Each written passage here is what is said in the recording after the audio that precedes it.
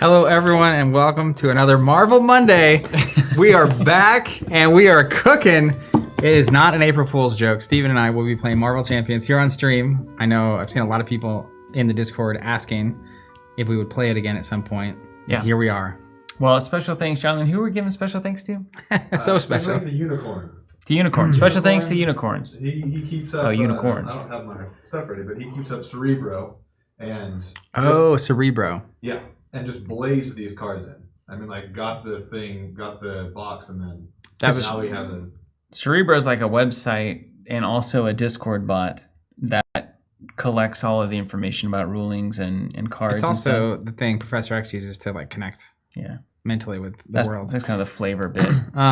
So because we weren't streaming for a long time, partially because we couldn't get card images. That's right. That's right. She stopped providing that. That's right. But now Cerebro comes in, and we're back. We've got a whole. The database is upkept. Database is upkept. Yeah, and there will be no April Fool's shenanigans today. Yeah. Thank you, Unicorn. I did share a link in the Discord to the Focus Token Plus video though. Oh, good. Which, in case you didn't know, still slapping, man. It went up 10 years ago today. No way, really? It's a 10-year anniversary of Focus Token Plus. Oh, really? Yeah, I saw someone comment on that. Somebody was looking for Focus Tokens for Star Wars Unlimited in the Reddit. Well, I can point you to a YouTube video about them. Well, that's nice. I don't think we have any in here, sadly. What are we talking about today, everybody? Well, hey. Business. A lot of things have happened. Obviously, the title was a bit aggressive. But it's good. No, I like it. No, see, Jonathan's on the. See, we put Jonathan on the prowl. We're marketing now, Zach. I love it. He's in charge of it, so it's like he's looking to engage people. He's looking to get that smash button. Smash that like. He's You guys liking the don't have to like. The title just Whitney says, again. "Great games are easy.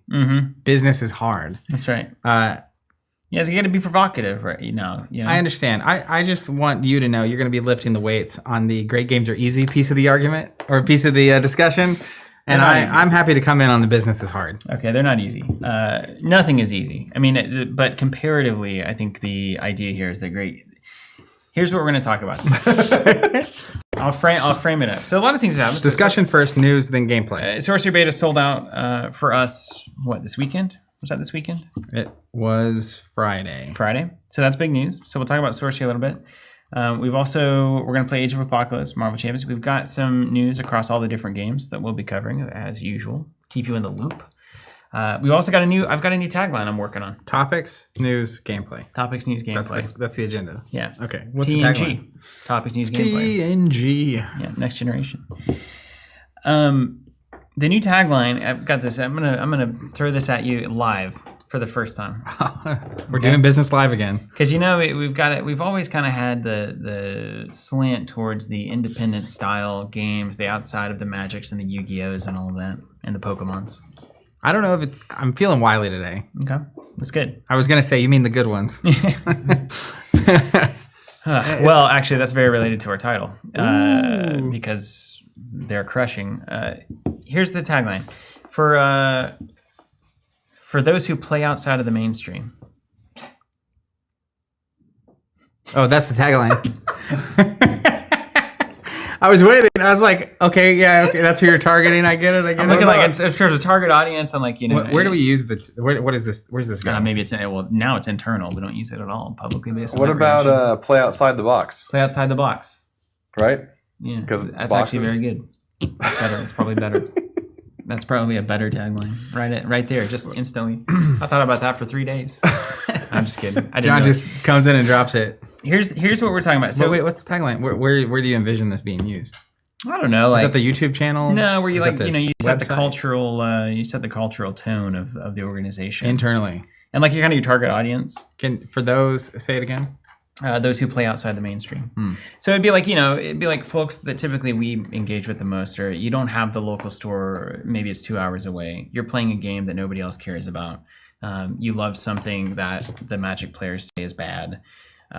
You go to a convention once every year to engage with the thing that you love. You love the throwback games that you can find one person to play with in 6 hours. It's that kind of stuff. Why do you think we love those things? Do you have an answer to that? Oh, man. That's not the topic. That's a different today. topic. Okay. I'm going to back off of that question. We don't know why. And the more that I think about it, the more that I honestly if you love it, welcome to the party. Here's the topic. So we this kind of came up in our Discord. We find ourselves playing and looking at a great many games, trying to figure out what's a good fit for the catalog, what do we want to bring on the website, what do we want to sell and support in the ways that we support things. Do some videos, bring attention for all of you to certain things that we think are worth having and worth playing, worth seeing. Example of that was early on with Sorcery. You know, like this is a game that we saw, we had conversations with Simon and Eric, really kind of worked that out and discovered that, yeah, this is a game we really want to share with the audience that we think is perfect for a certain group of people that have not been served. It's more casual focus, casual approach, traditional art, had all these things going for it that was like, this deserves to be seen by the audience that we can reach. Mm-hmm. So there's also a great number of games that come through that process that don't ever go out the other side of actually getting seen, getting the awareness going. The past several years have been a lot of It's been games. A lot to sort through. And I think there's a more broad kind of cultural, almost digital phenomenon, I would say, where the gatekeeping process that has existed in a great number of industries is consistently getting democratized. Which we see in music and art and all these kinds of things. But like YouTube. Yeah, where suddenly TikTok. I can just put out anything. I can put out a video, I can put out a song. And if I get enough people being like, this is amazing, then I can get popular. I don't need to go to a record label or go to a TV executive or those kinds of things. And that has pluses and minuses, right? A lot more white noise, but a greater chance of success, probably averaged out across everybody, probably. Like you don't have to have connections or money as much anymore to succeed in something.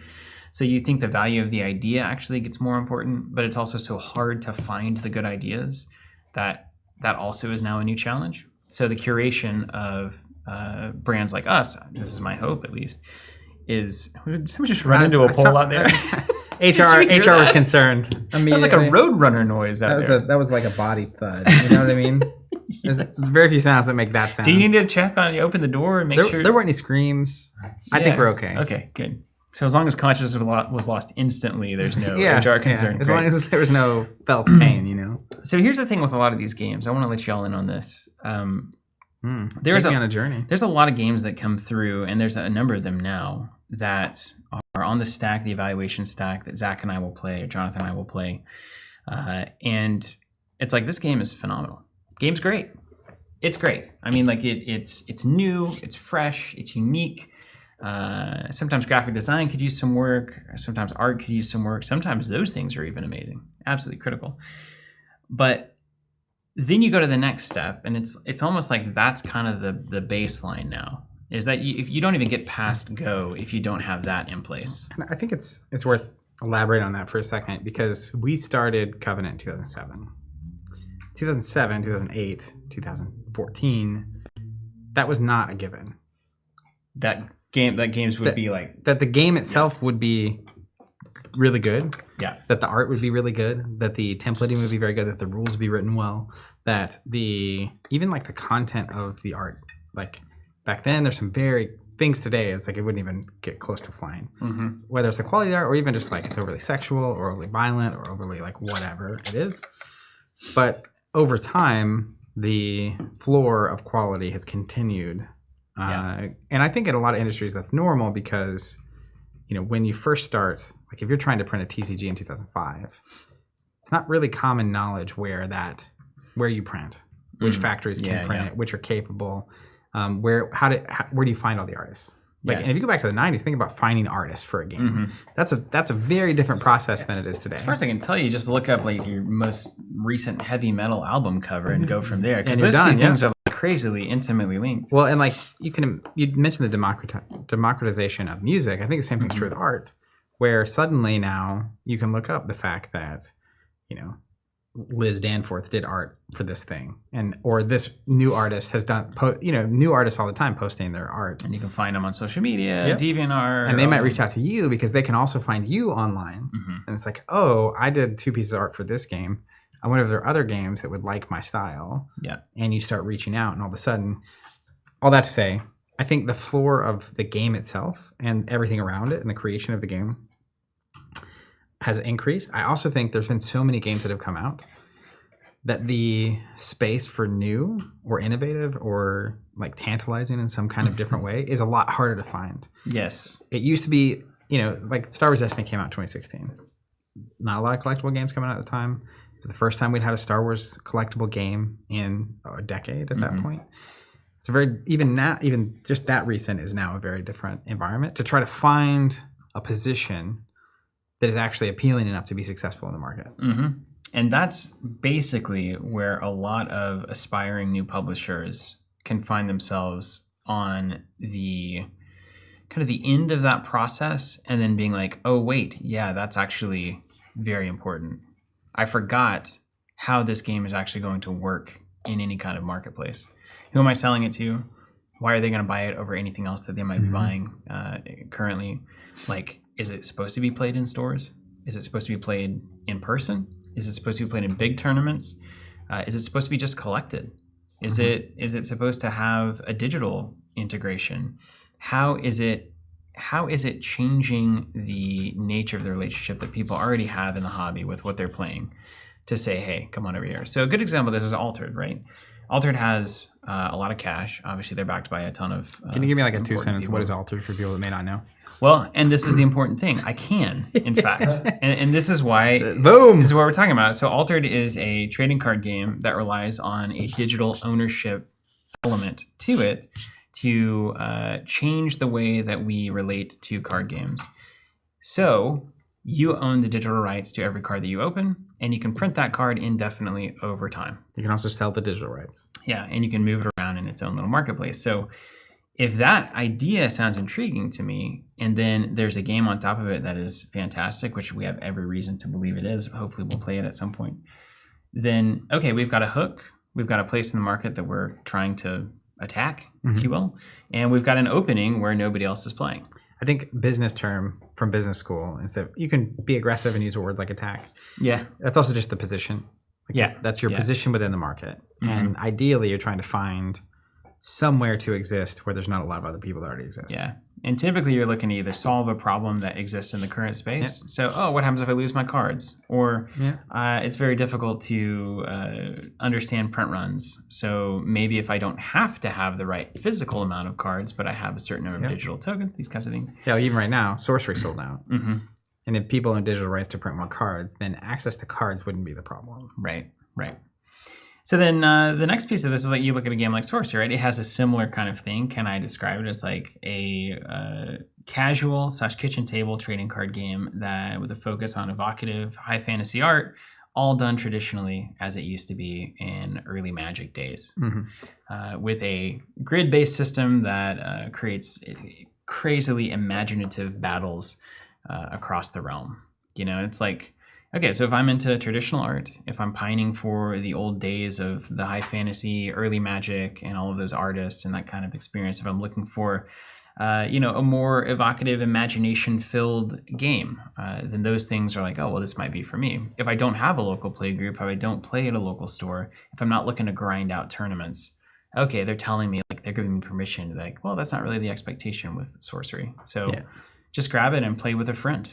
And that maybe is enough for them in terms of their position. But then, as you keep going down, and I was looking last night on Kickstarter, and there's like 18 TCGs on Kickstarter either coming up or about to launch. Yeah. And half of them, I think, outright are done just because of the art or the graphic design, or, there are some that are ambitious, I would say. But then there's some that look good enough that if this was 10 to 15 years ago, it would be like, oh, keep an eye on this. Like what's good. And then you read it and it's TCG by gamers for gamers. Every time. That's the position, right? That's always a position, because this is the troubling reality that I have to tell my father as well, that all artists, I think, struggle with. Writer. Yes, he is a writer. He's an author. He's a great writer. Super entertaining dude. Great dude. But the belief that if something is good enough, it will succeed, it just isn't true, sadly. And I wish that it was.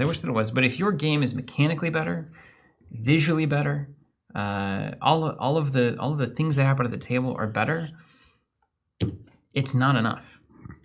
Yeah, and I think this is the challenging one. It's a challenging thing I've seen in the past 4 or 5 years specifically, where there are games that we have played, tried to consider, that if we had them 5 years ago or 10 years ago, would have been like, this is amazing. Mm-hmm. And there's a spot. But a lot of those spots got filled and or tried and tested and then didn't work out for one reason or another. And I think kind of a couple of good parallels here that I was thinking of as you were talking. One is viewing the creation of a game much like the creation of art. Because I think there's art on these games, but I think the creation of the game itself is also an art form. Absolutely, yeah. And systems building plus art plus it's like architecture and design and like it's this and a lot of times even just strictly artists will create art and have no idea what they're going to do with it. Right. And some of the best art ever was that. And that's I think that's how the best art happens. Yeah. But there's two things that happen. One, there's people that set out and they're like, I'm going to make art that will sell. Mm-hmm. And that's a tough, you can feel that a lot of times where it's like, you're making, it just feels different. But also if you're just making art to make art and then beautiful things come out and they're, people want them. I think with games specifically, with art, it's one thing to just have a piece of art that you've done. But with games specifically, like, and this is where I think there's the split between game creation and business side. I think the business side is also an art form. And it's the way you navigate that and choose to deal with that side of it. And sometimes people just don't even think about it. Mm-hmm. It just happens and it is what it is. But it's a tough balance to create something, in this case a game, that also is connected deeply to like a fundamental business strategy and positioning within a market without crossing the bridge over to this feels like a game someone's making just to make money. Yeah. Yeah. Which I would argue some of the most modern examples of this, it does feel that way. Mm-hmm. It's very successful, but it does very much feel like, again, like we talked about, Spreadsheet was saying yes to this decision. Mm-hmm. This is more of a business-driven game design and game launch than it was a inspired to create the best gaming system on the planet kind of inspiration. And there's a lot of people that are inspired to do that latter thing, but even if they succeed, they'll never get the former, which is the actual business success. Because if I'm an artist, I need to find one person to buy that painting. Yeah. But like if I'm launching a new game that I expect to do expansions for and I want people to play actively, I need to find thousands of people who are willing to play this instead of all the other things that they could be playing, and are willing to play this, are capable of playing this with enough other people around them or easily accessible enough that it's worth all of them playing it. Mm-hmm. Because like if I dive into a game and you don't care about it and nobody here cares about it and nobody in Tulsa cares about it and I can't find anybody to play it with. A physical table. Now I'm a collector. Mm-hmm. So there's so much baked into the launch of an expandable game that I have seen consistently be undervalued in the equation of why is my game worth supporting or why is my game going to work. Yeah. And it's also, especially with expandable games, that's where it's all you're not just nested. It's not just physical. You're essentially, when you're buying into that, most of the time you're buying into some level of lifestyle. Oh yeah. This is like an ongoing exchange and commitment and desire, right? It's not just like I'm not just going to see a movie, even movies as art, right? I'm going to see that once. Yeah. It's like, well, if you go see this movie, you're going to have to see all 82 sequels. It's like, I don't know if I'm in on that yet. You know what I mean? Like that's a different experience. So I think kind of one of the struggles, and I've had this conversation, unfortunately, a lot with various publishers, and it's heartbreaking because they've designed a game that they think is better than any other game on the market. And, Magic and Pokemon are two of the biggest games in the world still. And I do not think they're even close to the best card games. It's okay if you enjoy them. No knock on... Yeah, sure. I enjoy a lot of stuff that is not the best. Yeah. What it is. And I think you see this in movies, you see it in music. Like, the best music is not the most popular. Mm-hmm. Strictly. It's just not. But if you went down the lane of, like, what music is most deeply loved by someone on the planet, that's usually not going to be something that's palatable for a lot of people. Yeah. Like a film that does this to me is The Last Jedi. Very controversial film to be standing on, but like, yikes. The people that love that movie really love it. But in terms of my love for the movie, there's an equal amount or more hate on the other side. Like people cannot stand that film. But typically the like super, I look at like Taylor Swift now. She's like super popular. I've been a long time Taylor Swift fan, and I would never argue that she's the best music coming out. She is very successful though, right? Yeah. And so at this point, it didn't feel as much this way for a long time, but I'm curious how long it will not just blatantly feel like you're doing things to be successful instead of this is actually what you want to create. And she's been able to walk that line, I think, very well inside of the audience that cares about her music. And maybe that's not even the way it should go. I mean, what was the comment you just pulled up, Jonathan? That art necessarily must be made for the audience? Yeah, let me get that because that's an important point for me. I mean, that's really the whole focus of the whole thing, right? Like if you're going into, and we have a great game design channel in our Discord, which y'all should be a part of. If you're not, go over and join that. Actually, I need to fix that link. Tweak 87, the footer link.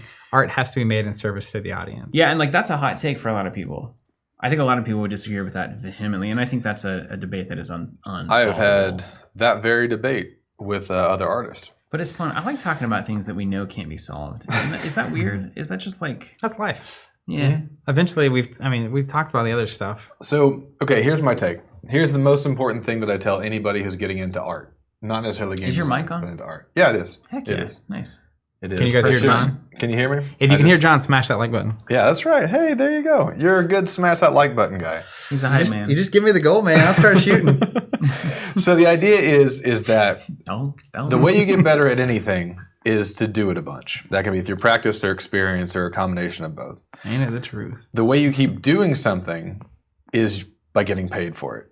If you can eat off doing a thing, you can do it more, just straight up. And so I tell every new artist, like, I have seen someone who is great at business and someone who is great at art.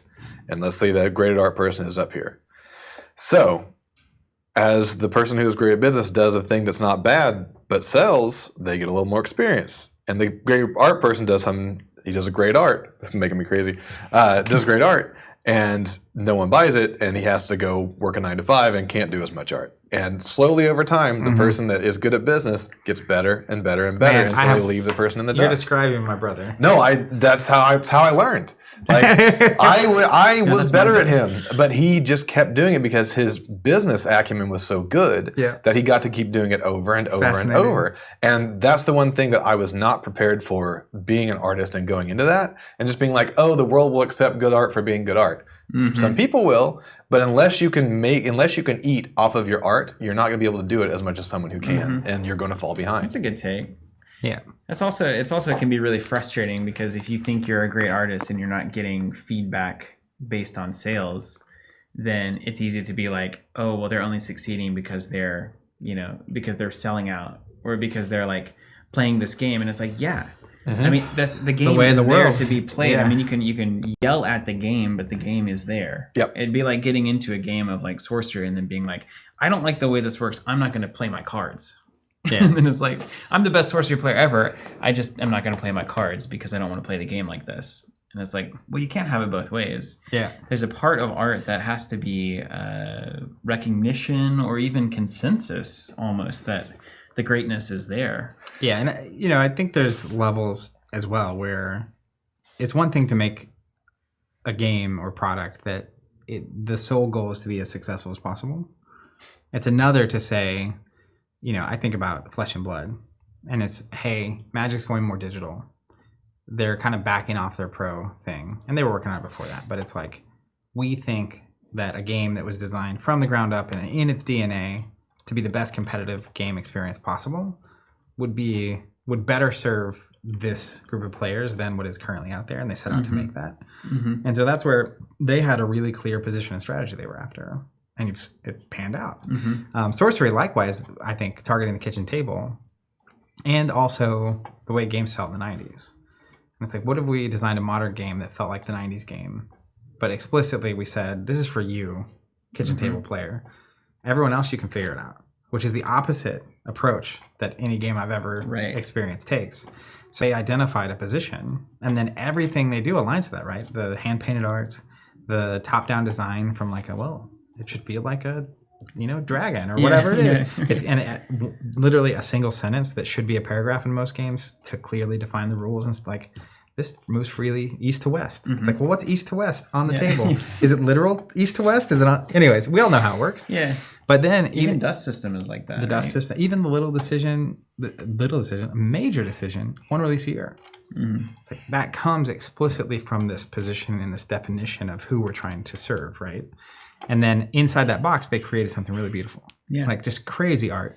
But to finish my earlier, I've so many times, like you said, the for gamers, by gamers, which is what triggered this for me.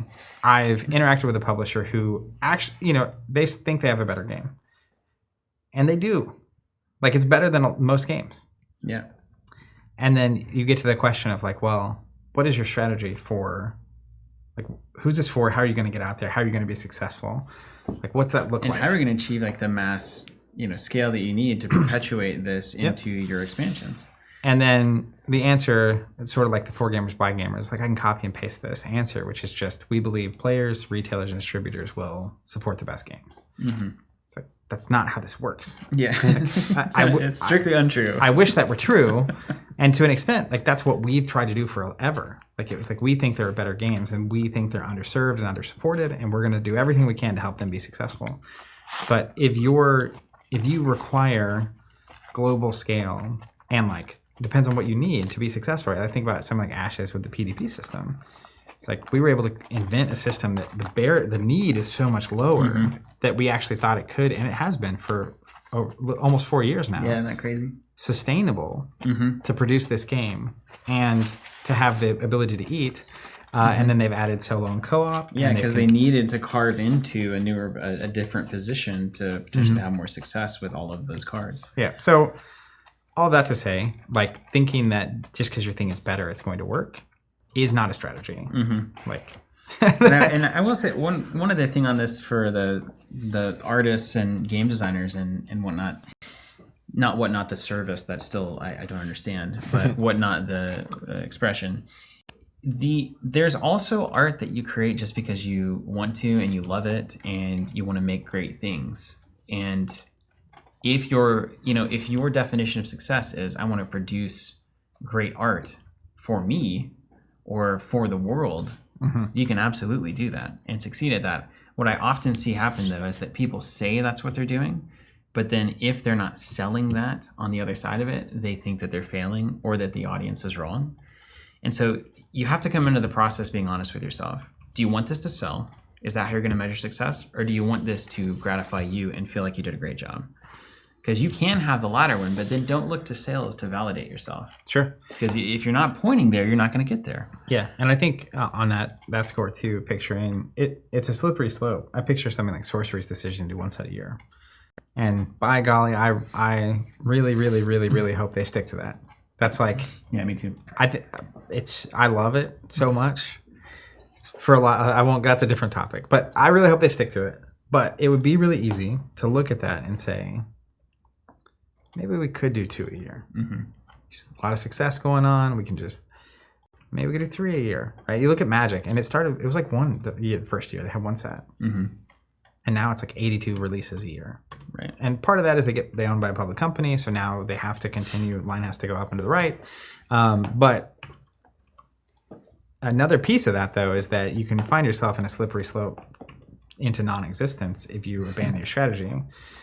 Because once you stop serving the people that were lit up by the thing that you promised in the beginning, that can be really Because treacherous territory. A lot of times people listen to the audience that they weren't there for. They didn't. Their strategy doesn't point to these people, but these people are adjacent enough to your product that they say it should work like this. It should work the way that all the other things that we liked should work, even though that's not the thing that you're making. We want it to be different than the thing that you promised and the thing that you decided to make. So why don't you do it this way, the way that these other games that you don't want to emulate have done it? Why don't you do it this way? Why don't you do it this way? This is clearly successful, so why would you not? And I think it's also, this is clearly successful. What does successful mean? And why would you not want to maximize your financial success? Your money, yeah. And it's like, well, that's one of the things I love about Sorcery, honestly, is that, yes, it has to be financially successful enough to continue existing. But I don't have from any conversation interaction, any sense at all or whiff of the goal here is just to maximize success at like what we'll find our position in the market by what's successful and like how much we can move the needle. It doesn't mean you can't do smart things to make money, but at the same time, the motivation there is really important into what's going on. That really gets to that success is enough thing. Like growth is not virtuous in its own nature. Like if you wanted to get to a point where you could pay to have your favorite traditional artist in the world do art for a card game set for the next 10 years and you make 50 grand on top of that, if that's what success is, then just do that. Hold on to that. Right? Don't try to be like, well, now I guess I want to try to make $1 million profit. So I'm going to change everything about how I got into this. It's like you see that happen also on the other side of success. Yeah. Artists do this a lot. Yep. I can't listen to so many of the artists that I used to love. Is that because of money, Zach, or is it because they got older and stopped singing about heartbreak? I don't know. One day we'll figure that out. What is there left to sing about? I think my final analogy to kind of sum this up comes from a different part of my life. So my wife used to be a dental hygienist, and she worked at the dental office. And this is where the same reality became obvious to me, which is the people she worked for are dentists. They went to school to be a dentist. They're really good dentists. And from a patient care, dental, and like some dentists are really aggressive and they'll have you do things you probably shouldn't be doing to make money. Just to turn customers quickly. Yep. Dental and stuff. Some dental offices are really focused on sales. So like they'll make the hygienist like pitch all these kind of things and that aren't really necessary. But at the same time, it's like they went to school to be dentists, not business owners. So they're now running a 15-person office, have no experience or training in management or leadership or policy or culture or any of that kind of stuff or marketing. And you go on down the list, right? And so games, especially game design and development, feels very similar to me, particularly as the barrier to being a publisher got lower through things like Kickstarter and people are entering the business that are greener, so to speak. But it's just this reality that even if you're phenomenal at the game design development piece, the rest of what has to happen for these games to successfully get produced and sold and be successful is something a lot of people don't have experience in. Even us, 17 years into operating a business, like still constantly learning, and we haven't been having to focus on game design development at all. Like people ask all the time, why are you guys ever going to make your own game? It's like there's a lot of great games or art being made that a lot of the other elements is what's missing. Like you're starting from zero on promotion and marketing. You're starting from zero on shipping and fulfillment, and you go on down the list, right? And so it's a reality, though, that like there's so much that it takes for a game to come out, period, and be successful, second period. And it's really easy to just think that you'll get by because the product is superior. But there's a ton of superior products in every industry ever that went nowhere. Because all the other elements were missing. 100%. I mean, the best designers aren't necessarily the best people running the design department. The best developers aren't necessarily the best managers of developers, right? That whole getting promoted to incompetence is a very real thing. I think it's called the Peter Principle. Is it really? Yeah. Oh, good to know. Maybe not. I don't know. Let's take it to the chat. First of all, has everybody smashed the like button? Yes. Step one. If you haven't, you have failed us. So it's not enough to do a good video. You have to have the likes. That's right. Or it won't get shared in the algo. All right. We have 41 likes. I'll like it because I guess I'm watching it. To 183 people watching. Those are rookie numbers. Those are rookie numbers. We need to pump these numbers. That's less than a quarter. Those numbers, much like money, are the thing that makes art sustainable. That's all I'm saying. Dude, it's turned into like a Jerry Lewis telethon. We need your support or we're going off the air. Where's our 800 number? Can you run the telephone number across the bottom of the screen here? No, you know what I do want to say, though, genuinely? All the shenanigans and the fake water sponsorships and everything we do is genuinely not possible without people buying things from us. And selling us sorcery, sold at Earthborne not long before that. Truly remarkable. And even holding these champions compatible boards. What do we call these? Those are cosmic boards. Cosmic boards, yeah. It's been a minute since I've had to refer to them by their proper name. And this Age of Apocalypse released last Friday, so subscribers should have been getting it Friday, Saturday. I saw some people saying they're getting Monday. it today. USPS is getting a little wonky. Yeah, shipping's getting weird. Even in our own life, like our aunt mailed the birthday card like a week ago and it's still not here. And like it's not lost. It's just they're doing weird distribution stuff now. They're trying to like efficient size. And the whole like, is it UPS or USPS? We don't know thing. Yeah, sometimes that happens. That's the sure post. I like pass it on the border to whoever will take it, as far as I can tell. It's like, well, we didn't tell you to do that. Anyways, all that to say, thank you for buying things from us, and thanks to all our partners for making things that we get to support and sell. It's a privilege to be here. And the likes and subscribes are important because we believe the sales funnel should be as long as possible before you buy something. We want home of the long sell. We said that internally forever. Videos, and then eventually maybe you buy like a block box or something. Speaking of, there's one back there. Block box is doing great. Hold on. That is a there it is. As a killer. I want to come back to that mutton chuck. If you need some card storage solutions for your cards, it's a great option. Economically or environmentally friendly, stronger, better looking on the shelf. Fits in the calyx. Good company as well to support. Produced locally, Oklahoma City. I was at the Fab Pro Tour. I don't even know, a week and a half ago, I guess. And had multiple people talking to me and showing me pictures in person of their bulk box conversion. Beautiful. And actually making a difference. Being very happy about it. I'm a huge fan of that. We're supposed to convert my collection of old games into them at some point. Yeah. Well, that's why we're hiring a video editor. Yeah. Because we got too many videos to do and we don't have enough people. Let me go. Hold on. Let me get HR real quick. Yeah, put your HR Do we have it up? Yeah, we do. Yeah, it's up on the website. HR. I'm HR. Come join me. I'm gonna link. Can you link to this in the chat, John? So if you go to the website and you go to content, it's on the blog. We're hiring 3 positions right now: developer, a video editor, and an ops specialist. So working alongside the ops team in the warehouse, and had the first one that went up was a developer position, and have had a tremendous number of applicants and so many very qualified people. So if you have applied, just give us time. We're working through that, and we'll be in touch either when we're ready to schedule an interview or when we fill the position to let people know so they're not hanging. Steven carting around here. I get my charger going here. I like it. It reminds me of Yoda from Empire Strikes Back. We'll make it entertaining, right? That's yeah. right. So if you're looking for a position, check those out. Or if you know someone that is that you think is great, also send them our way. We'd really you can work with me. I don't know if it's going to be a good thing or what not. Kind of video editing experience should somebody have? Should they have touched a computer before? Should they know After Effects by heart? What do you think? I mean, I've taught 2 people from 0 to 100. Hey, so it's actually going to be kind of interesting. Still employed here, so that went well, I guess. That's not true. Is it?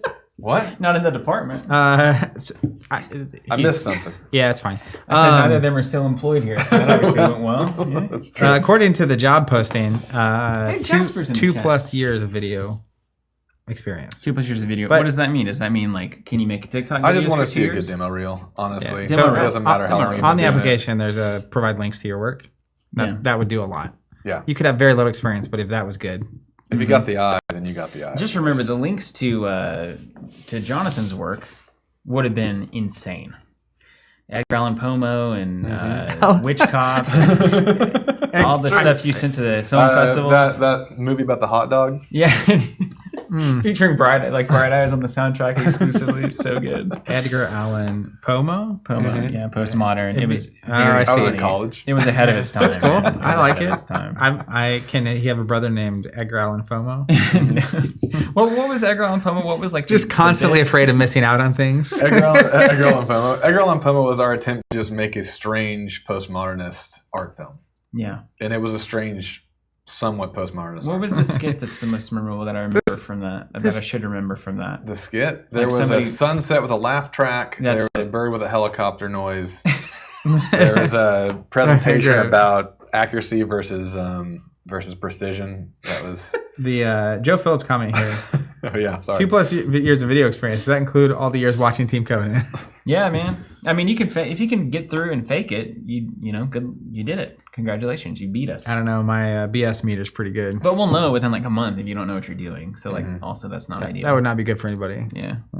And then we got you talking about the ops specialist. All 3. I hit all 3. Yeah. Okay. Good. Yep. I was zooming around back there. Maybe we can do a remote ops specialist for Frank. You can just remote in to load some boxes. I guess we get one of those robots. Yeah, Frank, just remote controlled robot. Just make the move already. Yeah, I mean, let's just get the band together. There's no mold in Oklahoma, Frank. Is Terrence out there? Terrence, you move in. Jasper and Karen, come on, you guys, come on in to Tulsa. Let's just make it a mecca. Make it everything we want it to be. Tulsa's a great place.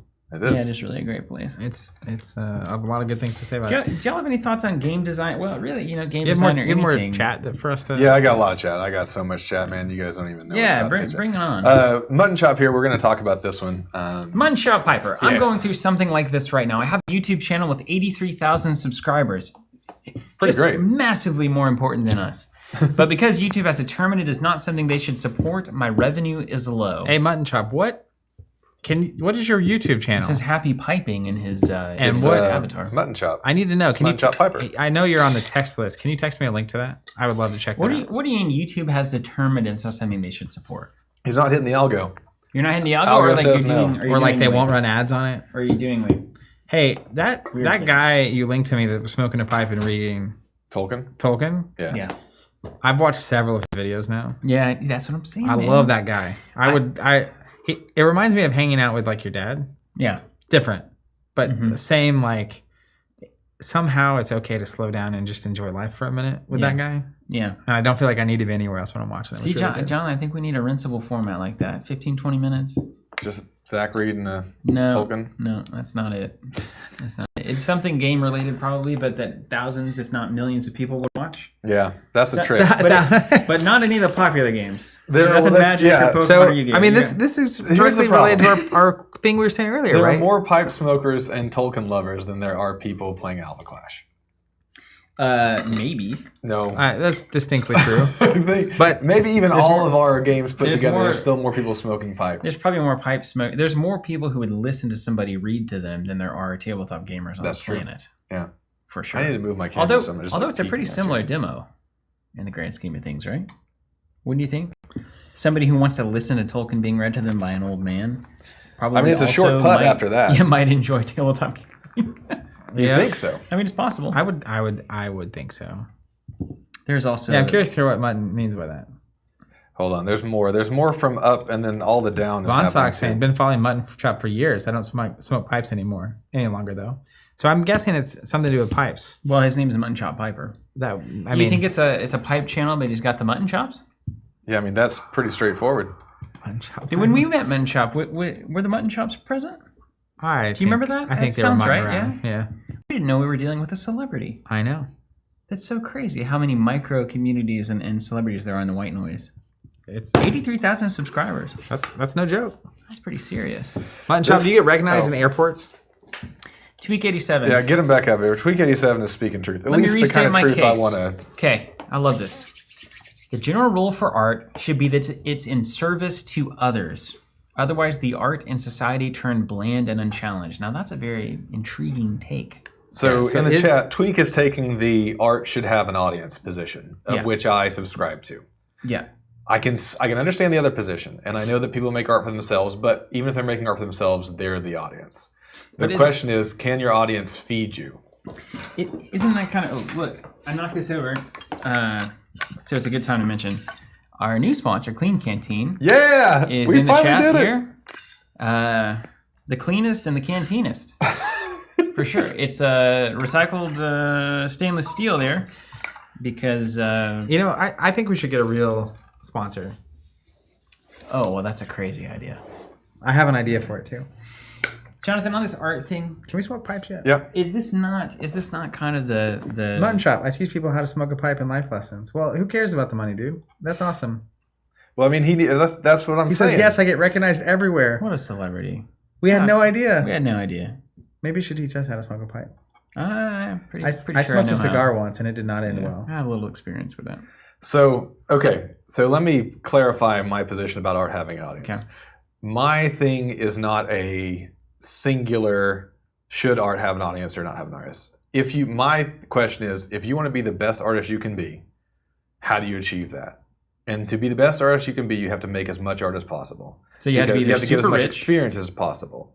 Yes. If So- you're super rich and you don't need the art to sell, you can spin it out indefinitely. But Right. do you get feedback? Is the feedback process from an audience necessary to make your art better? There's a lot of research into the artistic flow that would say that you at least need to be in tune with your audience, of which could be you, and you're making something that you like, and then you hope. But If That'd you're be rich difficult. and it doesn't matter because you're going to eat anyway, then you can make as much art as you want and just lose money all your life until Yeah. something hits, maybe. But if you're not rich, you need to make art that gets you experience in order to continue to make art, like something that feeds you even a little bit, so you can keep on doing it, so you can Feeds get you a more little. experience, so you can keep on Yeah. doing it, so you can get more experience. So at the end of the line, you can have as much experience as you possibly can doing the art that you love. Luckily, most artists are incredibly They're rich. fantastic now- business people.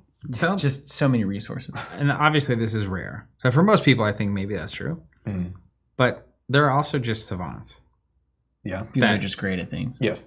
Yes. Like, there is that are always the crazy chance. young. There's a chance that something you do is going to hit, but Yeah. there's a lot of ways to make those chances better. I mean, you can put the 1 of in your deck and hope you draw it every game, but it's not going to happen. There's also that elephant that paints now too, so we got to watch out for that. Ooh, now we're competing with elephants and robots. Yeah, as a man who's watched all too much content about Neoplatonism, though, tell me this: doesn't some of it come down to this idea that there's an objective standard of the perfect piece of art? The the forms. form the of forms. the We reached perfection of forms. art, that somebody could reach that without getting any kind of critical reception from an audience. I That feel like someone this could should basically stumble into it or hit it naturally. Yes. Maybe they did it in on a canvas that nobody's ever seen before, Right. and they put it in their attic. Right. Somewhere there is a perfect picture of a chair, basically. So that would be an example of the best art doesn't necessarily have to have any interaction with an audience. Yes. If you believe that there's an objective Yes, that is standard. true, and that's in when you look at it in singular chunks, you can always hit.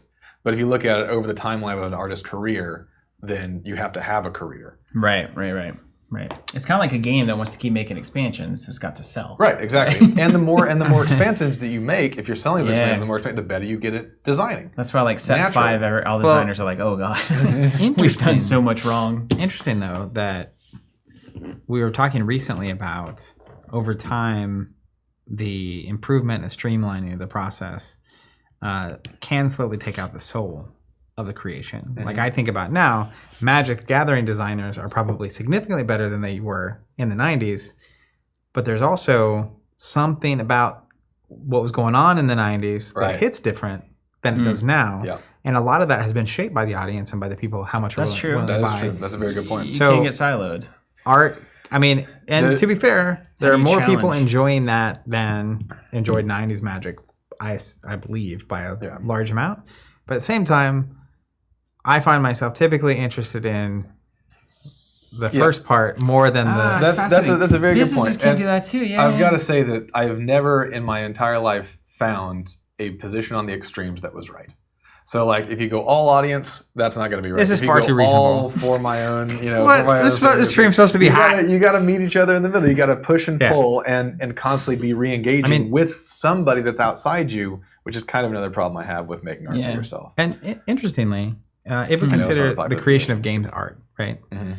I look at sorcery particularly, and I know that prior to this, Eric did not have tabletop design experience. Mm-hmm. He had business experience Mhm. on the video game side. He had An art direction experience. art direction experience. He had played a lot of video games, but I'm quite from a knowing his kitchen table focused. Even I saw the comments this weekend somewhere going on about how sorcery was not necessarily designed to draft beta. Like it wasn't. It wasn't like, oh, we're gonna design cards around this format. Yet sorcery sealed is. It may be the peak sealed experience I've ever had. Mm-hmm. I like sealed better Even than though one draft and faction's beta. unplayable.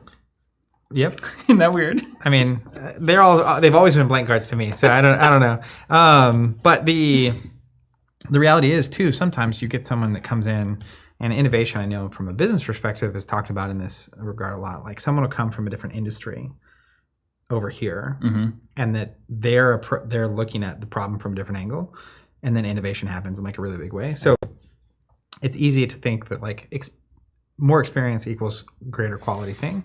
But I also know a lot of artists, and like music does this too, right? Where you're into it and then they start getting popular. And there's some term someone posted on Discord this weekend. I think it was called the imperial phase or something of an artist where they're at their peak skill and also peak popularity.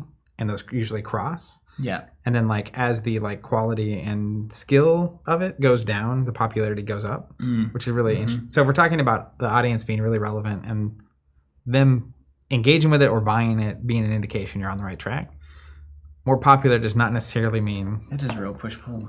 more notable. Yeah, it's a real push-pull because sometimes you need somebody to come in with absolutely no experience and draw everything up on the whiteboard and be like, why is it functioning like this?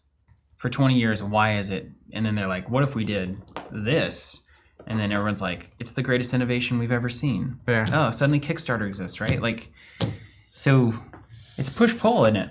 It It's has a to be. push-pull. But you got to have your eye on both of those balls. If you're only thinking about producing a great thing and not the other side of it, you can never find a balance, even if we don't know where that balance is. And I think in tabletop games specifically, going back to the title, is you can design a really great product that's not successful.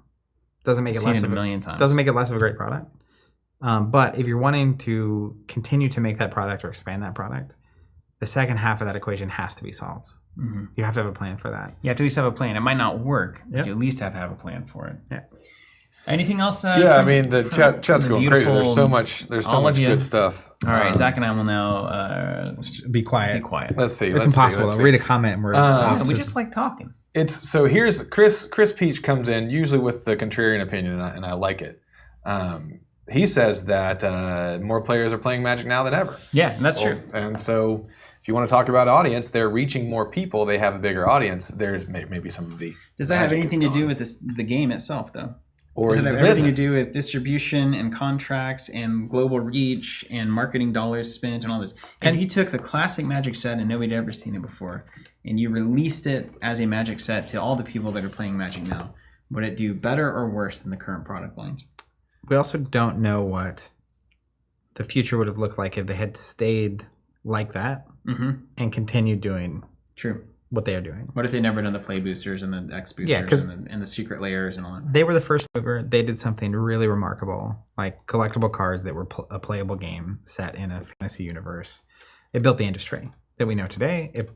When they first launched, like there were comic book distributors that also sold games, right? There were Like not. imported Euro games, basically. Yeah, there were not, Or 40K or whatever. and fantasy. there weren't a lot of game stores. There were comic book stores or collectible stores or baseball card shops. And so they built the whole thing. So I think they would have been very successful almost no matter what they did, unless they did something like truly egregious or offensive or stop making products or whatever. But yeah, that is kind of my question mark is like, as they became more popular and it got more streamlined into what it is today, I don't know when the golden era is for that. I'm not familiar enough with Magic to say it. But a lot of games have this where you get 2 or 3 years in and you're kind of in this stride. And then 8 years later, if you're lucky enough to be alive at that point, it's not the same. I think they realized they had to change the way they were making the game and designing the game if they wanted it to be more accessible and more popular. Mm-hmm. And so for the people that were there before it was those things, obviously it looks worse. And if you have that kind of success, it's like, well, why don't we do 2 sets a year or 3 or 4? If you're going to put out 4 sets a year, you need an art style. You need a system for identifying art that is or is not inside of the bounds of what you want. You need to get like all the processes have to get streamlined from testing and printing and all that kind of Then stuff. you get bought by a thing and then they need you to do certain... Once you're owned by a public company, it's over. Yeah.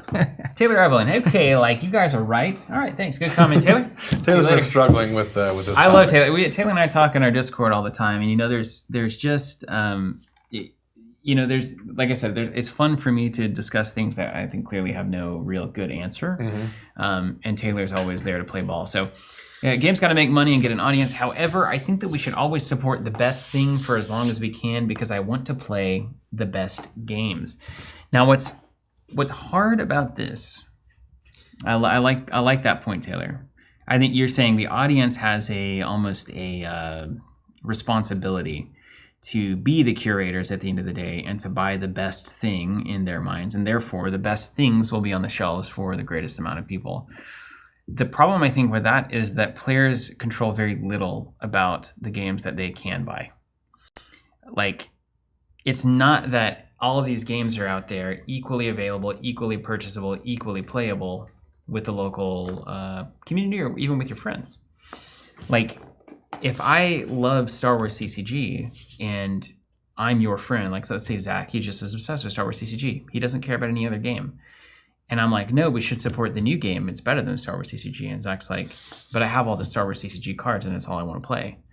then now me supporting the best game means 2 people aren't playing anything. If I come to the Star Wars CCG side, I get to play the game. Yeah. If you come to my side, you get to play a new game. It goes back to the best game is the one that gets on the table. Yeah. So like a lot of times it's like, yeah, I love Flesh and Blood, but I have 9 Vintage Magic players around me.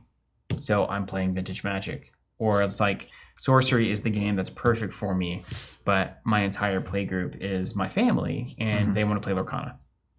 So It looks like you're playing Lorcana. yeah, you're dog. playing Lorcana, or you're not playing. And, Yeah. and that's the difficult thing. Steel's Line makes a good point saying the best is subjective too. It is subjective, and also, you know, a lot of local play happens at the local store. It did for us when we were growing up, and in 1 and 2.0, of course, And there was the movie barn. plenty of games being played in those stores. But also, we've connected retail success of a building to what gets played in it, which is obviously insane. I mean, that's just, we've said it for the longest time, even as we were engaged in the process. This cannot be the sustainable forever future of the local game store, because you're not asking what's the most fun thing to play in a space that people are saying, what can I play in your space? You're saying, what can I sell you that's going to make me enough money to keep the lights on? And then that's what I want you to play. So those two things are naturally going to be at odds with each other. And you can play here most of the time for free, but there's an expectation you'll buy from me. Yeah. Even though you can buy the same thing somewhere else and or online for cheaper. And what if there's nothing that I sell that you can buy? What if you play Battletech from the 1980s and you come into my store every day? Or what if you play Sorcery and it's sold out? Yeah. These are all great questions. Yeah, it's But that environment is already so twisted. There's a video I need to share with you about the local game store model. Remind me to share that. Ooh, spicy. I've got one more question, then we'll move on to news, even though the comments are wearing mine. Hey, Well, live chat, the you're comments crushing are it. fantastic. Smash the like button. People Thank you. can rewatch they keep the comments live. Yeah, like keep you the can comments. read the comments just back. if you're watching this back, read the comments. and then 'cause they're leave fantastic. some YouTube comments of your own, reply to other comments. After you We smash need that like button. we got to have that comment show because they're just so our audience is smart. And well our articulate. strategy, Jonathan, was to go out and find all of the smartest people in the tabletop gaming industry and then just hang out with them. and gather them together. I mean, so far Mission so good. accomplished. And then man. over 17 years, they're going to give us enough good ideas that we might eventually be And enough successful. money that we can keep doing what we're doing. That's right. Otherwise, it doesn't work. And enough likes so that I keep my job. And subscribes. Maybe subscribes too, you know? Luke Jones, I keep hearing from folks, well, Magic/Pokemon, I've done it this way for years. We need to change that mindset so we can make good games from both a design and business standpoint. I have some opinions. Hey, Luke. The problem is the industry is built around Magic and Pokemon from the start. And Don't sleep on Yu-Gi-Oh, man. And Yu-Gi-Oh! But Yu-Gi-Oh! Was later to the party. It wasn't was even in the later, 90s. yeah. It was the 2000s, which is an eon. It's different in a lot of ways, actually. Yeah. Very strange. Different So sleeves, even. you see this all the time in big industries. Like, change is hard because the entire infrastructure of the industry is set to do a certain thing, and existing and being somewhat successful at different levels for publishers, at least in distribution. I know it can be really hard on the retail front, but the way it is, and my whole life that drives me crazy. It's like, why is it this way? It's like, it's just how it is. But it takes, but it happens. You see this in so many different issues, like airlines when Southwest came along.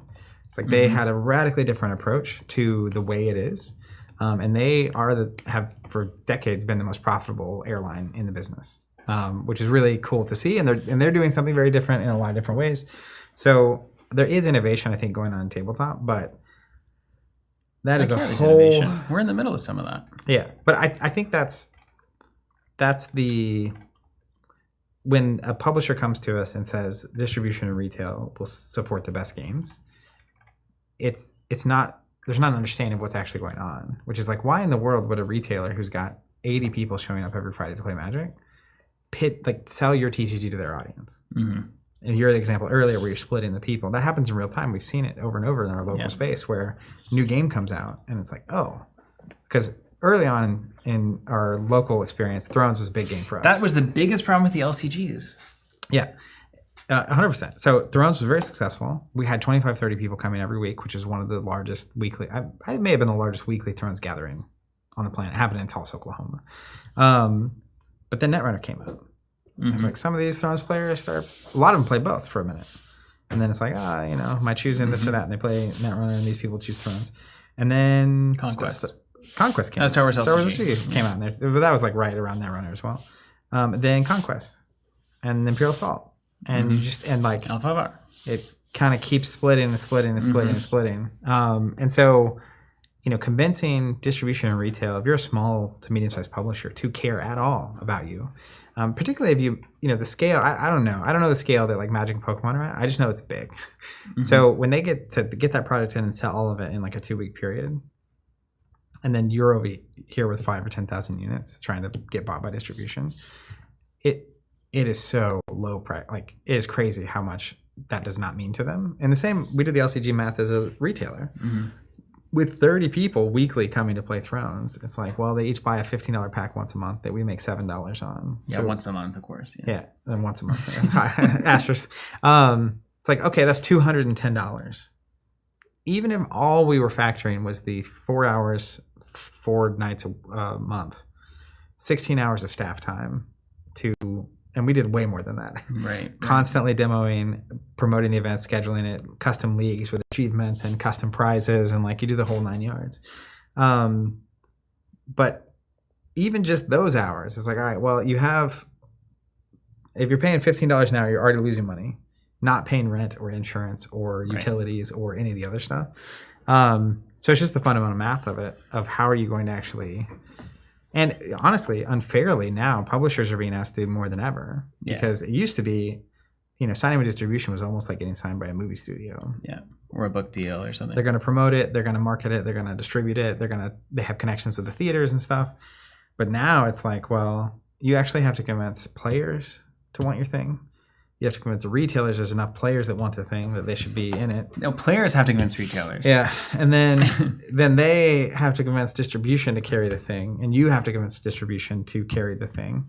And it's just, and that's what some of the speculation coming through, or some of the suggestions about how sorcery should handle a situation.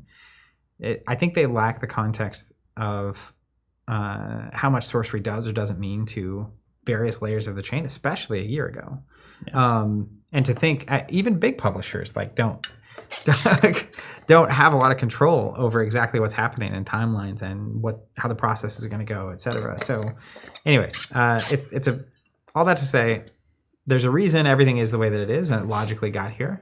But innovation is hard because you're fighting against this paradigm. And industry-changing paradigms don't come around very often. Yeah, and even on the FFG side, because I know a lot of our audience played LCGs like we all did, and loved that idea. What the reality was there was a decent number of people, and a lot of them are Ashes players now, that were looking for a 1-to-1 card game where they didn't have to worry about collectability. They get all the cards instantly, and they could play constructed and have a great time. And it was a low buy-in, low barrier of entry, and you didn't have to do the chase, you didn't have to do the foils, you didn't do the booster pack thing. There is a decent number of people that want that. But a lot of them were playing Thrones not because they cared about Thrones, but because they cared about that model, and they were able to engage in that model, and that's the style of game that they wanted. Once you introduce 4 more of those, there's not enough people in any of it to matter. So even from a strategy perspective from Fantasy Flight, it'd be like, let's launch the one competitive LCG, and then let's throw all of our energy and attention behind that one and making it great. And I think you'd have more success than trying to say, there are people who are not playing this LCG because they don't like Game of Thrones, so let's give them another option, and then another option, then another option. I think that actually worked against them strategically than it did in getting more people playing. Yeah, and I get how you believe that, right? Because they did Netrunner, which is the first one they'd done in a while at that point. And it was wildly successful. And right on the heels of that was Star Wars, which Star Wars is the kind of IP that could get a lot of people into this model that weren't previously. And then after that was Conquest, which is 40K. You had another IP, and it's like, oh, miniature players might be willing to play a card game if it was an LCG. And then pretty quickly, and then surprisingly, Destiny came out right after that phase, right? And Conquest seemingly went away for licensing reasons, Netrunner as well. And then Thrones got a reboot. Well, yeah, then the second edition. Then Thrones itself imploded the show. Yeah. Which was not great. So, but I agree. How do we always get here? Yeah. I agree. It's the same problem. Strategically, if they come out and they've been like, here's our LCG, and we're all in on that, I think they would have been more successful. If they were doing it like Star Wars Unlimited. Yeah. Can you imagine if it was Star Wars Unlimited is the new way to play a 1v1 game, no chase, no booster packs, get the cards you need, boom. Same game system, same design of everything. And I think it would get there. I think it would be like a revolution if it was that in that time. Yeah, but now it's the company taking that bet is going to look long and hard at whether or not they want to be in that category. Yep. Yeah, and I do think there is some space for that kind of thing. But also, if it's an LCG model, do not expect the publisher or local stores to give you the TCG experience. That was Destiny was just so not humbling, but like enlightening, revealing to me. Yeah, definitely. Just so quickly, it's like, oh, and then you start doing things for that game because it is disproportionately successful that you could never dream of doing on the LCG front. That's all tied to the retail model. Yeah. Money in for sales equals money out for events. Like, come on, that can't possibly be it for the next decade, 100 years. It's Also, got to change it. Let's do the news. Last thing on the LCG front, I got to do it. What is this, like an hour and a half now? It's not that bad. There's even more good comments. Yeah, I keep- Oh, I keep Andrew's never texting gonna me. get That views. usually means I said something spicy on stream. Another thing with the LCG model is Andrew, can I read this text out loud? Tell me this. the assumption would be if you lower the barrier to entry, the interest will increase. And I don't think that's actually true.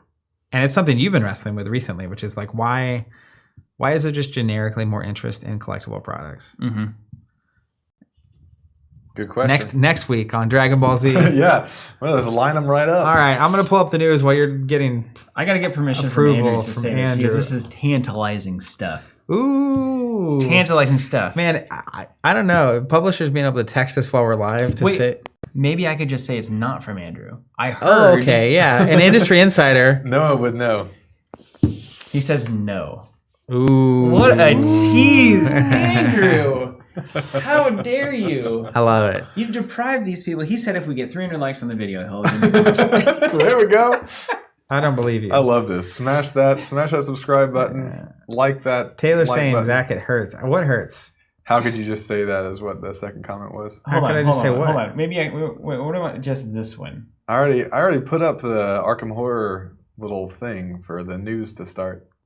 Okay, hold on. But this is like too much. But alphaclash is the first thing on my list. Oh yeah, you're right. I am not great at how Spelling? letters work. Yeah, you really aren't. It's charming. Just this. Come on. I gave him all caps. Alphaclash. That's fine. He said it's fine. Okay. Steven pulling me back into the discussion. Here's what I know from a friend of ours. A friend, industry Who contact. has some perspective. Won't read his name to protect his identity. All of the LCG Alliance had the audience required to sustain them. None of them were canceled because of lack of audience. All right, throw our argument out. Now that begs the question then, Andrew. Where are Tune they in today? next week. Does audience matter? No, I know exactly. I mean, look, we got a Star Wars one. I wonder what happened there. We had a Netrunner one, which is licensed from another game company. I wonder what happened there. We had a 40K one, which is licensed from another game company. What happened there? Then you have a merger with Asmodee, which is a giant company that also gets bought by a video game company. I can imagine other big publicly traded companies are like, you know what? We shouldn't be letting these people have our license. What we're learning from these Monday live streams is that our data on the LCG model may be too small of a sample size for us to make a packaged product versus collectible product determination. Yeah, well, what we don't know is really the costs. Like, we know the relative success and how much we're making as a retailer and this sort of thing. We know that retailers aren't stoked on the LCG line. Yeah, fair. And I also know There's a low number of players. But you got your kitchen table stuff now. I also know that just the number of people engaging with these things, like Destiny was like, compared to Star Wars LCG, which was both Star Wars and it's just different. But it was also the weirdest game ever made. Destiny, Destiny had a big curve. I think the LCGs have a much flatter curve. We can't talk about this. I already put the new stuff up. All right, we're going to any of them have succeeded without IPs though? Like if you just released a Ruin Wars LCG, would it have had the audience? Well, look at Ashes. Do IPs get the audience, but they also get too much risk in that once the audience is there, then the licensee or the licensor now wants more because they see it successful, and then they fail. They collapse. Yeah, I'm not going to open any of these cans. Okay. Sorry. alphaclash. alphaclash. New comic book announced. So they're doing crowdfunding for this. alphaclash. Marketing position, strategy. we're going to take the TCG model, but we're going to focus a lot of our efforts on the comic book and collectible audience and the superhero people. So we're going to go to different kinds of conventions, different kinds of Comic book places. We're going to get this video game game in front of conventions. different kinds of people. Well, that's a strategy. Yeah, That's a strategy for how your TCG might be able to win. that's right. So, and particularly if I've been playing the game more recently because I'm going to their first big OP event, the Clash Ground, later this month in Vegas. Level Up Expo. At a Level Up Expo, which is like video game, totally different. I've never been to. I'm excited to see it because it's going to be this crazy thing going on with this happening. But yeah, creating a game that indie superheroes trying to appeal to that audience, right, and find basically fresh ground, fresh players who are interested in engaging in this. Very cool approach. Yeah. But they're doing a comic book. Read the notes on it, would you? I don't The have title is After the Clash, Torque Therapy. it looks good. That's doesn't Torque on the front. He's a bad man. The comic expands on the known alphaclash universe with untold stories beyond what you've read in the novel. First in a line of comic offerings, more to come. Stick into the strategy. And I will say, Engage the comic book fans. the draft box product that came out, they have the like alt art comic book versions.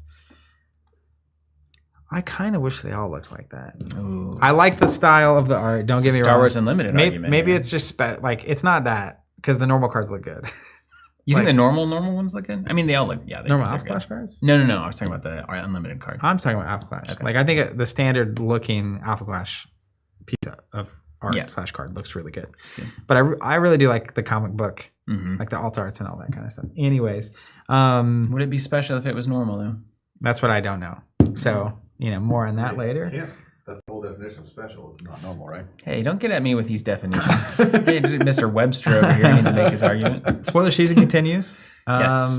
You can look at the alphaclash Discord for a full list of all the cards that are coming out. They've been posting those on social and in Discord. We doing a have recap. We have one at the end, right? We're doing a recap of things. I think on May 3rd. Oh, you know what? That's the I think the stream. I need to see when I'm traveling. Yeah. We'll probably record one. Got you. I was Yeah. gonna say that'll be right after the first big event, which would be. Oh, Some sweet. hot takes. Maybe Yeah, we'll 'cause bring you you'll in have from to the do plane or pre-release. something. But I feel like I don't know. May the Anyways. 3rd be with you. As they say. May, of course, as they've always said. More distribution partners were announced. UK has Bliss distribution on Australian Wicked Goblin, Sick. and I know that they had a European and a Canadian distributor before that announced. So, piece by piece, I don't know You're another just pressing gas. another man. element of this, right? You interact with all these publishers, and one, Ridge is great, and two, I've someone else recently described it this way, but like. He's a person that will make this game successful one person at a time. Yeah, totally. Like if he has to show it to each individual person one at a time, he's going to do it.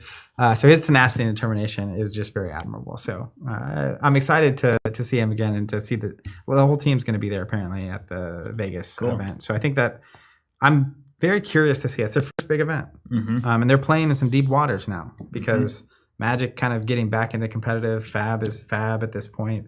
So that half of the coin is like an uphill climb for them, but they're a determined group. You're gonna take him to that MGM Bavets? Bavets. You're gonna take him to Bavets, man. I have a reservation for Bavets currently. I'm trying not to. I'd almost fly in just for that. Yeah, well, that's basically what Ian's doing. Yeah, almost being the operative term there. The when we're at events like that, there's only so much time that they have. So I try to be very like, I don't want it to be a weird. I'm gonna invite you, and I think they would go to Bavets. I do have a lunch scheduled with him and our good friend Travis from Millennium Games, which I'm excited to catch Really, up with Travis? He's going out there, Travis, but it's for a different game. Mr. Retail.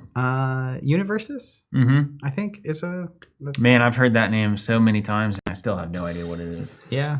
I don't either. Is but it I'm gonna everybody? find out. Is it like just a kind of a smash up of all things fighting each other? Or? There's just a whole line that we missed. Yeah. Well, anything that leans heavy into like the anime side, Yeah, it's just gone. it just has been a blank. I like space anime. for me. I just don't like it like that. Yeah. Last two things. One, I mentioned this, but this weekend was my first actual like testing session. That's when the games change a lot of times. So what's your takeaway? Get better with more reps, or does it get more like binary? And There's easy? definitely more going on under there than than I thought. And I liked it, the whole time, but like, it is very different when you start really examining and trying to get in there. And all I'll say is the set 1 clash buffs are pretty ridiculous. I don't know, man. I don't know. They kept saying that, and it's like, well, they seem to think it's a big problem. It where you have to be, like, some of them you have to be the first, like an alpha type character to play them. I don't know. They may end up getting banned. Wow. They're just like, we're in the Wild West, though. There's basically 2 sets out, and like there's been no major tournaments. So that's exciting. I haven't been in that environment in a long time where it's like, what's the meta? It's like no one knows. Anyways, last thing, don't forget to pre-order. Unrivaled. Get on that sub. Look at that promo. Come on. They have delivered on our promos. So the Alt-Art exclusive promo comes with every box through the subscription. And if you sign up now, you'll get set 3 with this promo for every box. Of course, a play set would be 4 of them. And they have given us just banger cards every time. So it's a red flare card. These are 2 of my favorite things in alphaclash. I assume it's going to be very good. It looks very good. And if you want to, I've had people a lot of people asking like, hey, can I buy the set 1, 2, or 3 boxes and get the promo now? And it's like, that's not how this works. I'm sorry. Also, I want to shout out the chat just because there seems to be, it's just so gratifying. It's over 200 folks in most of these streams at this point. And I remember in the pandemic streams, we'd have days of 20, 25 people, early on, like 10, 15. So it's really awesome that y'all are here and that you continue to come back. We really want to build the show up to like a look forward to weekly kind of thing. And so we're putting our heads together to keep trying to make that happen. And seeing the feedback of people in the chat, like these numbers is really, really, really positive. And you've continued making the titles more and more tantalizing. Hey, man, we got to play the game a little bit. I mean, we can't. Next week, Zach and Steven get tattoos. All right, next topic. Arkham Horror, one of the greatest card games of all time. New Parallel Investigator is available for download, apparently. Rex Murphy reporter. I love Rex. Didn't you play Rex once? Can you pop him, John?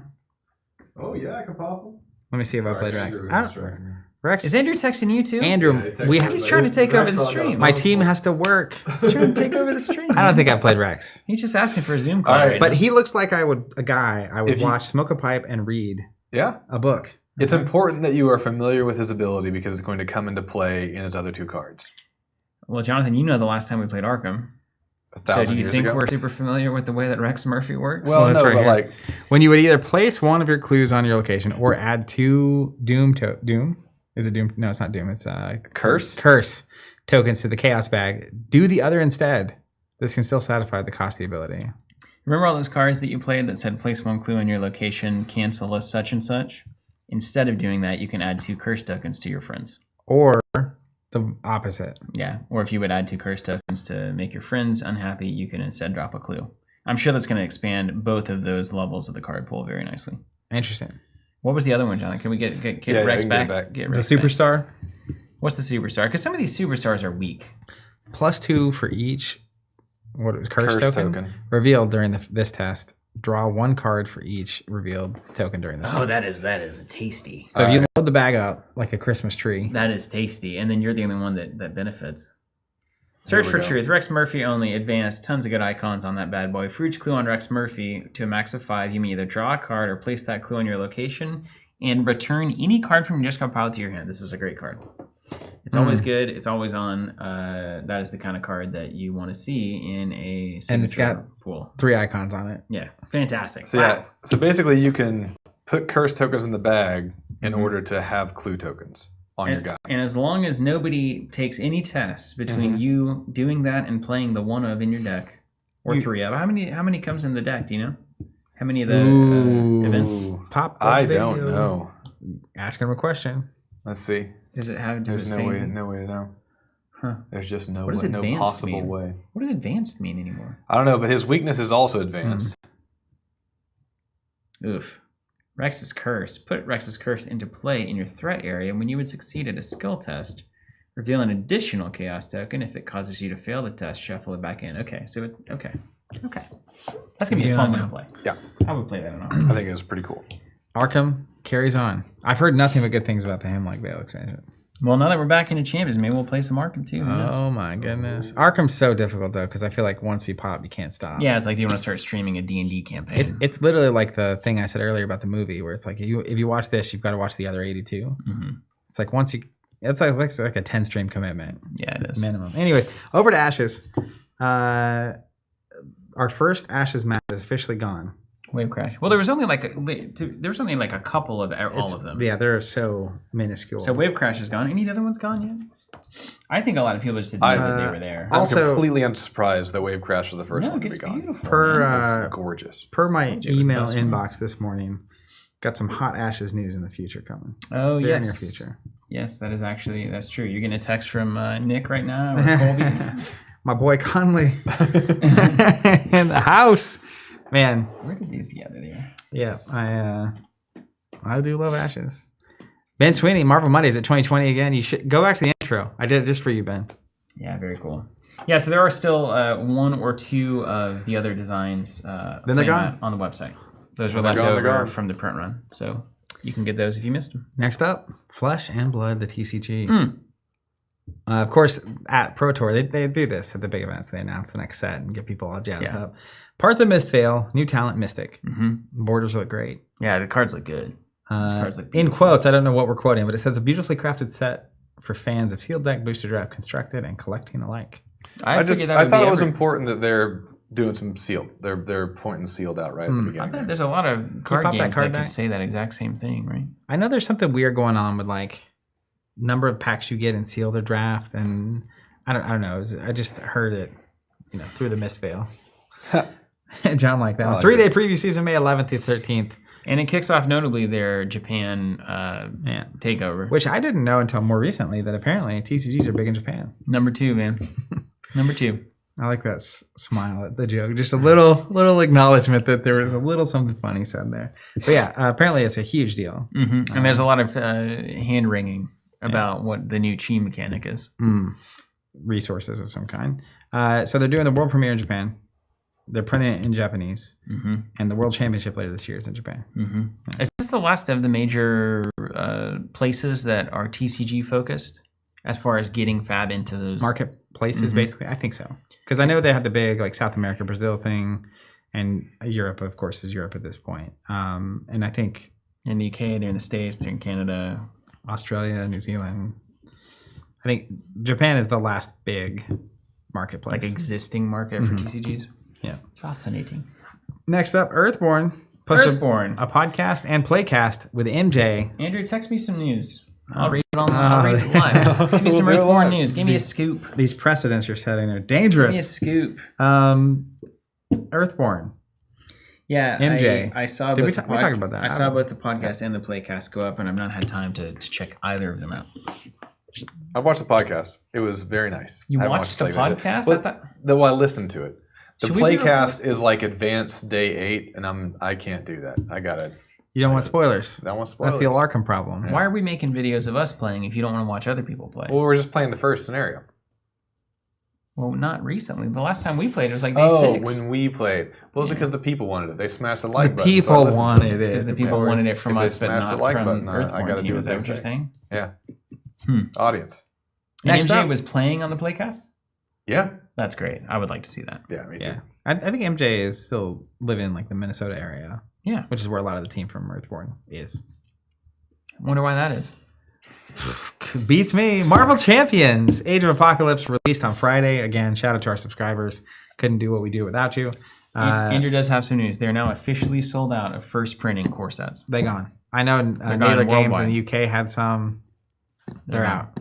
They're gone. Yeah. We expect to have more of those later this year, I think.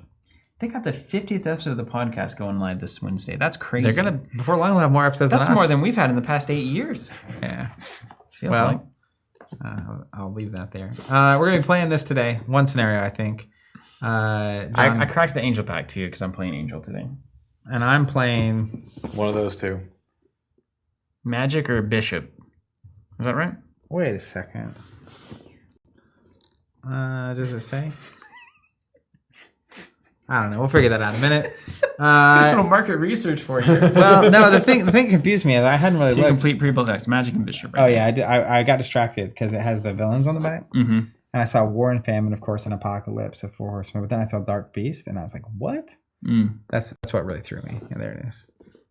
Okay. Which, you know. You got a little scared. That's acceptable. That's understandable. That's acceptable. Next up, Sorcery TCG. Yeah, big news on anything going Sorcery. on? We sold out of beta. Booster boxes Can are I show gone. this? Yeah. We have a relic from that experience. It's the last box. As it says here, Delivered to us by Ops. the last box. Was holding for like customer service, lost things, and then we got down to this. The Is final it? box. That's it. Don't know what we're going to do with it. Maybe we'll put it in a display case or something. I think we should I was just going to say time capsule. never open it and throw it away. Yeah, just as like an anarchist Yeah. kind of thing. Yeah. This is what we think about collectability. So we're still out of beta. We're sold out of beta, yeah. So that's we were holding on to the MSRP price convention for the whole time, and that is now done. All of the boxes are gone. We do not know. Like I assume there's been like the weird thing about like Simon saying there is some supply somewhere that they might move in from the first printing. Don't know of any other plans there. So as far as I know, this is the last we'll see of beta. You think so?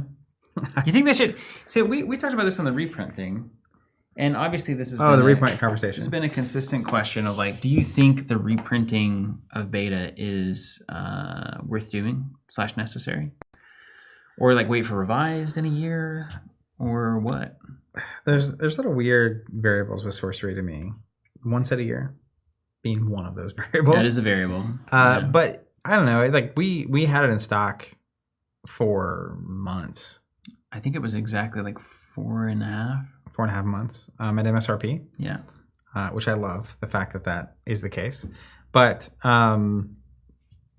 when games are popular, it's so tough for publishers to really truly understand demand, like true demand.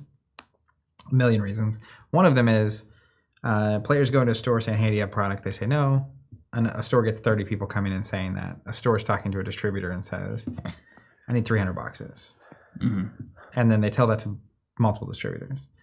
Then distributors report back to publishers and say like, oh, if we could buy about 50,000 boxes, we'd sell it immediately. Then it shows up. And then like we saw this happen with the reprint of Star Wars Destiny. It's like reprint showed up, did not sell out. Yeah. It didn't even come close to selling out. Right? Yeah. But then you also have the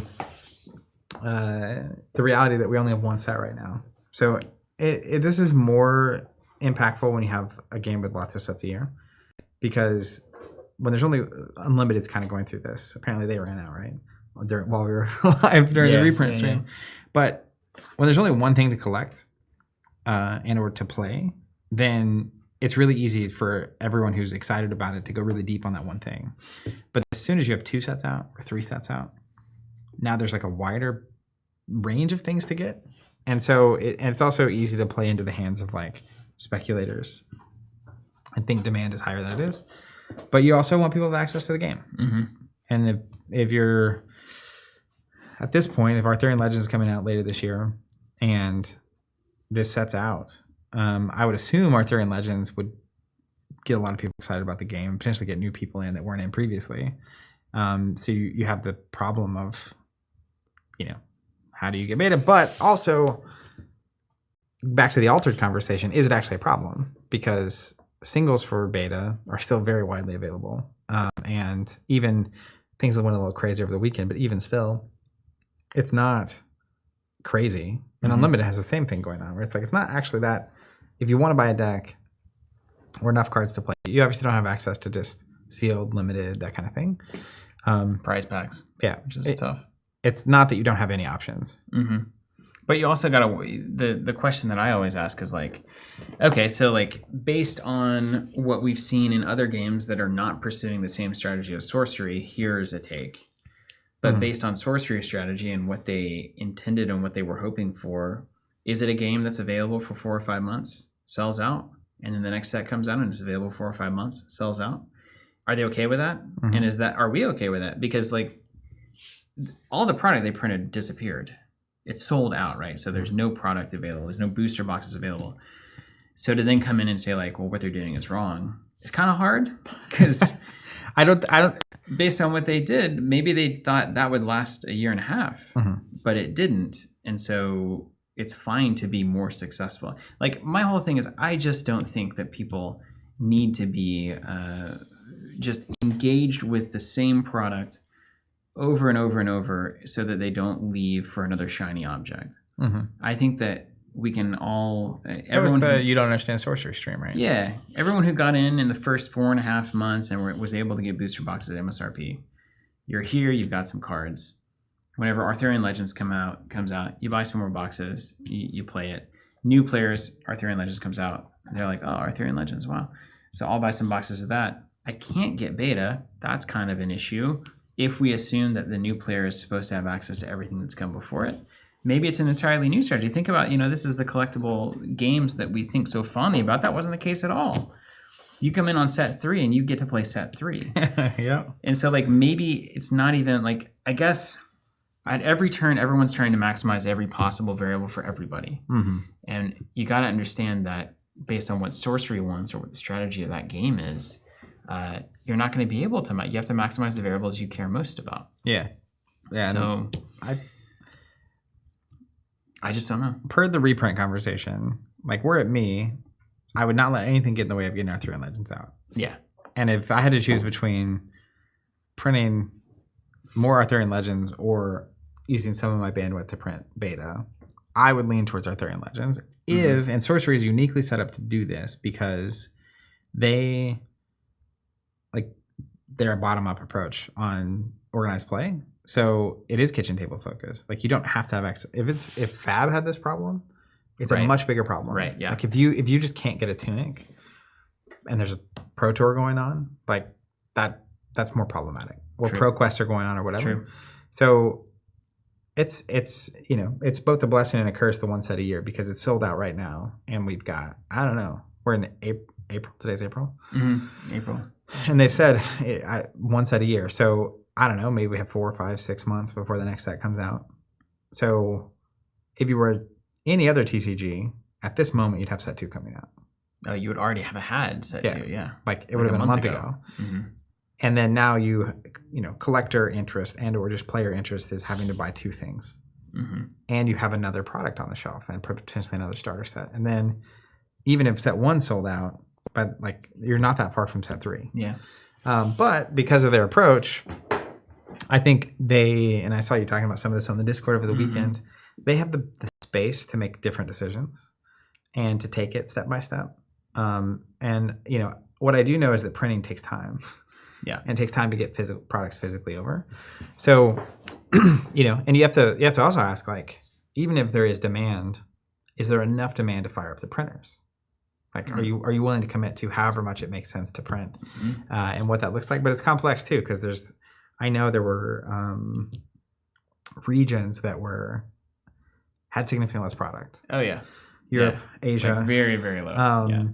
And, I think there's a lot of reasons that's something that is not uncommon to see happening, which is a lot of times those other markets and areas are really hesitant on games. They're not as big as the United States in terms of a TCG market, so it's less forgiving, and et cetera, all the things. So anyways, here's the only question I have at sorcery. This is an interesting thing for me. Is it okay for somebody who finds out about sorcery right now to not be able to buy products? Is that an okay universe for somebody to live in, for sorcery to live in? I mean, because I think the arguments are coming from the product should always be available for anybody who wants it. But then the other side of that is the product can't always be available because then it will have no value and nobody will buy it because collectability. So obviously these two things are being yelled about all the time and they can't mutually exist. So do we have moments in sorcery where new players cannot get products? So even now though, we have precons in stock. Yeah. And the precons are great. So I don't think people are being kept out of the game, even singles, as I was saying earlier. If you want to play, you can play right now. But that presumably will not last forever. 3 months from now, 4 months from now. But then Arthurian Legends comes singles, would be somewhere. Maybe they can continue to go up and up and up, and eventually that becomes untrue. I don't know. Maybe not. And also, how long does something need to be available? widely, right? And like, Or is it like the kind of thing where, hey, if you're interested in this, check back in October. Yeah. And then you get to ride the wave. And then, 6 months when all of that's sold out, it's like you tell the next new player, hey, come back in October, is it that kind of vibe? Because it's different. We cannot use the same conventions of all these other TCGs on Sorcery. I think there's two pieces of this. One is just strategically the bet that one set a year will work. And there's upsides and downsides to that. You get more time to do art and development. You have more time to measure how set 1 went to decide how much you're going to print a set 2. Like, you're not having to constantly, a lot of times TCGs are printing 2 sets out. Yeah. So by the time you get set 3's info, you've already hit print of set 4. So now it's this like, trailing thing. So that's like its own thing. And how that is interacting with the fact that they're now sold out is unique to them right now. And I think it's less painful because of the organized play that's going on. But because it's also 1 set a year, it's a very different challenge. But I think the model of, or the decision strategy of 1 set a year, we're going to print it, we're going to listen, we're going to make the best decisions we can with the information we have. Obviously it worked. Like, they've sold out of everything. And that's after a very, very successful alpha Kickstarter, which is separate from all of this, right? Yeah. Now, do I think that not having product available constantly might mean there are players that would have otherwise gotten into the game but don't? Yes. Definitely, right. That has to be true. But I think there's this desire to maximize every variable all the time. That's what I just said. Which is impossible. Yeah. Hitting on that note where it's like, you can't simultaneously do it all. You just can't. Right. And there's going to be downsides, and there are unique downsides with the way they've chosen to approach what they're doing. But there's also a lot of really unique upsides, including the fact that anyone who's interested around the time Arthurian Legends comes out will probably have the ability to get product. You don't necessarily need the old stuff, because there's not going to be some tournament you're losing because you don't have, an Onyx core, which is unique. Like, that is a difference. If I remember with Destiny, it sold out the first set, and like, there were people who couldn't get certain products, and it turned them off the game. And I get it. It's like, if there's a set that, even now, like, if there's a set of old Magic that's hard to get, like, I can't just go play Legacy Magic right now. Yeah. I mean, I could if I wanted to spend a lot of money. Yeah. There's a lot of games you play that you might want to play that you can't buy currently. I'm just curious to see how it's going to shake out, but it's been an amazing ride, and it's been so awesome to see the amount of boxes that we're able to get to players. That has been, over the past 4 months, just awesome. So thank you all for all of that support, and we're glad that it all worked out on our side on the sorcery front. And it's a game worth supporting. The game is phenomenal. The quality, and this is where, the quality of it is so high, going back to what we were talking about earlier. Sometimes things are so good that, like, it doesn't matter. Like, you'll get it, like, you'll stay in because it's that. That's where I'm at with sorcery. Like, I think the strategic decision to do 1 set a year, stemming up to all hand painted art, very different design style. We're going to take our time and create the best experience possible. I think that gambit will pay off in the long term. And people concerned with, like, if you don't have 2 or 3 sets a year, you're never going to maintain, interest, and then you're going to flop. And I could be dead wrong. Arthurian Legends can come out, and it could be crickets because people are over it and past it. But I think Arthurian Legends is going to come out, and people are going to be like, oh my God, this is insane. I love this. Even if they haven't been doing anything for 6 months. Or maybe they've never even heard of it at that point. And I think that will continue being true as long as they continue delivering, like, a really, really, really, really good product. Yeah. That's why it's so fun to be here. We get to find out. Yeah. What else you got? And I'm also curious to see how they deal with this situation. Like, their approach, it reminds me of the example earlier I was saying, someone comes from a different industry and they're looking at a problem from a different angle.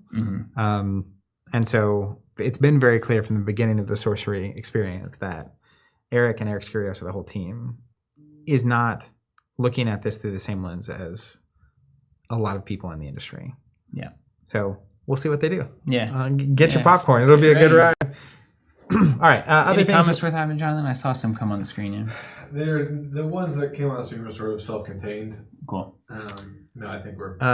Sorcerer also announced the Artist Series Playmats. This is really cool. Each artist has been provided with 100 limited edition serialized artist playmats. There's the Mirror Realm from Liz Danforth, Watchtower from Jeff Mingus. While I was writing this, I almost bought one. Yeah, I wanted to get one of those Mirror I Realms. thought they ran into issues of like. So they give them to the artist, and the artist can sell them however they want to. And as we established earlier in the episode, artists aren't so good at business sometimes. And one of the artists had a lot of trouble with their web store. Right. The rest of the artists are sold out. Yeah. Okay. So Ruta Viagrizzle, Vincent Pompetti still has some available. Primordial Spring from Jew Tucker also sold out. This is so cool. So they, from what I know, unprompted, created these serialized playmats, sent them to the artist and said, Sell them. do what you want with them. Like that. Not only did they pay to have a physical painting done by these artists, but then they were just like, hey, just on top. Like sharing the wealth of the success. It's like awesome. You love to see it. Yeah. Yeah, you just love to see Yeah. it. Big fan, man. Blog post has more details. Sorcerer also posted a new battle report featuring Jesse as Avatar of Earth. Jesse getting there as Avatar of Earth. He's going to teach you how to play.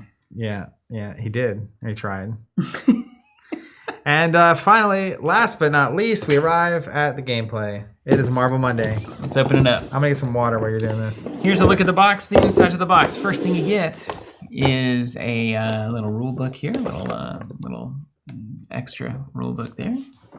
Leave my phone out of the shot. Piece of cardboard.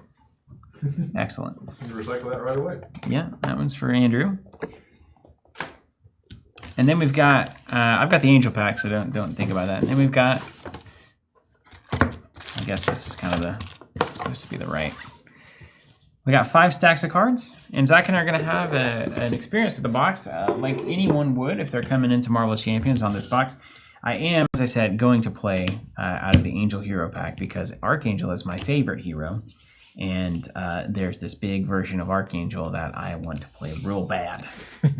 So I'm going to do that, but I'm just going to take it out of the box. We've got all of the signature cards for Angel that are here, and then the deck out of the box comes with Protection as the aspect. I love it.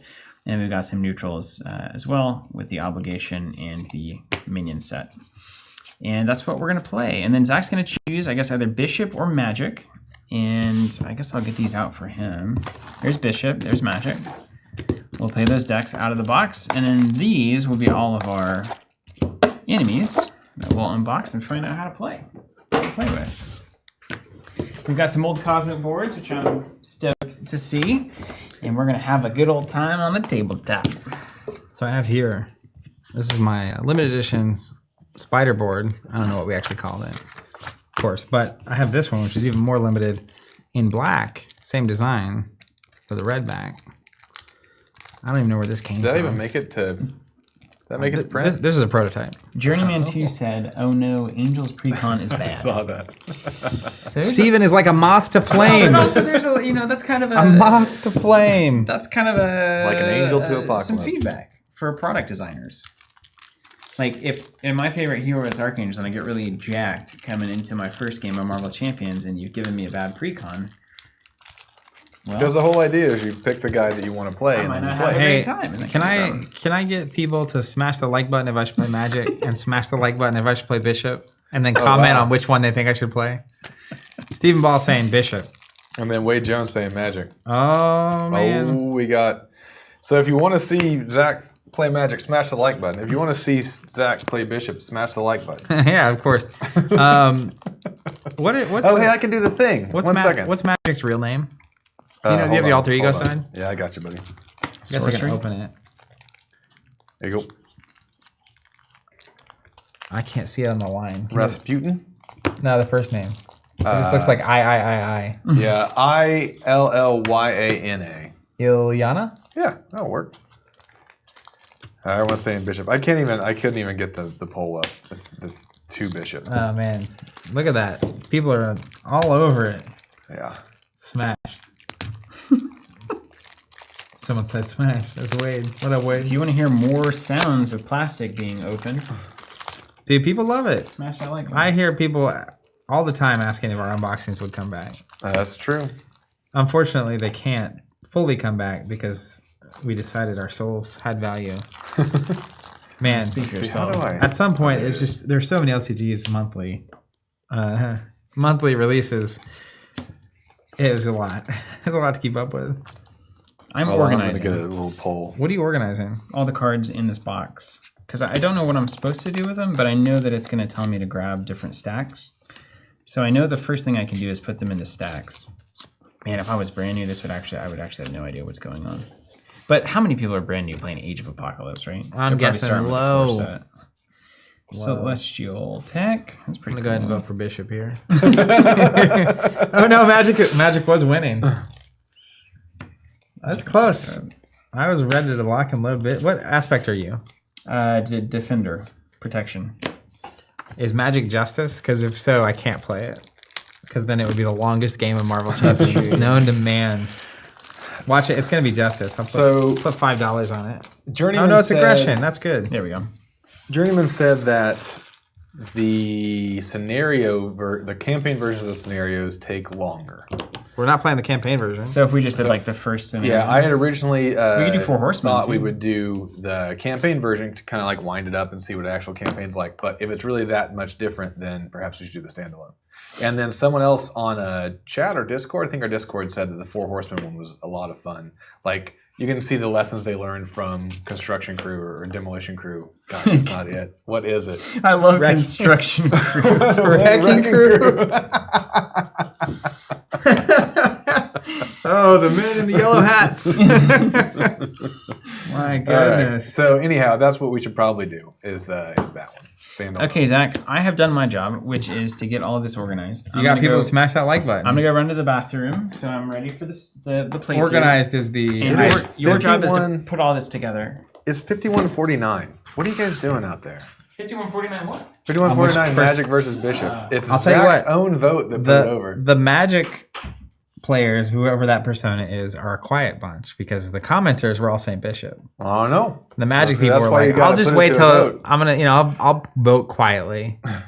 I'll vote. Wait It's until like the once Steven comes back, I'll end pray in the poll. closet. How You about know, that? There it is. Yeah. don't need to be seen. I respect it. I'm the same way. I mean, on Discord, I just put emojis to stuff. I hardly ever post. That's my level of engagement that I like. Yeah. About as far as I go. I did post a GIF the other day. Felt good about that. I love GIFs. Was it a Covenant GIF or was it a non? It was a Gamera GIF. Yeah. Yeah. That's why I felt so good. Oh, I saw the one with the. Wait, about this very stream. That's right. Yeah. What's the voting at? What deck am I playing? Oh, it's 54 Bishop. I All right, like it. We're going Bishop. Okay, I'm Magic gonna end is the poll. gone. It's the So let it be written, campaign, so let it be done. ignore. I've also never really understood Bishop's place in the Marvel universe. Like, I know he came into the cartoon for a while, and he seemed cool, and everyone was like, Apparently, really impressed by him. But Two things. Apparently, X-Men 97, the Uh-huh. continuation of the 90s cartoon that was great, is phenomenal. good, that's good to hear. I haven't seen it yet, but I've heard it's phenomenal. And apparently Bishop is in it. Well, yeah, And people are excited about it. he was at the end of the 90s one, so I'm not surprised. I still don't like. I never quite. Like Wolverine has claws. You know what I mean? Colossus turns metal. It's like Bishop has guns and is from the future. Neither of those are superpowers. What is his superpower? That's what I want to know. Deadbolt floating around here. We have to play one of these scenarios. Are you yelling? What do people want us to play? The Horseman. The Four Horsemen, literally. Is that a scenario? It is. Great. Oh, welcome home. And didn't Deadpool get involved with Bishop? I don't know. I've read some comics once, but You mean- again, I could never really quite figure out Bishop's deal. This guy? Please help. Send help. Yes. Yeah, he did. Yeah, see, Von Stock. That's exactly what I'm saying. His power is some sort of energy thing. All right, we're gonna play the Four Horsemen scenario. Oh man, Magneto in his all white getup. I love it. I love this version of Magneto. So, okay, Bishop is energy absorption and redirection. Okay, And he has guns and is from the future. it's kind of from alphaclash. Torque is energy absorption and redirection, but he doesn't have guns. Yeah. He just has himself. Has anyone checked if we're gonna get tornadoed tonight? I keep getting text about it. Like from the tornado? From, like, Travis Meyer? I'm coming for you. Like, No, I have alerts set up. What do they say? All right, let me- Do we need to get out of here? Is it coming down? They said. Also, Andrew, I see your text. Oh, we're under tornado I'll watch respond until to 9 you. p.m. Hmm? We're under a tornado watch until 9 p.m. I don't know where it went. That's why it's so Okay. dark back there. Tell me If you when guys it's see it, morning. if anyone in the chat sees it turn green behind Steven and Zach, please let us know. When you start hearing that train sound, it's too loud. This would not be a terrible Why- place to it's be. making me log in. Anyways, I got an email. Tornado watch issued on April 1st. I can click here to view, but when I click, I have to log in. It's from the weather channel. You have to log into the weather? I don't know, man. That seems. I think everyone should have access to the weather. All I need to know is that it's happening, and I had to log in to create a notification to get. You know what I mean? We'll go until like 4:30. Then we gotta bail, and maybe we can just leave it on the table and finish it next week. Well, Steven's not going to be here next week. Oh yeah. Well, Are you going to be here next week? I don't know. Are we It's like streaming? 6 p.m. It's coming in hot. The stream is no stranger to funky weather causing problems. All right, we're going to play the Four Horsemen, which I love because It doesn't look too bad. every time, I thought I heard a siren. Every time the Horsemen show up, there was side story time. We don't have time for a side story. Well, it's too late. Tornadoes are Well, the coming. tornado's coming, man. I was on a call with Eric and Simon of Sorcery one time at my house, and that started going off. And they found it fascinating. You taking cover, man? It's like, I'm going to go to the bathroom in the middle of my house. And Eric's like, had never even heard of a tornado. Yeah, never even heard of it. He had. First time he'd heard of it was on a sorcery. All right, here's what I Chaos need. Festival. Okay, I need the Horsemen of the Apocalypse. You mean the Four Horsemen? Or did you say the right thing? The Four Horsemen, yeah. Okay, I got the Four Horsemen. We need hounds. Hounds. Hold on, I just saw hounds. Hounds. We need dystopian nightmare. Fitting. Yep. We also need the standard set from the core set. Wait a minute. Do you have the core set? I don't have a core set Oh, here. of course I do. Generally, we need a standard set around for future Marvel. You can play inside the box, except for that. I That's thought one it was thing you need. standalone. I've got all this stuff. Shows me what I Standard know. 3. What is that? I don't know. Looks fine. Let's put that in there. Okay, I'm into it. I mean, it's all we got, right? I'm in. We got to use it. I was the person pushing for like the Heroic 7 Rhino thing, so you're not scaring me. Okay. I'm into it. The Hounds and Dystopian Nightmare sets can be removed from the scenario and or added to other scenarios when using the customization rules. Multiple villains. The Four Horsemen scenario has 4 different villains: War, Famine, Pestilence, and Death. All 4 villains are revealed in random order and put into play in a row when setting up the scenario. Mechanics calling. I'm going to keep reading. Oh, dang, I missed it. Give each villain a hit point dial. Oh my goodness. And set it to their starting hit points. Hello. If you do not have enough hit point dials, you can Hey, use just dice, counters, pen and paper, or some other method to track each villain's hit points. I'm going to need more boards. Active villain. I think I might have. We'll see. There are 4 villains in play during the scenario, but only the active villain will activate during the villain phase. The active villain is the villain with the active counter. The active counter is placed and or removed by card effects. The Horseman of the Apocalypse 1A instructs players to give the leftmost villain the active counter at the start of the game. The Horseman of the Apocalypse 1B causes the active counter to pass to the next villain after the villain activates. Next villain is the one on the right. Any encounter card that refers to the villain only refers to the active villain. Okay. Players can attack any villain they choose regardless of which villain is active. Oh, that's nice. Certain encounter cards will cause a specific villain to activate regardless of who is the active villain. Adjustable difficulty. Each of the Horseman villains has a side A and side B. Side B being more difficult. We probably won't be doing that. Imagine. Yeah. Campaign instructions. We're not playing the campaign. Great. That's it. Then we read the cards. That's it. So you just gotta have an active and a not active. All right. Is this the stack he gave me? That he was making that stack. The 4 Horsemen. It looks like they're coming out on like some iron dinos. Which one are you looking at? I'll pull it up. Famine. Oh yeah. Then look at Pestilence. The coolest, of course, though, is Death. As always. Yeah, just look at this guy. Hey, that's Archangel, but like with a skull for a face. Is it really? Well, I mean, everything used to draw Archangel all the time when I was a child. Is Angel Death? Is he the angel of death? There is a storyline, I think a very popular storyline that I should be more understanding of, that is that's okay. Archangel's arc. Because, like, look at this. Right here. So there's Archangel's apocalyptic influence is the obligation. Because Angel, my understanding, and everyone can correct me if I'm wrong. So you got your Angel right here. And Angel gets to be feeling bad about his wings, about how they make him look like not a human. So he gets his wings removed. And then he feels bad about that.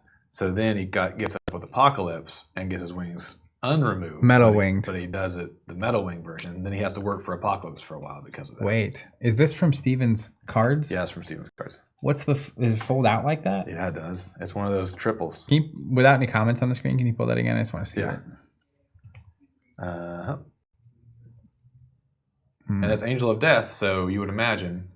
Say, look at that. And then Oh, yes. I'm no big city lawyer, but that sure does look similar. No one told me that Archangel was the angel of death. They did the storyline in the 90s X-Men. I would have been significantly more excited. Of course they did in the 90s.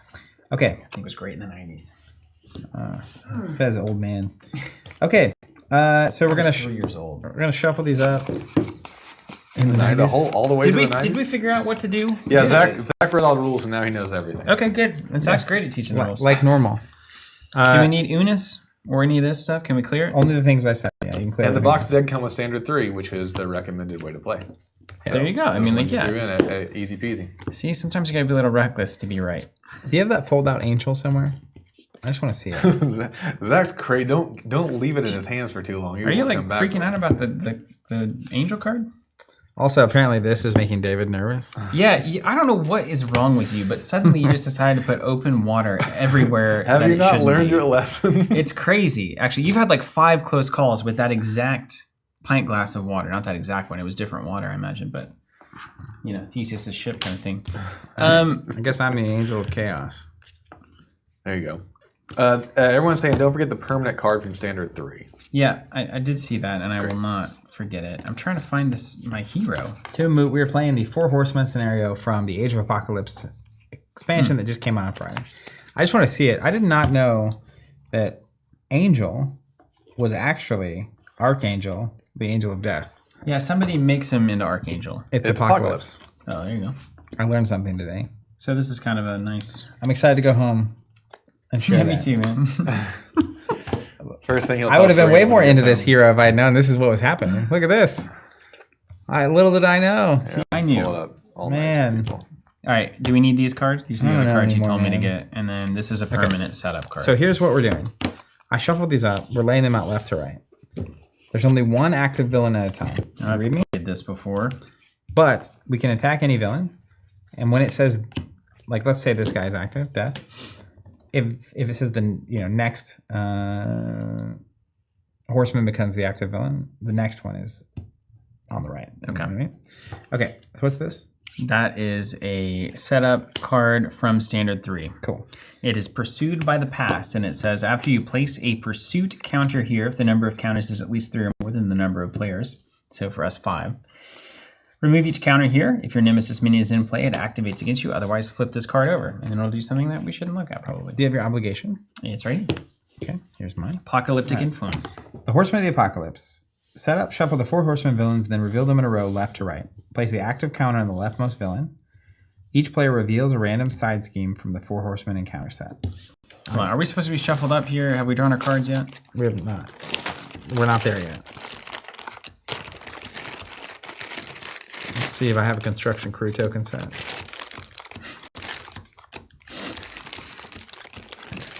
Took me a second. Yeah, I was just waiting. We got a lot of buttons over here. That's a deep cut. That's a hour and a half ago cut. All right, let's just get some of these beautiful limited edition. We'll never sell them again tokens out. So that might not be true. The highest fidelity we've ever done on a token. Like this one, Jonathan just... Yeah. Like, what is that? You know from somehow you can see that like 3 pixels is like a scientist in a lab with a beaker. It's freaking genius. And I this battering. These are just so good looking. Well, thank you. They're higher fidelity than the camera shot is. I should have done you guys as a token. Those babies are in 4K, man. So do I. This purple token is our active villain token. You read me? You savvy? Yeah. All right. Each player reveals a random size. Let me get all the side schemes that we could possibly reveal. Can I get from the audience? Can I get from everyone in chat? How do you think this is going to go? Poorly. How do you think this is going to go? Hey, look, I'm well versed in practice at Champions. I've been playing on the side training for this. You haven't. I haven't revisited in a long time, and I'm coming in with a great attitude today because I do love Angel and I love trench coats, and he's got both going. All right, you're gonna grab one of these. Making sure John's dying. Yeah, okay, all good. Just tell me you're still breathing. What now? We're gonna reveal it. Mine is the Spectre of Death. When defeated, the player who defeated this scheme deals 1 damage to each character they control. It has an Amplify token. It comes in with 6 threat. Okay. And I revealed Plague and Pestilence. When defeated, the player who defeated it treats their identity text box as if it were blank until the next villain phase begins. Okay. The Horsemen of the Apocalypse, 1B. The 4 Horsemen are the most brutal servants of Apocalypse. They strike in turn using their powers as a team. Forced response. After a villain... Here's this as well. But we might... I don't know if we're done yet. After a villain activates, move the active counter to the next villain. So, death activates, it becomes war. War activates, it becomes famine. We can attack anybody, but there's only one active villain at a time. So if a card says the villain does X, it's that one villain. Okay. If this stage is completed, the players lose the game. I like that. It's one simple thing. You know, one and done. It gets 2 threat at the start of each villain phase, 1 per player. If it gets to 24, we lose. Okay.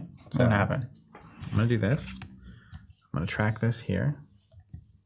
Track this. I'm a little out of Please don't let me. out of shape here.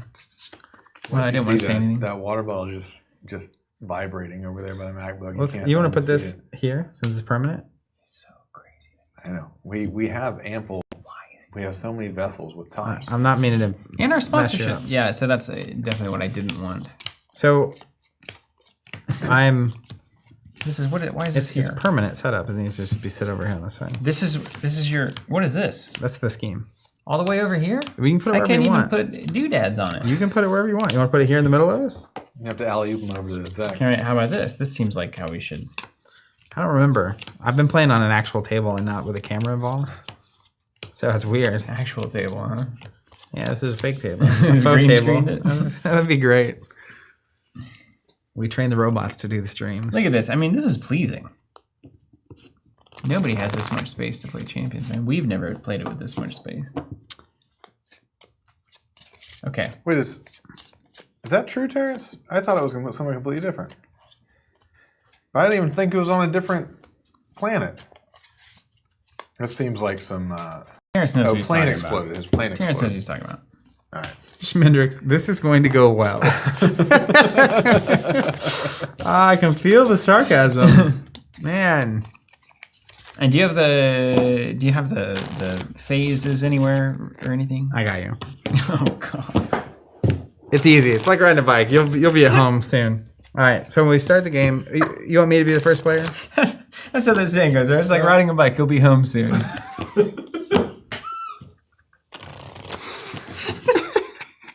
Ah, yes. Who could figure what is that? Socrates? I thought it was Aristotle. Commonly misattributed. All right. Here's. All right, what are we going to do? Discard pile here? Yeah, sure. Let's do it sideways so we don't get confused. Okay. Wow, this is some alternative setup. That's too awkward for me. I don't know. I'm going to pull Smithers' comment just up. I can't do it. But this is nice. The prophet Schmendrix. This is my favorite thing so far. Of course. Hey, that's beautiful. I think that's nice. It looks like a spaceship. How about that? It looks. What in the world? I don't know. Where do we put this? It can be anywhere. It's a one of. It can be anywhere. Just let it happen. There we go. I mean, that's so. On this side of the table, we have schemes. On this side of the table, we have. Can you flip that so the marble is facing you guys? Yes, Okay. I sure can. Look at that aesthetics. Okay. If you remember, if you look at your hero on the bottom of your alter ego, it says hand size. So that's somebody you're gonna draw. We're starting from scratch, aren't we? And if you remember, the mulligan is discard. Yeah. And what am I looking for, chat? What does Angel need to play? Because I know that's how this game functions. You gotta have the things that I'm really more concerned with the feng shui of the board than anything else. It's the right first step. You gotta. That's just, you make it look nice. Yeah. Maybe. We're changing our minds. This is awesome. Yeah, let's just do it like this. I love Lucas Bishop's alter ego, by the way, just hanging out at the beach. Because we'd be. This feels like nothing I need. I feel like I'm going to need attachments. So this seems good. Soaring Acrobatic seems like a one of that I should, but there's also 2 others in the deck, so maybe I should toss it. Taunt. The villain attacks you. Other characters cannot defend against this attack. Draw 3. Oh. That's good. All right, hold on. Let's do a little trip around the infield. Yeah, that's what I was about to do. Warren Worthington III. Alter Ego. 3 recovery, but regrowth action. Heal 1 damage. Limit once per round. So you get a free heal, which is nice. If you don't need to recover, you can just heal for 1, or you can heal for 4 if you need the full boat. 6, hand size 12 hit points. That's pretty healthy. Then we can go to Basic Angel, 2/1/2, or we can go to Archangel, which is 0/2/3. So this is the big defendy one. 2/1/2, response. After you play an aerial event, draw a card. That's good. Hand size 5. And then we have another hand size 5, Archangel, 0 thwart, 2 attack, 3 defense. So this is more of the aggro-y kind of thing. Angel of Death also has a plus and amplify. So we start ticking up the scheme. After you play an aerial event, deal damage to an enemy equal to that event's printed cost. So this is when things get mean. He's very aggressive. But then this one, we need to thwart things because I'm going to be spiking the ball. So you're either the angel or the archangel. That's it. Yeah. And then I'm Warren to start. All right. I'm Lucas Bishop. He likes the beach. Cool. Mutant temporarily displaced, not temporarily.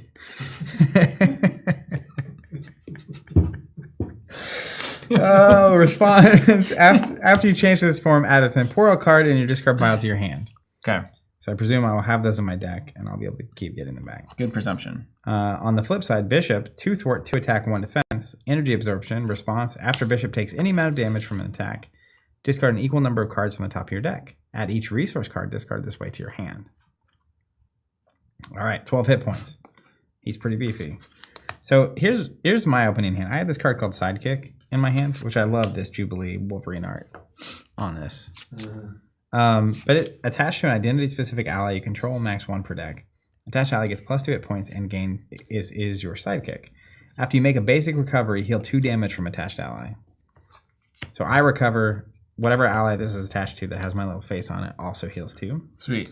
I'm guessing that there's multiple Bishop allies in here. Just a leadership, but this is a 1-of card, and I have the ability to pay resources to play him, play this other thing and save this, or just play this and save an energy. Did you say save? Well, you remember it's Marvel Champions, I right? do, yeah, but I don't have, like, if I spend one of these 2 to play this. Have you mulliganed yet? No. But I'm spending 3 here to get this ally that I want to touch this 1-cost thing. But you know, all cards can be spent as money, right? What I mulligan? I can't mulligan these. Wait, what kind of strange non-mulligan pattern is this? You can't mulligan these? Well, these are 2 resource cards. Uh-huh. So I definitely want to play both of these cards. Okay. So I need 3 to play this guy. So I'll keep at least A2. Mm-hmm. And I feel like I have the ability to play 2 allies here. And I don't want to get rid of this because it's a 1-of in my deck that seems very good. So I could technically mulligan these 2 and hope I draw something better to do. What's your hero ability do? When nothing. Doesn't matter. Doesn't give you money. So I think I will get rid of the 4-cost cable just to see if I can get something relevant. Chad does have some hot tips for you, Zach. Interesting. Living for games. His pre-con deck is built around that Sidekick card. Yep, there you go. Okay. Ooh, man, this is all just turning up crazy. Okay, I remember this game now. This starts with 0. This, we need to kill these I guys. told you, you're home. We need 6 on this bad boy. You know, games are all just numbers, you know? Oh, wow. Randall or Malcolm is who I'm going to get to choose. And I think it's Randall. Great. We love it. They both have an action to discard a card to ready. But I guess it doesn't matter. I'm not going to be defending. You think attacking or thwarting is worth more? By the numbers, what thwarting is. Yeah, I agree. Always has been. Always will be. So we play this, and then we do this, and then we draw. So now we have an extra card. Then we could do this, but that actually is not that helpful. So I'm actually going to pitch. Yeah, I'm going to pitch this card. This is the one. Or, boom. Then we've got 2, 3, 4, 5, 6. This is crazy. Here, and we go 3. Here. Let me learn you something. Okay. Death, side A. Force response after death attacks you if he has at least 1 hit point. Deal 1 damage to each character you control. They'll have a force response after they attack. Death does 1 hit point to everything you control. War discards an upgrade or support you control. Okay. Famine discard the top 10 cards of your deck. Ugh, come on. Pestilence treat your identity's text boxes that are blank until the next villain phase begins. So we're going to go, that's the order we're going into. It's going to start out, he's going to activate. And when he activates, the main scheme is going to respond. And it's going to move. So like if I'm first player, that means war is activated, or death is activating against me, war is against you. Okay, so I'm going to have to discard an upgrade or support. Yep. But if I have none of those, in play. It's fine. That's right. But I was going to play an upgrade. So if it were me that had to deal with war, it's a problem. And you're the first player. That's right. This game, man. Yep. Let's freaking go. There's nothing complex here at all. Yeah. Also, they all have this bold thing. Death cannot be defeated while another villain has Yeah. at least 1 hit point. So we have to defeat them all at once. That's the classic pyramid escape. Yeah. Now, let's... yeah. Pyramid Escape, the game I play all the time. Oh, yeah, that old BattleNet game? Of course. I mean, of course I've played it. I'm not an idiot. I've never played Wait, it. all the responses trigger even if you defend with an ally. Yeah, that's fine. Yeah. And then also you will want to deal the most damage to war turn 1 as you can. Okay. Journeyman's on team win this game. Yeah, well. Wait. Why would we want to deal as much damage to war explicitly as we can? I'll come back to that. We also have a couple other things. Spectre of Death is a side scheme. When defeated, the player defeated in this scheme does 1 damage to every character they control. Mm-hmm. And it has Amplify, so that's very bad. Mm-hmm. Plague and Pestilence, we can't remove scheme from here while this is in play. When defeated, the player defeated the scheme treats our identity as blank. And then what's this Pursued by the Past? We don't know yet. Pursuit counters of some kind is going to happen. We're going to remember it all. We'll remember everything, man. Aha. I'm going to discard 2 cards for a mulligan.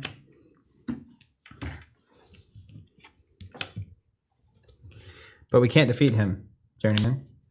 I got you. Damage doesn't matter until they're all dead, right? If they're at 0 health, their triggers don't happen? Where did that come from? Probably an instruction. You can get them to 0, and cannot be defeated, but can go to 0 hit points, I suppose. Now that's a confusing little point there. Oh yeah, it says after war attacks if he has at least 1 hit point. Yeah. So you can 0 the gas tank, but they're still on the board to attack, but they just don't get their ability. Okay. Cool. All right. Well, luckily, I'm ready to go. Are you ready to go? Let's get into it. People are agreeing that war is worse. Okay, yeah, Marvel I'll go first. Champions. Here we Marvel go. Champions. I'm gonna play. Randall. I'm gonna play Randall. We're gonna discard here. You get a double and a single. I'm gonna flip. 2 This is bishop. discouraging you from playing allies, right? Yes, but I have ways of healing them. Okay. Got it. I'm gonna flip. I'm gonna play sidekick here. So this becomes my sidekick. When I recover, this recovers 2 health. Oh, and it has +2 hit points because it exists. cool. I'm gonna remove 2. I think wait. Which one are you? You want to do that one? I don't want to defeat it because I don't either. I'm about to play an ally. That's fine. We'll deal with it. Okay. You know what? I will remove 2, take 1. Oh, Zach, I'm gonna screw all of this up. Sorry. Why is that? Nothing. I'm gonna discard this card, this resource to ready, and it's a lightning, so I'll heal 1. Oh, I have damage tokens, man. I should have 1 damage. I don't know what I was doing with this. Then I'm gonna do it again. And I healed 1, so I should have 1. Remove 2 here. Thank you. So I remove 4 from this. Bishop is gonna go. Do you want me to clear this? Sure. I mean, yeah, you I'll don't clear have to. this. Though. Side scheme gone. What does that say? When defeated, I take 1 on everything. to each character they control, including your boss. Yeah. Yeah. After Bishop takes any amount of damage from an attack, that was not an attack. Okay, I did my job. Wow. Wow. Okay, somebody remembers how to play. Okay, got it. Yeah, but what about this? I've got moves, man. I've got freaking moves. Play 2, ready, and rage 2, 3. Okay. You think we can live with Amplify? Amplify is the worst. No, nobody wants that. Okay, here comes Angel. Keith, welcome back to Champions. The water's fine. Angel of Life. That's why I have my cup here. Coming in. It's the dude.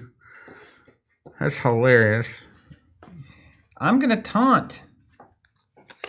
I'm going to play a taunt and discard a taunt. Protection. Hero action. The villain attacks you. Other characters cannot defend. Draw 3 cards. I told you, yeah, it's going to screw it up. It's fine. You just discard 10. That's all right, right? No. I'm going to have to discard this 1 upgrade that I played my whole turn around. Oh, my God. Okay, I'll do another taunt then. You're going to double taunt? Yeah, I'll double taunt. So this is attacking you, is what you're saying. That's what I'm saying. Force response, if death attacks you, if he has at least 1 hit point, deal 1 damage to each character you control. Okay. So Let's go. Is that once per phase? Yeah, it's once per phase. So I'm going to pay for that with this. He's attacking you for 2 plus a card. 2 plus a card. I've got a response. Uh-huh. I don't know when I play this. When I would take any amount of damage. So I guess it's not happened yet. 2 plus a card? Yeah. 2 plus 2 is 4. Great job. Okay. I'm going to respond. Interrupt. Aerial intervention. When a character would take any amount of damage, exhaust an aerial character you control. Prevent up to 3 of that damage. Response. After you play an aerial event, draw a card. So he did 4, so you take 1. I'll take 1. This moves. And then I will draw 3 cards because I taunted.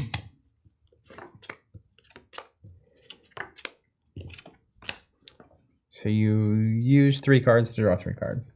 Oh, much more than that. And then he does 1 to each of your characters after he activates. All right, 1. Much more than that. I'm excited. What do you think about that? He's a high-flying, Because now limousine riding, now it's profiling. 7 cards rather than 6 for 2 damage and an exhaust. Easy. Dr. Doak, Zach is odd at the team disruption. Okay, are we Angel and Psylocke? Dang it. Okay, well that's not going to work. Is it a team-up card? All right, you want me to have this guy attack me again?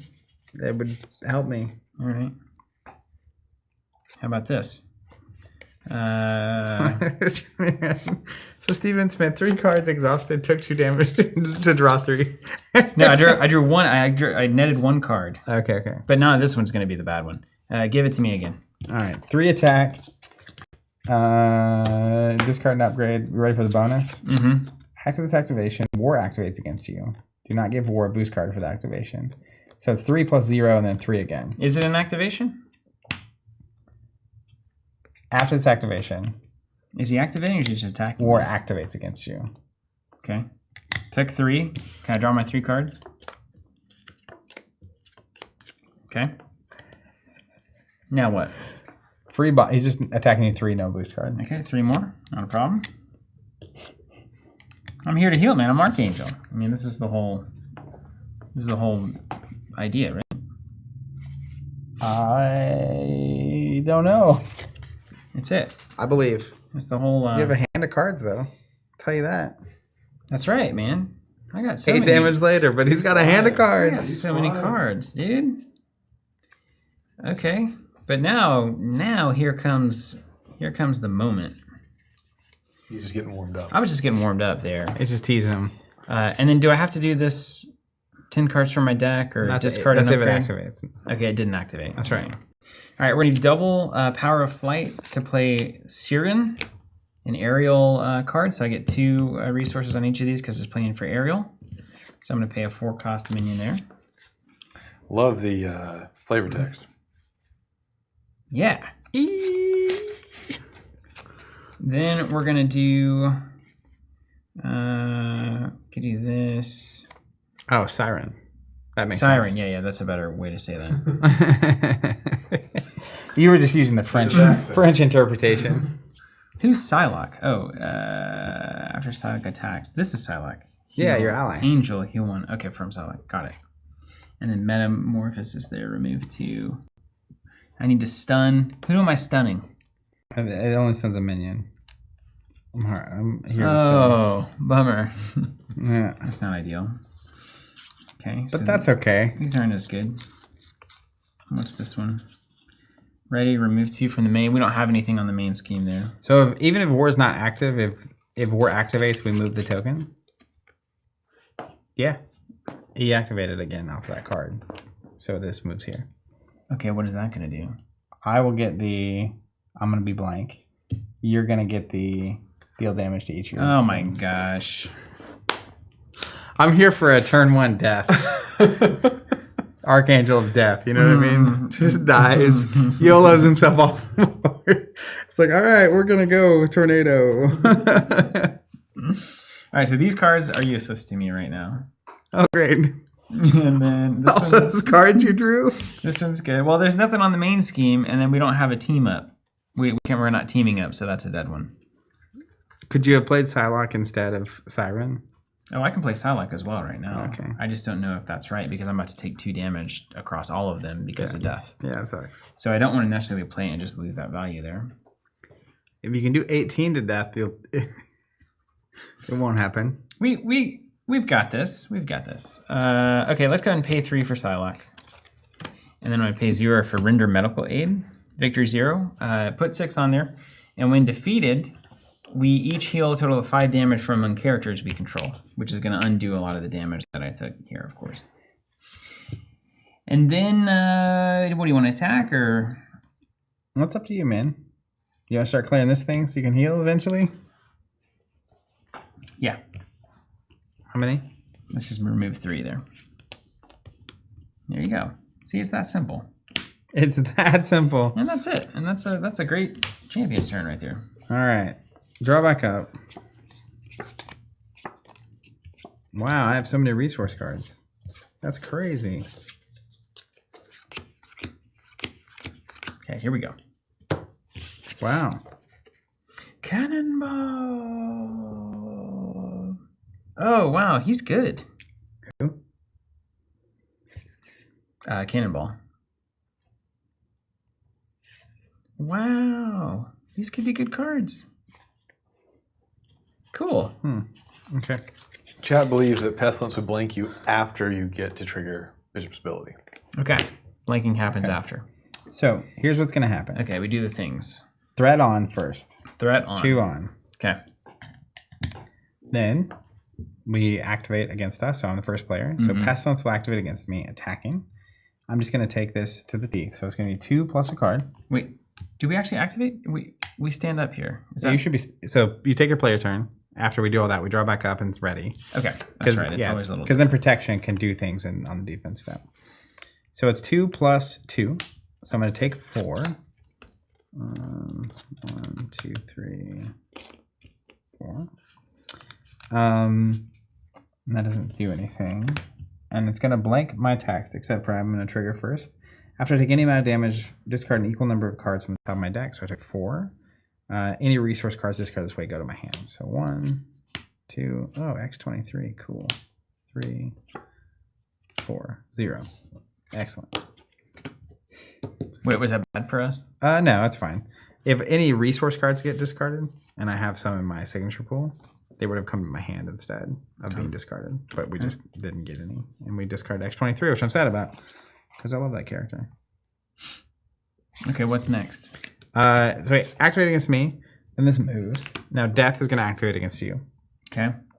And then I can block with a body if I want to. Yeah, so it's coming in for 2, and then after it resolves, everything on your board is going to take an extra damage. Mm-hmm. So if you block, you would go away anyway, so that's not going to matter. And the after attack, when does consequential happen? Isn't it heal and then after attack? What's it say? After Psylocke attacks, heal 1 damage from Psylocke. I think you have to be able to take it first. But don't you remember the tiger card that did that? I think it had to be it had to not have damage to make that work without dying. If that's true, I'm going to block with Psylocke. What do you got? What is the world thing? Defending with Psylocke. Response first. What is that? Your response first, and response first, then consequential. Yeah, All great. right. So you're blocking. So let's block the siren, I suppose. All right. So 2 + 1 is 3. Great. And then 1 to everything on your board. And then this moves. And I really, really hope that we don't get something that says activate the villain. Okay. Okay. Then we deal encounter cards. And we'll reveal mine first. Nowhere is safe. When revealed, place 1 pursuit counter on pursued by the past. Then if it has any counters on it, discard an upgrade or support you control. That's a good one. Oh, You work so hard to keep that up. so that happens, and then it says, then if there are any counters on it, which there are, I'm going to discard this upgrade. Wow. This is Slam Dunk Arena. Cool. Warrior, you were stunned. That's fine. I had no intention of using that anyway. Stun means you can't attack, right? But you could defend still. You can defend or thwart. Great. Easy. That's great. That's a good one. All right, then this counter passes to you. You're now the first player, and we're back at it. All right. We're basically champions, heroes. Okay, so a few more taunts. I have an action. Can I take an action? Sure. Let's play Command Authority. See, what I did there is I commanded my authority. Hero action thwart. Remove 3 threat from a scheme. I'm going to do this one. If I pay for this with an event with a resource card, which I did, I draw a card. It's going to clear this. It says when defeated, each player heals a total of 5 damage from among characters they control. What do we need? 2, 3. Each of us do it. 5. Each of us? Yeah, so you get to heal 5. Ah, yeah. See? All according to plan. And then that goes. That's a really cool card. That's why I spent all those cards getting it. It helps Justice and or anyone with thwart have something they can always thwart. Cool space to be playing in. Does overkill or piercing matter in the current situation we're in? There's no tough and there's no minion, so it doesn't. And I've got to go Angel back to Alter Ego, then back to Archangel. I can't go Angel to Archangel. I have no idea. I believe that. The way you looked at me, I believe you have absolutely no idea how that works. Yeah. Woo! Lame. Okay, I think I need to be in defending mode. So I could do this, send it back, containment, and then call it a day. Goes into victory, right? Not my discard. Victory. Okay. Well, that was a good run. I feel good about that, don't you? We had a feel good like we're run. ahead. I don't feel like we're ahead. No. Keith M, you can go Angel to Archangel. You can go Angel to Archangel. Sick. Okay. Wow. That's good. Keith M, that's the perfect avatar for you. You missed this one. Oh, pretty sorry. Once you get You gotta tie the room together. Bishop's armor, it really ties his kit together. Yeah, I like that a lot. Yeah, my armor went right out the door on that discard. Advanced suit. She Okay, gone. No. 2 advanced suits are gone. I'm sure that's great for me. Okay, so it's not. Oh, Zach, it's just nuts. Okay, and then we draw a card from Ariel, and then after you play an Ariel event, but I think I still need one. I need one more damage here, one more card in hand, because I do this, and then I get this back. Oh, this is. Oh, I see. Don't worry about any of the. Don't you remember this game? Oh yeah. This, and then this comes back, and then this comes, and then I'm one short. Ah. Don't worry about any threat. You know what I mean? Yeah. Yeah. Sure. Okay. Yes. Wait. Yeah. Torres 88. You can only change forms once per turn, but it can be to any of your 3 forms. Okay. After your defense, remove 1 threat. So you're saying this? You're going to clear this? Mm-hmm. And this. Okay. So one of the cards I was going to use was going to matter for that. What? I could find myself doing other things. You know what I mean? We just gotta think. Okay, this. Like, I have other things that I could be doing, but that's the most efficient thing I can do by This. a lot. And then we draw the card. All right. Well, here's what we'll do. Let's just start here. If I'm Archangel, overcome. Let's become. Let's become Archangel. After you play, deal equal to that printed. If we become Archangel, then we just waste a card. We just waste a freaking card. Come on now. Which we can't do. No. It's against the rules. No, I mean, you can't do it though, right? It's literally against the rules. I won't allow it. Oh, I'm stunned. Hold on a second. Does that hit the attack cards in my hand as well? Yes, it does. Yeah. Okay, we're flipping to Archangel. We're champions now. Oh, wait. This isn't on the screen. That's crazy. Archangel's going to attack to remove stun. We need a bigger board. We're going to need a bigger board. We need that Cosmic Board Plus. We're going to play Razor Dive using Avian Anatomy, Containment Your Strategy, cards look so much better than the rest of them. Cannonball. Look at that thing. Avian Anatomy says, after you spend this card to pay for an aerial event, return that event to your hand after resolving it. So we're going to play Razor Dive. I don't need to return it to my hand. Yeah, I may as well. Yeah. Okay. Let's actually do this. Let's do it like that. No, let's do it like this. I think that's right. So 1, 2. Oh my god. Okay, again. 1, 2, 3. Paying for that. This comes back to my hand, but first, deal 6 damage to an enemy. War. 6. All right, great. How much health do you have? 24. Yeah. Okay. Some of them are weaker. And then after I play an aerial event, I'm going to deal enemy equal to the event's printed cost, so it's going to be 3 more. I think this is what I'm supposed to do. This seems good. That's a lot of damage you just did. And then this comes back to my hand. Okay. And then I'm going to swing at war. Oh, wait, I'm no longer Angel. So the first thing I was going to do is swing when I'm Angel at that and heal 1 damage. So it cancels out the... Okay. And then we flip, and then we do all of that. And then we have 1. I don't know if this matters to you, but I'm going to play Containment Strategy here because I've got the card. I may as well play it. And it says, attached to a non-permanent side scheme, after I defend and take no damage, I remove 2 threat. Or if I defend and take some damage, I remove 1 threat. So if you leave, you can leave 2 on it if it's like if you got a damage. Because I figure I'm going to defend this next turn. Because I've got 3 defense on an Archangel. This changes everything. I know. Okay. But I can't waste the card. Well, the problem is I can't remove this until I remove this.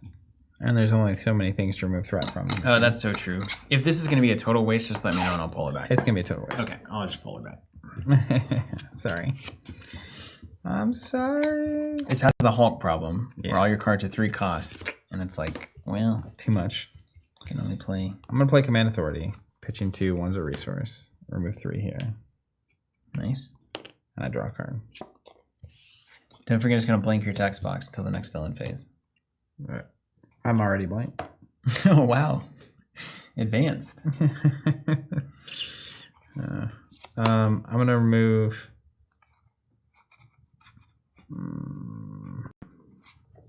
Keep the board clean, please. I'm going to remove 2 from it. This? Mm-hmm. And it blanks. Identities text box. Mm-hmm. That changes things. Oh, my goodness. It's okay. I still believe. In that case, I'm gonna switch my line. This stays here. Not gonna draw a This card. does feel like an old stream, doesn't it? Yeah, we're gonna remove 2 there. I'm gonna discard this card to ready him and heal 1. I'll move 2 more there, so it clears. Which team you were? Is that still Randall? Randall, yeah, Must see entertainment right here. yeah. And then that's gonna be the end of the phase for me. All right, I'm gonna discard a card at the end and then draw back up to 5 and ready. Can you play another one of those clear it, heal 10 things? I don't know how many more there are in here. Keep them. This does feel like such a throwback stream. It's very cool. It's funny, it's a throwback. It's also crazy this game's been out for 5 years. Yep. Only 5? 2019. It's when we started the Monday streams, leading just on the verge of pandemic, and I had no idea what was waiting for us on the other side. All right, you ready to party? Oh man, I'm so ready to party. War is activated against you. What is it good for? He's attacking you, and after he resolves his attack, you're gonna do 1 damage to everyone. you control. No. Okay, well then I'll block with this thing. Obviously, right? So 3 plus special. You were stunned. Who? Salak? You're stunned. Yeah. Me is me forever, right? You is your hero. Yeah. I still don't quite know what's left or right on I believe in it. that. Okay. And then 1 damage to everything you control. Well, now I don't control it as much. See? And then it moves here. Famine is going to attack me. It's going to be 2 plus 2. I'll take 4. Wait, hold on. I might come in there. Oh, yep. Please do. Do you think we're going to need to remove threat? Oh, wait. 2 threats should be on the board. There's only 4 threat out right now. So it's not a major priority if you have other things to be doing. Well, I'm trying to see. Chad, that glass of water next to your computer is giving me a stun card. I think I am going to defend, and I think I'm going to play this card. Wait.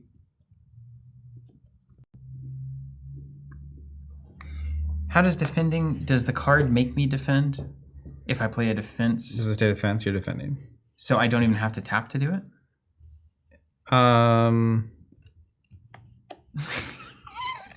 You have to tap to use this defensive skill. It's like you're staring into a telescope. you have to tap till you get that. I don't want that. But if you play a defense card, you are defending, even though you haven't tapped to defend. Okay, but I can defend without without my defense mattering. Yeah. Watch this then. Aerial agility. Correct if I'm wrong. And I'm going to pay for it with this card. And it says... Oh, wait. +1 from the Archangel. Yeah. Thanks, Dream. How could I ever do this without you? It says, when an enemy attacks, if you are Archangel, give your hero a tough status card and gain retaliate 1. This is perfect. Yeah. I think this is the point of the change to the rules. So I become tougher, and then... Keep him supporting my theory. I gain retaliate 1, and so the attack comes to me. Okay, so it's 4 total. And it removes the tough. Yeah, and then they take 1. Retaliate 1. Let me get them.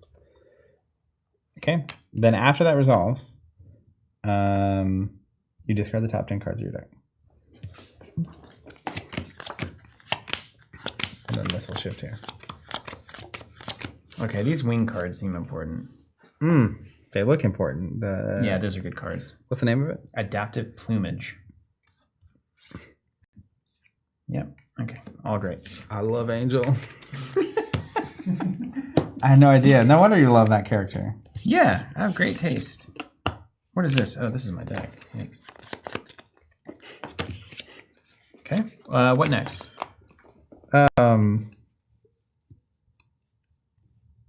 Bad cards. No, have I been attacked? I haven't been attacked. You were attacked first. I blocked with the ally. Right. And I'm the first player. Horseman of Pestilence. Like, see? Heal 2 damage from Pestilence. Joke's on you. Give her a tough status card. She activates against you. Well, that's the worst part of that card. Well, that's fine. She becomes tough. And then Activates. She activates against me. Okay, now hold on. Do I want to defend that? I'm kind of in the defendy. Your text box is going to be blank until the next villain phase. Oh, and after I played an arrow event, which I did, deal 1 damage to the enemy. This one. All right, get him. We're basically already won. That's awesome. I'm churning out value here, bruv. Okay, do I want to defend or do I want to take, 2+ to the face? And then I'm blank. That's right, living for games. For all of my identities are blank after that? Yeah. Ah!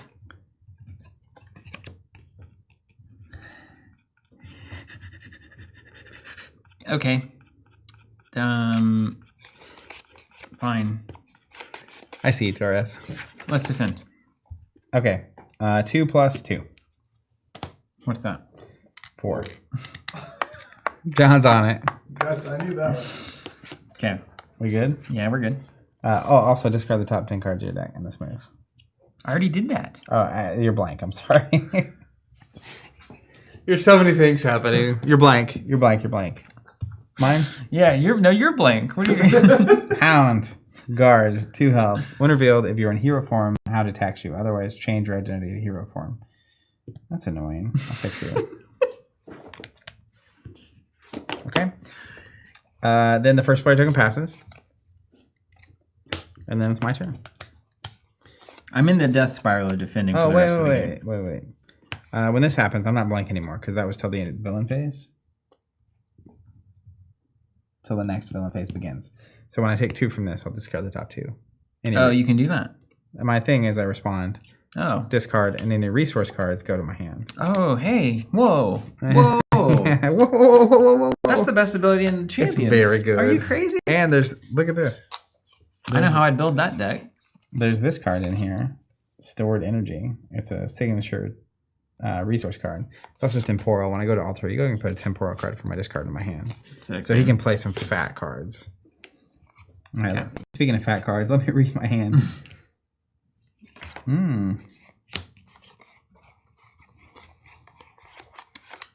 All right. How many do we have to get to war to 0? 24. It's a 2, 4, 6, 8, 10. Let's get a 10 around here. There were so many jokes I wanted to make, but I couldn't stop myself from laughing. Okay, what's happening? I'm thinking. Can I take an action? I don't have a sidekick anymore, so that's dead. That's dead. Oh. And I'm blank. Why do I have a defense card in here? It's a green one? No. Oh, It's okay. built in. Oh, cool. I feel like all my cards are the wrong numbers. Bishop is going to punch Hound for 2. Cool. Then I'm going to play Concussive Blast.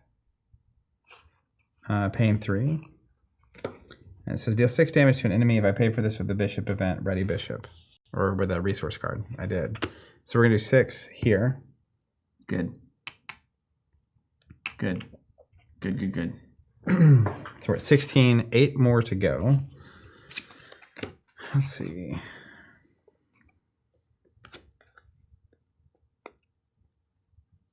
Cool. I'm going to play Bishop's Uniform. Response, after you resolve Bishop's energy absorption, that's the thing that discards cards, I can exhaust this, and I heal the damage for each resource card in my hand. So if I have 3 in my hand, after I resolve this... So this is a 3. hero that rewards having doubled resources in your hand? Yep. This is crazy. This call him like is banker or something. Crazy. I'm going to remove 2 here. Do you need me to do damage here? Or should I remove more threat? I don't need anything, man. How much damage are you packing? Oh, none. I'm stunned. Nothing's happening this turn. Okay. I'm going to do 2 damage here. And it's over to you. I defended, so I'm effectively made worthless. You took your turn last turn. All right, going down to Warren Worthington III. Ryan, it was 2019 Gen Con when they showed this. We streamed all weekend from a hotel in Indianapolis. And I am, shout out to Evan. And I am... Evan Johnson. Unsung hero of the 2010s era FFG. I want to play Worthington Industries. I'm going to take an action, exhaust it, Angel's a businessman too. Yeah, with wings. Shuffle 1 aerial card. He's a triple threat. from your Angel, discard pile Archangel, into your deck. businessman. What is the 1 aerial card that I have to have? That's a good one. Chad's saying, anyone else remember the harmonica sound they would play every time he showed up on the screen in the X-Men cartoon? See, it feels like I need to get these techno wings, I mean, wings seem important to Angel. but it's not allowing me to do that with my search for the card. Is this Angel? It looks like Vision. I can't search for that with the card that allows me to search. Wow, this card is baller. Why is it not an aerial card, Zach? It's wings. They are wings. If you are Archangel, deal 4 damage to an enemy and stun it. That seems good. I'm going to take the plumage. So Dr. Doak. Angel needs a 4-sided card for the businessman side. from your discard pile into your deck. If I'm an alter ego, draw a card. Living for game saying, don't forget to heal 1 while you're in altar. I can't. I'm blank. I can recover though. Oh, I can't. No, I'm tapped because I defended. Then I draw a card, and then I play Angel's Airy. Oh, this isn't Airy. Which is response. After I defend against an attack, place a counter here, and then in alter ego, I can remove each counter to heal damage from my identity. So it's like healing in a different way. And then I am finished. All right. Ready? Everything readies. We draw 6. Wow. I'm out, which means I get a booster, right? You get an extra card. It's when this deck runs out. We get the +1. Oh, whoa, David blamed it. She gone. All right, and then I'm ready to proceed to the bad phase.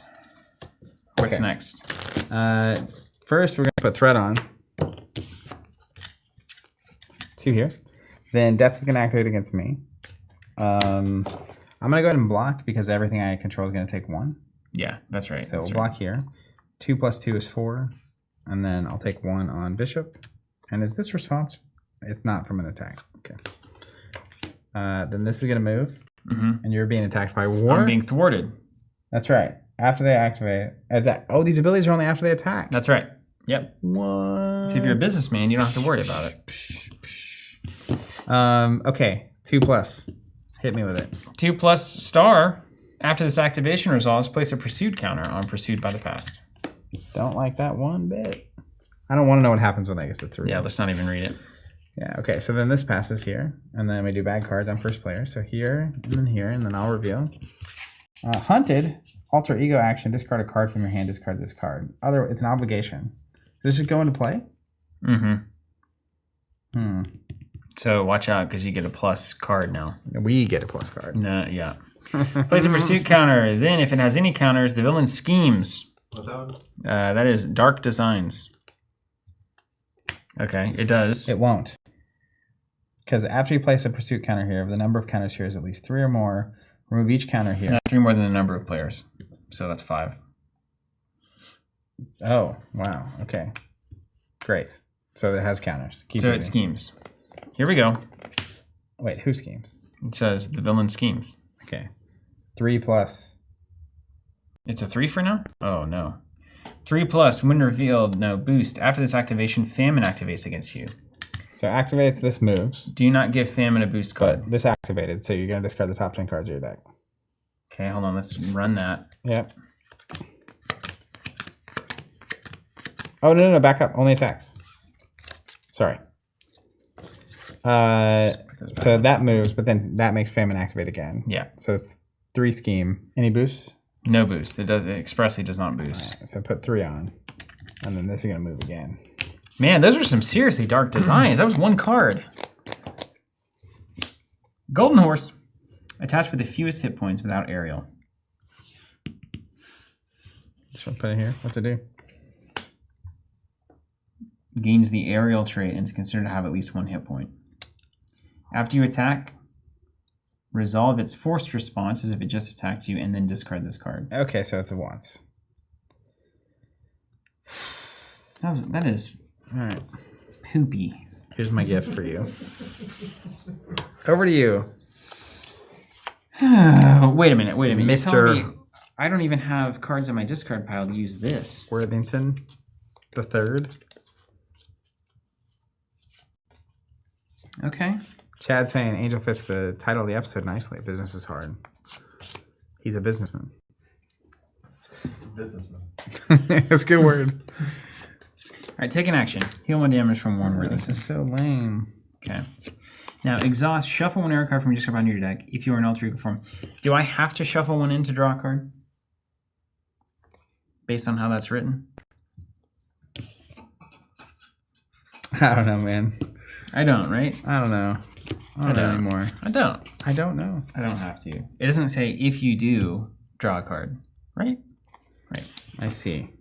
I think we're going to presume that that's true. I mean, I need to play Soaring Acrobatics anyway, so I'll just do it that way.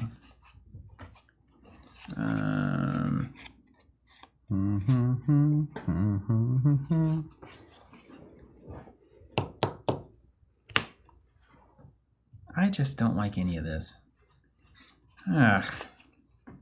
Okay, let's just make it easy. Now, we can't allow this to just dunk on everything I'm doing here. I mean, there's not much stopping it. This is going to activate against you. Then this is going to activate against me. Okay, I can stop that. After you attack, attach villain, resolve its force response. Well, we can attack this and discard this. But I have to trigger the response to discard, and I don't want to lose any of this stuff. Well, I will. Worthington Industries. I'll do it. Shuffle, okay. That's what we need. Let's shuffle a flight card back in here. And then we're going to draw a card. Courtesy of Worthington Industries. Your opening turn may have been the greatest champion's turn I've ever seen. It was high flying. I just wanted to start with a lot of taunting. I like it. Like how deep of a hole can we start in to then win anyway? Because that's what we're doing here. Yeah, it's definitely all on purpose. Okay, then we're gonna go. Let's keep it going. I think we can mess with war here. First person that attacks him loses an upgrade or support. I was planning on doing that. Are you gonna kill him? You mean exhaust him? He's at 18 of 24. I'm not going to. Can you do 6 to him? I can do 2-ish to him. I mean, I can work with that. You know what? Maybe I can. Doesn't Golden Horse kind of foil the being able to kill him? What does it say? No. If you attack him, he resolves, and then it discards the horse. Okay. After you attack attached villain, resolve its force response. If it just attacked you, discard this card. Okay, then he goes down. He doesn't have the 1 hit point anymore. That's right. Okay. Okay, hold on. Yeah, can you actually just take him out?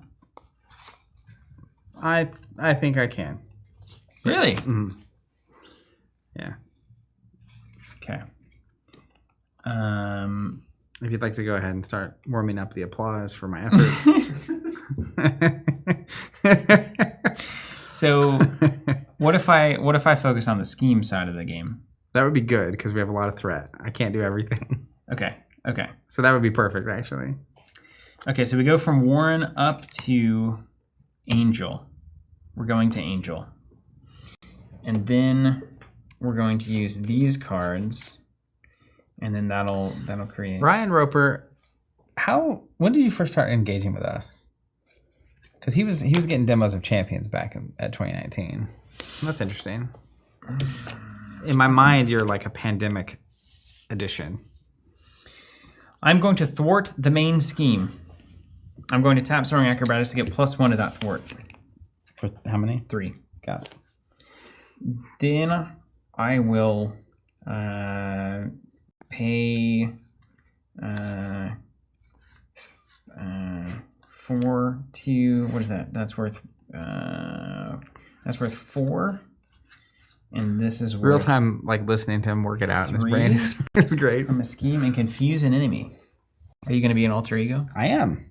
Yeah, actually. Okay. Who do we? Death. Let's do that. Death is the guy. I'm going to play Adaptive Plumage. Ah, yes. Give me them wings. I'm gonna pay 3 there. Mm-hmm. And then after I play an aerial event, I'm gonna draw a card. Mm-hmm. After I spin this card for an aerial event, this one comes back to my hand. And then we're gonna remove 3 from the main scheme. Mm-hmm. And then we're going to confuse the enemy of your choice. Well in. So technically death is what's going to activate next, but I feel like we should confuse famine because that's a 3. Yeah, let's confuse the big one. Okay. And then I drew 2 cards that I cannot play. Perfect. So yeah, good on right. us. I will play.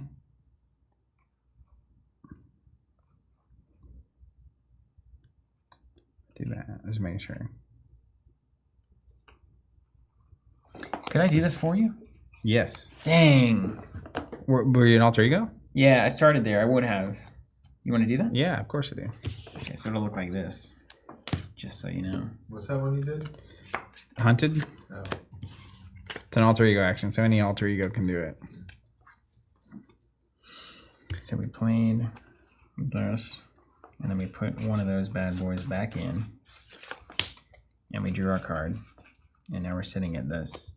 So we had 6, 5, 4, 3, 4, 5, 4, and then we'll discard. We're going to do this a little differently. It's not going to be confused, but it's going to be as good. Okay? Get ready for that. So we're going to discard this card to get rid of that card. Oh, hold on.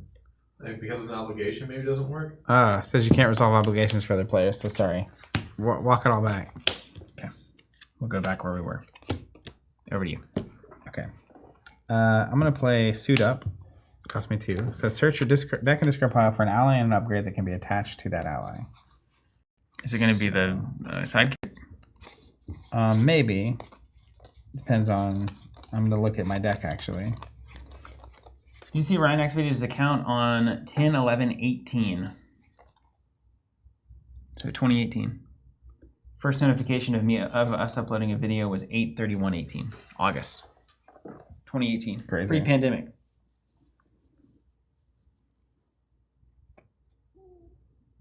I need to do 6, right? So I'm going to actually get Morrow. And we will get Sidekick. Back. So then this goes away. I'm going to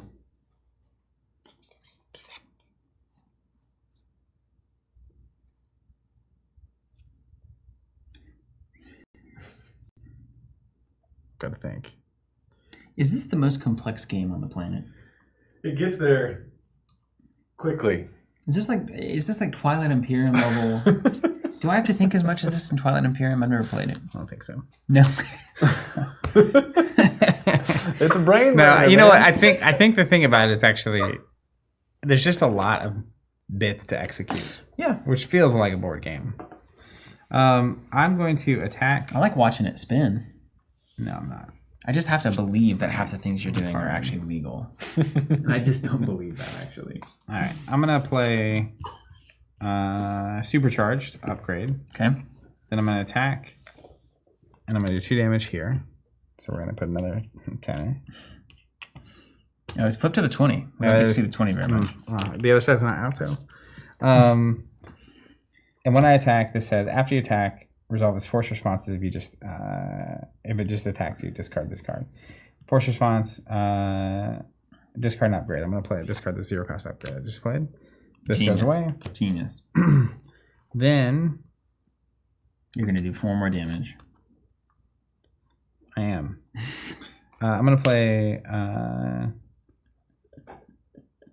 Marrow, which says, after Marrow enters play, deal 2 damage to an enemy. So I'll do 2 damage here. And then you're going to swing. And then Marrow's going to swing. Ugh. And do 2 more. You're doing so much. Thank you. I said get those applause ready. Then I'm going to go down to Alter Ego. And then it says, after you change this form, add a temporal card in your discard pile to your hand. So I'm going to get a temporal card. How are all the cards that you're reading doing all this? I don't know. Are you sure you're doing it all right? Like, are you paying for everything? I think so, yeah. In retrospect, I feel like I did one thing. don't think I even played any cards. You did a lot of stuff on that first turn. I just don't know that it did anything. You were impressed though, right? Oh yeah, lots of movement. Nobody else can think of that turn. All right, I'm gonna put these in gold because it's done. Check Ryan out here on the screen there. First order was a Warhammer Champions Saga set. Wow, I hated that we called those Saga sets so much. What were they? Warhammer Champions. Saga set? I think we called them Saga sets because that was the knowable branded term that people knew was complete sets of What the were game. you were buying a set of that game? We Yeah. sold sets of Warhammer. Yeah, because after Destiny, it was like, oh, this is how we're gonna make our living. Interesting. And then actual collectible games came out. Yeah, we had a lot to say earlier about business strategy. That was not exactly clicking back then. It doesn't matter what I get. I'm gonna get Bishop's Rifle, and then I'm going to discard it to get rid of this because we can't have that happening.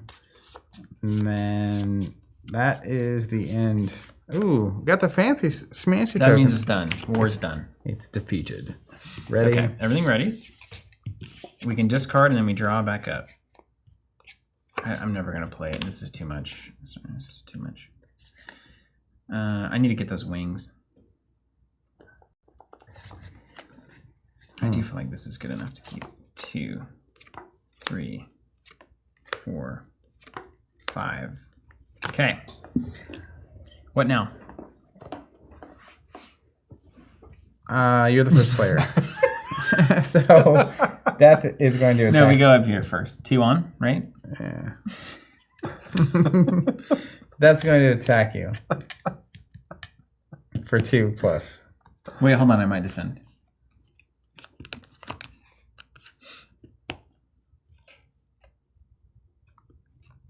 Okay. And how much is it 2 normally? Okay. Check this out. Look at this cup of tea. Defend. Uh-huh. Play aerial agility. When an enemy attacks, if I am angel, ignore each boost icon and each boost ability. Pay for that with a card I can't play. Played an AO card, draw a card. And I got the Techno Wings. We've made it. And then there's no boost. So the 2 get canceled. You do discard it, yeah. And it's only 2 coming at you. And then I defended against an attack, place a fatigue counter here. Okay. And you block for 2, right? And I block for 2, so that's all So nothing canceled. happens, but then all your cards take 1 damage. Okay, that's fine, I'll do that. But then I need to get, where are the, there they are.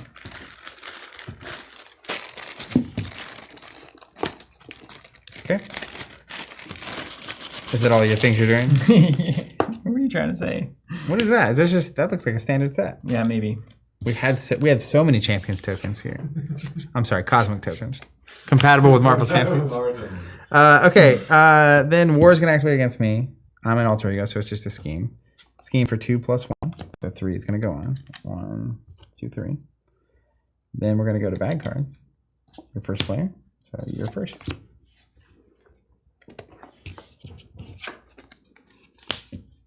The Ravages of War. When defeated, the player who defeated it discards an upgrade or support, and we're going to get extra bonus money cards until we get rid of it. I got you. Oh, you got you. No, I got me. Okay, good. Targeted for extermination. Side scheme. When defeated, the player defeated the scheme confuses their identity. Comes in with 3. All right. First player token passes. We're off to the races. So we've defeated War. Famine is confused. And this actually. Pestilence is tough. And Death is hanging out doing nothing. Who's next on the hit list? So I'm going to guess Death is the next worst. And Death only has 18. So we can turn off that ability.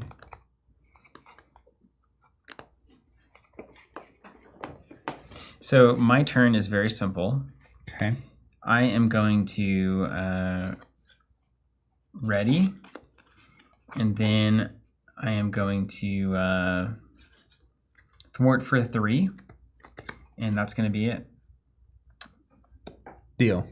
Well, I may... Wait, I'm first. Let me just do my thing. Let's recover for 4. That's flip up. Yeah. I'm gonna save this as a blocker. I think. I'm gonna play Legion. This guy looks crazy. After I use a basic power, I discard the top card of my deck. If that card is printed resource text, has a lightning bolt, deal 2 damage to an enemy. Mental, remove 2 threat from scheme. Physical, heal 2 damage from Legion. Love it. So he's going to. I'm gonna try. Oh no! Hold on. Before I do anything, it's just a bad turn to have that card. But I guess here we are. 1, 2, 3, 4. You haven't activated it yet. I haven't done anything yet, but it's just gonna be 3. I'll just get rid of this, or we can together get rid of this if you want to drag 3 off of it. Do you want to lose an upgrade? I can deal with that. Okay, let's start here. That's Professor X's son. Legion. Yeah. I'm gonna lead from the front. I respect that. I'm also gonna unheal because I have to play this card. Don't worry about it. I healed 4 when I was in Alter Ego. I'm not gonna do that. I mean, it's important. So we're going to remove 2 here. We're gonna discard the top card of my deck. It has a physical, so I can heal 2 damage from Legion. So he will take 1 and heal 1, I think. Yeah, it's a little questionable, but here we are. I'm gonna remove 3 here, and I'll become confused. Oh lordy. Wait, you did that one? Yeah. I can't do 4. I can only do 3. Well, you can do 3 explicitly. 3 only, yeah. Do you want to be confused? I don't mind it. I feel like bishops do a little bit more on the. Fine. So instead, I'll remove. You got to do 4 though. I have to remove 5, basically. We can't have an extra card. It's impossible. It's not an extra card. I'm gonna. You know what? I'm gonna leave this for now. I'm gonna remove 3 here. Can you remove 1? Yeah, in the form of 3. Oh, sweet Lord. I don't know what to do. I gotta play my wings, man, and then I'm gonna be good. I got the wings finally. Here's what I do. This guy will remove 2 here instead of 2 here. And this guy will remove 3 here. So you can clear this and we can leave That's that one. nice. Very nice. And I'm saving a blocker in this thing. And then I'll pass to you. Okay. I'm going to pay 3 for the Techno-Organic Wings. Hero action. Exhaust the wings. If I'm Angel, ready my hero. Readied. Now I'm Angel. I'm going to swing 2 Thwart here, but I'm going to use Soaring Acrobatics to get +1 because I'm Aerial. All right, you lose an upgrade. And I'm going to lose an upgrade. Or support. I feel like this is not good enough.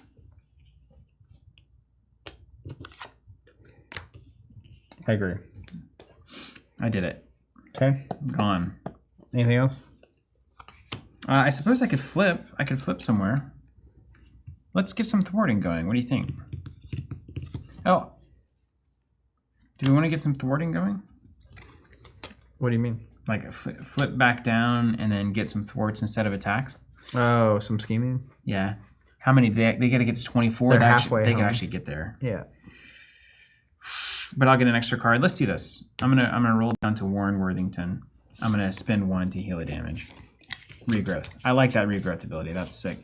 Then I'm gonna exhaust here. Shuffle an arrow card back in. Let's throw. What's a good one to get here? Plumage? Is it even get a Razor Dive? That might be. Let's get Razor Dive back in there. Let's have a big end game where I just wreck everybody. And then we're going to draw a card. See how I did all the things there? That was really good. Okay. Love it. And then I'll pass the turn, and we'll go up here to Party Town. So put 2 threat on. Then Famine's going to activate against me. I'm going to block here. So it's 2 plus this, 2 plus 2. Mara's going to go away, and then it's discard the top 10, but joke's on them, I only have 2. Okay, so it doesn't even trigger at all, right? So discard 2, get a card. That's a little chilly in here. It's the pressure dropping. It is. The nader's coming. The nader. Do I get a bad card now? No, I get a pestilence. You guys want me to turn up the heat? It's activated. That's all right. We can just turn the air off if it's on. Yeah, I'll turn the air off. Go back. 3 plus. Yeah. This is scheming for 3. Oh! 6. Cool. Well, this could be the end. So is it 20? And that would be a thing. Uh-huh. I remember feeling so good at this game. Oh, the good old days. All right. Now we get our bad cards. And I'm blanked forever. Until their next turn phase. Evil Alliance. When revealed, each Nemesis minion in play activates against you. Have no minions activated this way. Place 3 pursuit counters on pursued by the past. Okay, and then we remove them all. No Nemesis minions to flip this over. After you flip, find your Nemesis minion and reveal it. Search the set aside for your Nemesis side scheme and reveal it. Shuffle your remaining set aside Nemesis set into the encounter deck. So you get your side scheme and your guy, and then the rest of them go in the deck. All right. Portal through time. Wait, somebody said wrong discard pile? What does that mean? I don't know what that means. It's fine. Oh, did I put a card up here? You put your card over there? Oh, did I? I did this. I did that. That's me. That's a me thing. All right. We get Portal through time. When a temporal card is revealed, it gains Surge. Cool. This is put into play, so it won't be revealed. Trevor Fitzroy, Quick Strike. So I'll take 3. Or does Quick Strike happen when they... It didn't happen because you put it into play. Force response after he attacks and defeats an ally. Portal through time is in play. Place 2 threat on it. Otherwise, find and reveal it. All right. This goes away. What is that card? That's the card that did the thing. Okay. And these get shuffled Place in. 3 pursuit counters on pursuit by the past. Okay, did it, and then we flipped it. Got another hunted. Okay. Horseman of Death. Heal 2 damage from death. Give him a tough status card. No damage on him. But he does get tough. Okay. He activates against me. So 1, hope not a 3. Wait, I'm supposed to have cards. This might matter. Let me make sure I don't have like a cancel. Okay.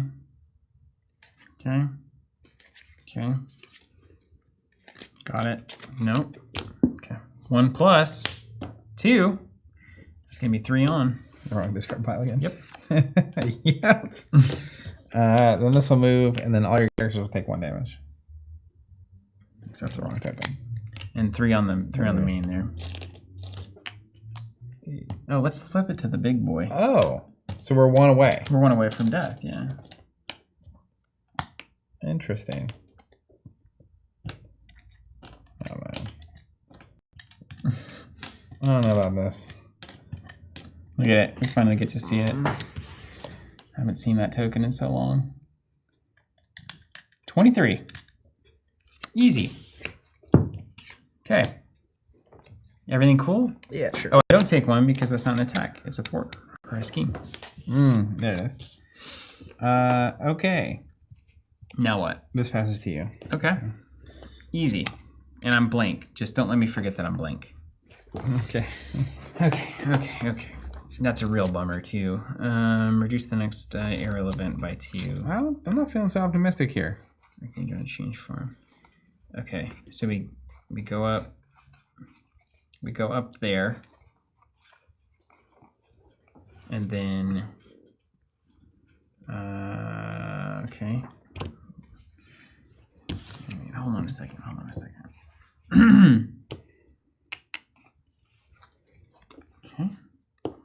Okay. Reduce the cost that you play from your hand's phase by 2.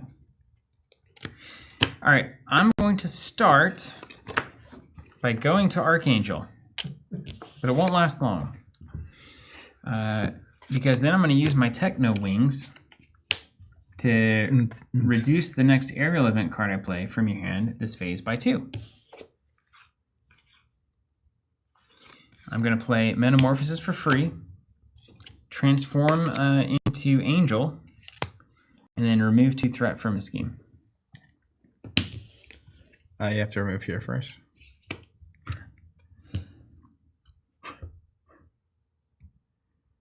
This messes with our plan. Fine, there. It's not perfectly efficient. Then you're confused if you remove this. This also messes with our plan. Now hold on just a second, Zach. Oh, welcome home. You're bike riding now. Woo. The wheels just keep on spinning. You know, there's a certain allure to the experience. I'll keep in mind the people like this. This is what they wanted. Schadenfreude. I learned what that word meant on Marvel streams. It's like people love us beating Heroic Ultron, I like, but most people wouldn't want it to actually do it. Yeah.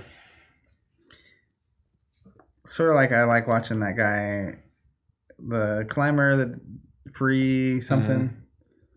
Yeah. Free climbs? There's like a stranger word for that. Oh my gosh, what's the name? I don't know.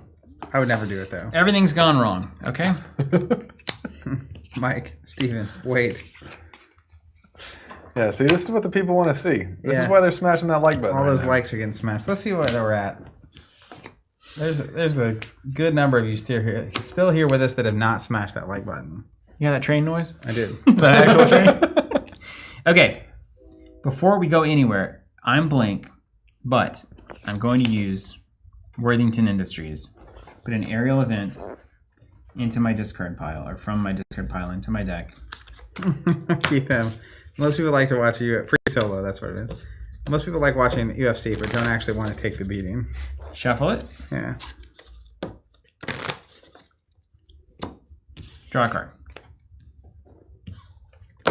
Ryan Roper saying, "Things going off the rails is more entertaining than the train actually getting to the station on time." I get that. Okay, and then we could ready. That's actually just strictly better. So metamorphosis doesn't matter at all. But if Thank you, Obsidian Roost. I weren't Obsidian Roost. leaving. Okay, does metamorphosis matter? If I go and then I Big just do question, this, and then I get 2 threat from the scheme, that's the same thing as readying Angel and removing 2 threat from a scheme. So I suppose it's the same thing, except you don't get to do the... Okay, then we're going up here to Angel.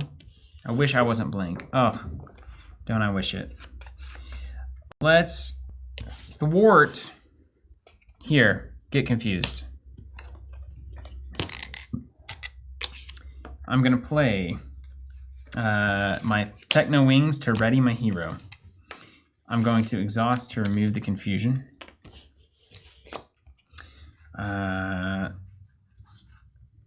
Then I'm going to pay 2 for Ever Vigilant.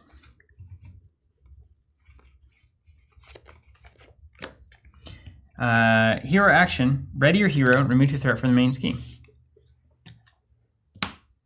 Then I'm going to thwart for 3 with Soaring Acrobatics, taking it to 18. See, you were doubting the whole time. I felt the doubt energy. The doubt? I Yeah, never doubted. that seemed like you did a lot of things. I'm not even done. I've only just begun. We're not done yet. 4 or 2/2. Same thing. Yep. So let's go pay 2 for another Ever Vigilant. Stand up. Remove 2 from the main. Are you exhausted now from doing it? Doing what? This you readies my removed 2 hero. from the card? Oh my goodness. And then I'm going to thwart. Remove These 2 good more. cards. Are these all on the aerial keyword? Did they finally get there? No, it's the wings, man. Wings kick the whole thing off. But is that Ever Vigilant based on aerial? Yep. Okay. Yep. Happy to see that. And then I'm gonna pass. And is that really the card that I want at the end of the day? I'm gonna keep. That was a nice, Keep this nice turn that you had there. Thanks. All right, over to you.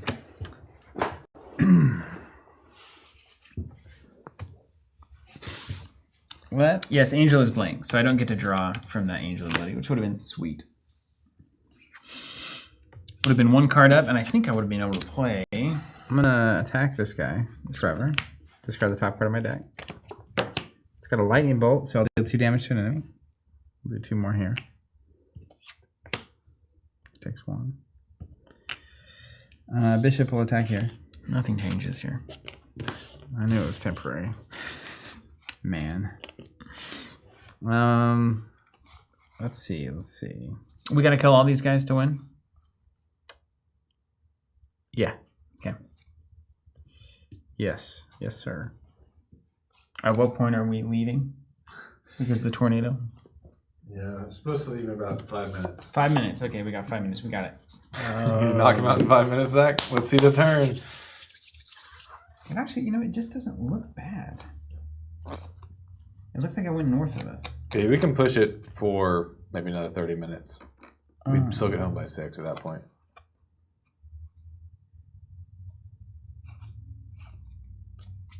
Oh, I see the front that's coming. It's going to be like, Split down, 30? unfortunately. I'm going to suit up, search my deck, discard power for an ally, and upgrade that can be attached to it. So let's get Malcolm. Here, I'll leave this on there so everybody can just watch the... Real time. Is there really? This has got to be the most complex game on the planet. I don't know, man. Not complicated, but complex. I've played some oldies, but complicated these. I mean, it's not quite Middle Earth level. That game's actually got less going on than you expect. Once you get in there and understand the layers. That's like, after you understand it all. Why is there only one upgrade in my entire deck that can be attached to an ally? Oh, that's just not true. Got him. Okay. That's what we call a me problem. So then I will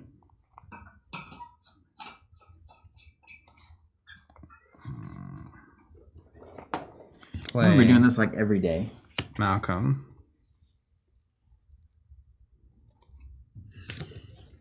Then I'll alter ego action, discard a card, and get rid of this. I feel like I'm about to go home and spray down my groceries. And then... Sweet Lord. I can taste that comment. Smell like Lysol in the house? I don't even know. I have to go out to forage for our toilet paper. Let's go one here. Yeah, man, it was a wild time.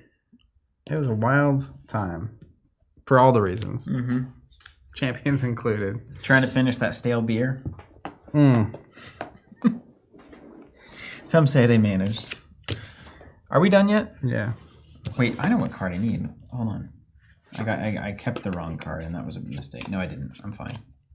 I did it right. I'm good. Okay, everything stands up.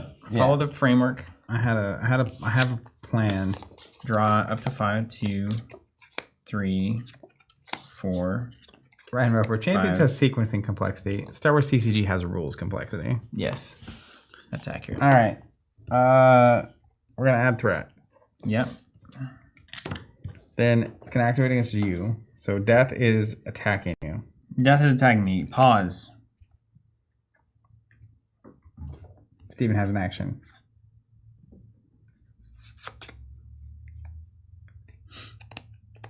No, I don't like this card at all. This card is bad. Chad, too soon. This card is bad. It's not bad. I mean, I'm sure it has its uses and stuff, but What's crazy? Pandemic started over 4 years ago now. That is crazy. Zach, I hate this. We had one of those Leah saw that a donut shop had been like established in 1993. He was like, whatever. And then started doing the math. 21 years. More than that. 31 years. Isn't that crazy? That's what got me too. I was like, 20. 30. Yeah. Yeah, I was commenting in the Discord earlier about our 20th anniversary in 2027. And someone was like, that's sooner than I expected. It's like, yeah, this is... Like, is that 5? Getting old. 2 plus? Yeah, bring it on. Bring it on. Come on. I'm with it. What? I'm taking it. Okay, 2 plus. 2 plus 2 is 4 plus 1 for his ability. Yep, 5. 5. 1, 2, 3, 4, 5. All right, war is scheming. 2 plus 2 is 4. I'm just going to load these in. Oh, you know what? I also missed this one. Don't mind me. We're at 21. Now, wait a minute.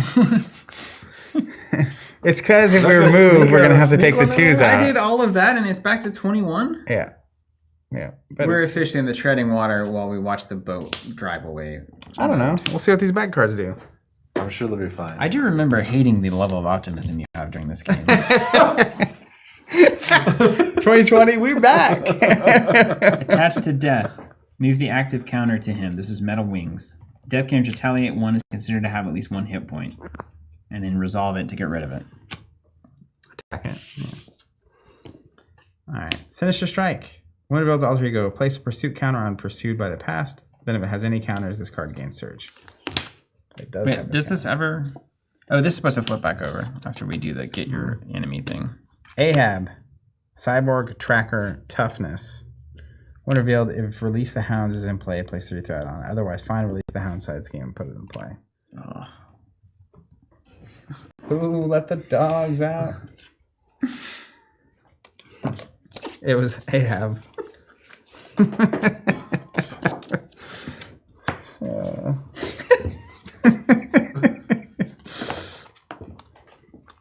Nice remix, dude. It was Ahab. It feels so much like the pandemic streams. Yeah. I'm losing my mind. Yeah. It's like this game. I think the combination of the game plus being on stream just like puts you in a certain mental state. They've released the hounds. Side scheme. Okay. I'm not seeing it.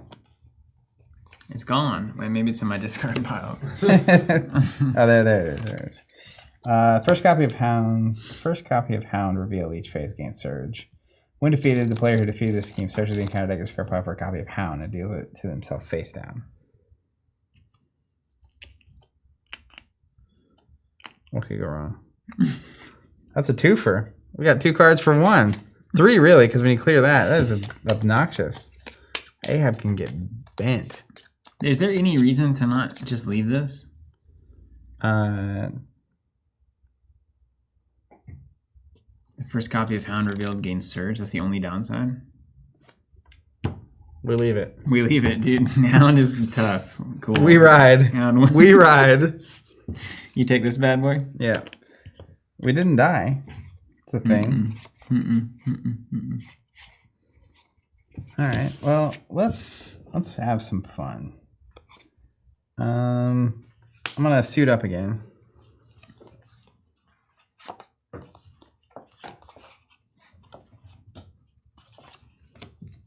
And we're gonna go get some things.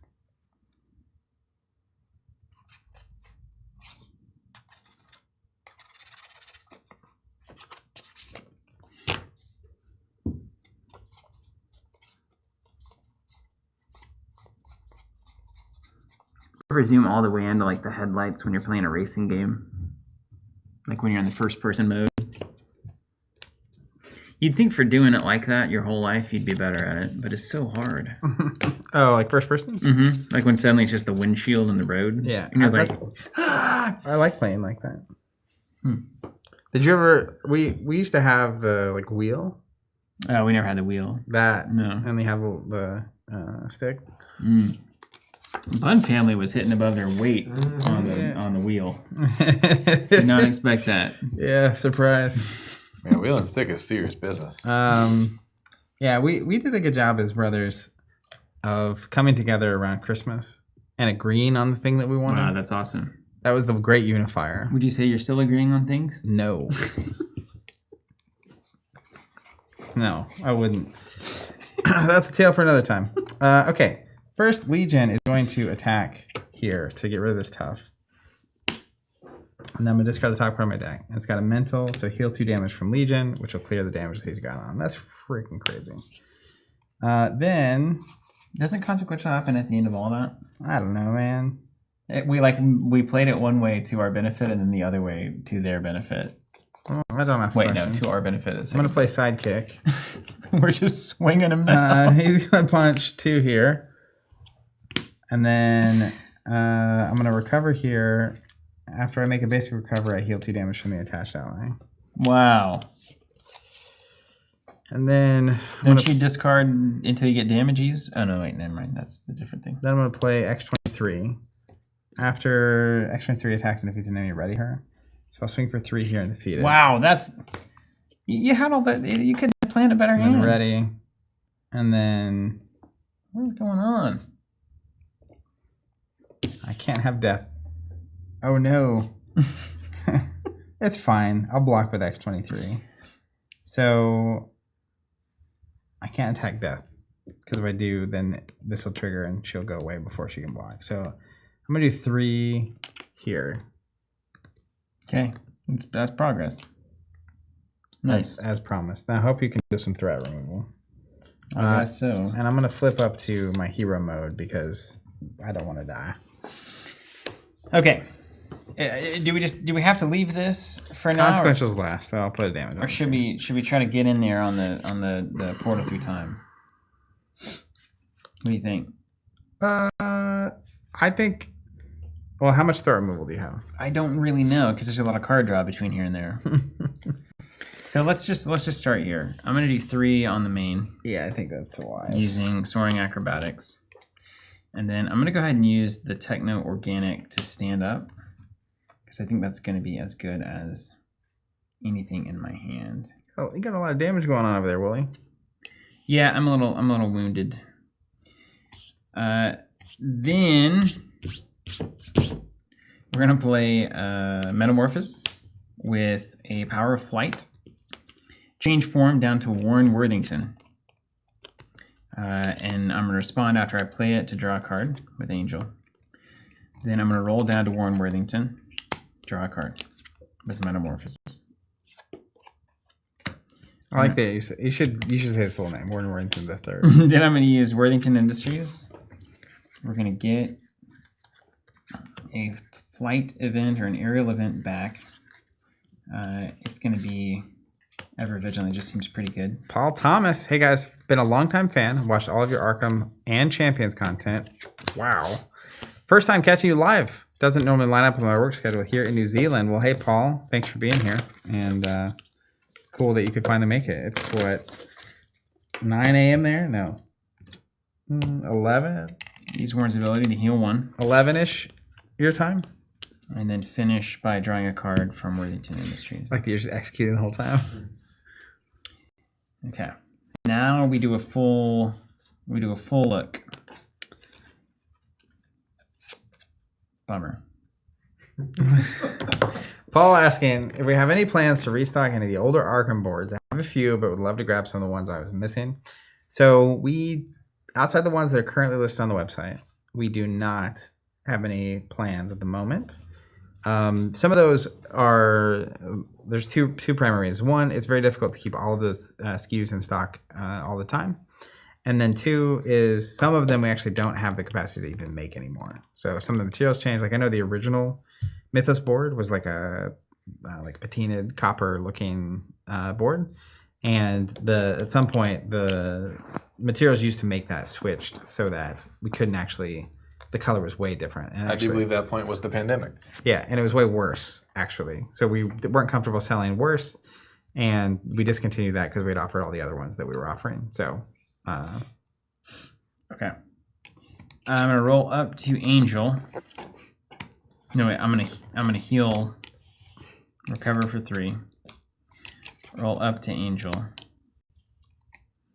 We're gonna play Adaptive Plumage. If I'm Angel, remove 3 threat from a scheme. It's gonna be the main scheme and confuse a villain. Let's get the other 3 schemer confused. I'm confused because I don't have any confused tokens. Yeah. Okay, and then we're gonna play Containment Strategy here. Very cool. When I defend, if I don't take any damage, it's gonna put 2 on or 1 on otherwise. Remove 2, you mean? So it's gonna be a slow, yeah, it's gonna be a slow thing. And then I'm gonna say done. And we're gonna switch out here, and then we're gonna draw cards, and you know, we're gonna see how that goes. Yeah, of course, Paul. All right. So, start of the turn, we're going to add threat. It's going to be 2 plus 1. Then I'm the first player. So, death is going to activate against me. Attacking, I'm going to block with X23. So, attacking for 3 plus a card.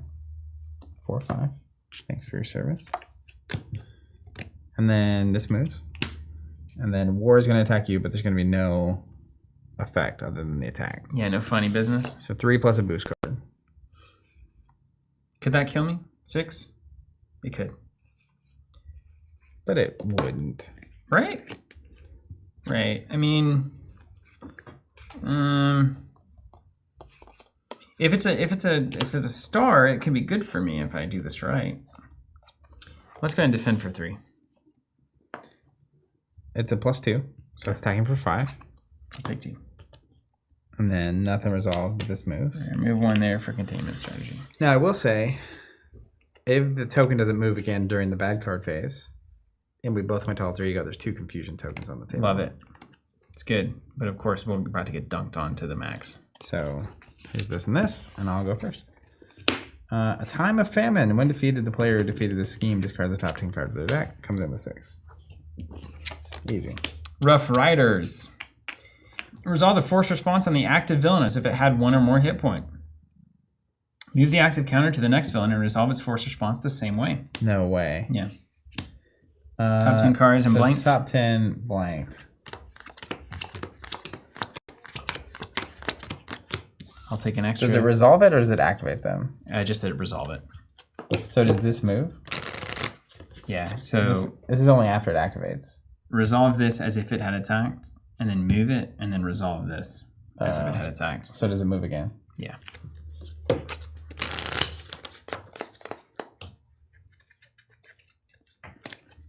Resolve on the as if it had at least an attacked. Move the active counter and resolve it. I don't think it moves again Okay, we're hanging out here. because it's not activating technically. It told me explicitly to do it the other way. So one of us can go to And go then down. I get another freshie Oh, because I ran out of deck. a freshie but a goodie. And there's Hound, and that has Surge because we ignored Release the Hounds. And there's another Hound. Consider them released. And then we get a acceleration token because we ran out of deck. You got one of those over there? Oh, it's going well. It's going well, though. Oh, man, he attacks me twice, too. Oh, no. I'm... Okay, so Hound, if I'm in hero form, attacks me. Take 2. You need me to block? When revealed, if I'm in hero form, Hound attacks me. You're going to have to block. I don't think I have a blocky card. All right, I'll block here. Take 2. I'll call you in the morning. Okay. That's fun. It's good. Love that. Love that. Okay, now I become the first player. Yes. Mm-hmm. And I'm blank. And I'm blank. Mm-hmm. Clean up on online. Mike, so yes, the deck does reshuffle when you run out. You feel like we're losing Oh, I felt like we're losing since we started. since your Babe Ruth style opening just knocks it out of the park. See out there's the perfect Marvel Champions opening. It was on stream, April 1st, 2024. I got an extra card. Oh, Dysphoria tuned in just in time to see Steven get dunked on. Must be a Marvel Monday. Just another Marvel Monday. Old habits die hard. All right. I mean, I'm gonna get some work done, Good. but not enough. Yep. No, but that's the story of Marvel Champions, isn't it? All these cards are bad. They're right. Whoever said that this deck was not good. Oh yeah, I did say that. They said it's not good. It's not. All the cards that you have, you want to spend on anything else. Anything else. And then it wants me to make the villain attack me. What? Why? That's what they want me to do. Well, these are good villains at attacking, you know. All right, I've got answers. Here comes the Archangel himself. He covers up all my health, so I don't have to play it. Ready. Yes. Remove. Play it. Ready. Remove. Check this out. I'm stunned. Dabba-dee.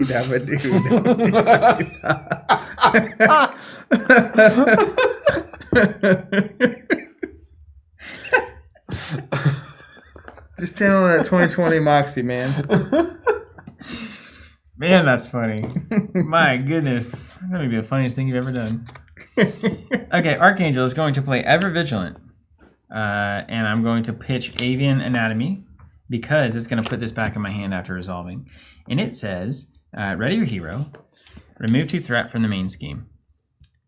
And then Archangel says, after you play an aerial event, deal damage equal to its printed cost of 2 to this stupid hound.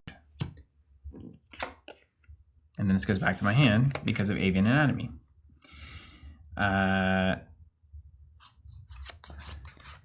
Apparently, Angel's very good, but his pre-built deck is not. Yeah, I would believe that for sure. Look at that Avian Anatomy art. Just killer. I've made an error.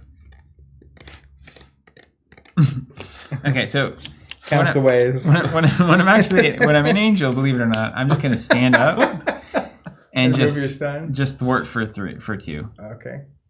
Yeah. I've made an error, believe it or not. No, I'll just remove the stun. That's fine. Okay. Okay, so then we get that stun token out of here. Yeah, we turn to Archangel, and then we do the Avian Anatomy into Ever Vigilant, doing 2 here, which you can do through the stun, but I just wasn't going to get value out of this because all the cards I don't want to play. Then I will pay, and I'm standing up because this stands me up. Understood? Okay, 1 stun token less. Everything's cool. We're going to spend 2 to attack Hound. Dead. Taylor Evelyn, several hours later. This can't still be the first round. Then we're going to play Ever Vigilant. Again. Stand. Remove Forever 2 from the main thing. And then... Dude, you're doing some work. Then we're going to attack for 2 here. Is this the next target? If you attack Death, it loses that upgrade. You take a damage from it? How much health do you have? Okay, don't do that. Yeah, I got 1 left there. Yeah, that's the next target. Bam. This one? Mm-hmm. Okay, so we'll do 2 here. I bleed out a beat a banana. Oh boy. That's called progress, by the way, in case you were wondering. I was deathly curious. If you do 1 here, we can maybe clear it if I defend. So, okay. I don't know. Well, let's just start there. I'm going to remove 1. I'm going to discard the top card of my deck. It's a wild, so it does nothing with his ability. Cool. Wait, are there additional? No, there's not additional rounds, right? We lose if it goes. Yeah. If it's completed, we lose the game. Yeah. I'm going... Do you want me to just clear that? No, because if I defend, we get it for free, you know? I don't know. We're at +3 acceleration. It doesn't matter what we'd use it. I'm going to remove... It's like when you're playing against that control deck in the tournament, and you're like, they have complete control. Here. And you know that you're just losing in the next 15 minutes. I'm gonna play side by side. Ready, my sidekick and my hero. Wow. Choose one. They both get +1 thwart and +1 attack related phase, or heal the damage from each. So let's give them +1 thwart, +1 attack. Actually, I need to heal this guy. Don't they have +2 from sidekick? Yes, +1, +1. Got it. So then I'm gonna thwart the main scheme for 3. Mm-hmm. That will cancel all of our acceleration tokens. And then I'm gonna thwart here for 2. Then I'm gonna discard this to ready here and heal 1. And then I will thwart for 2 more here. Take a damage. Do more. Yes. This goes away.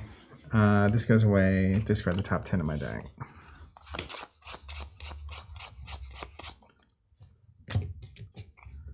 And then I'm good. That's it? That's it. We discard this card. It's awful. And I'll stand up and draw. Oof.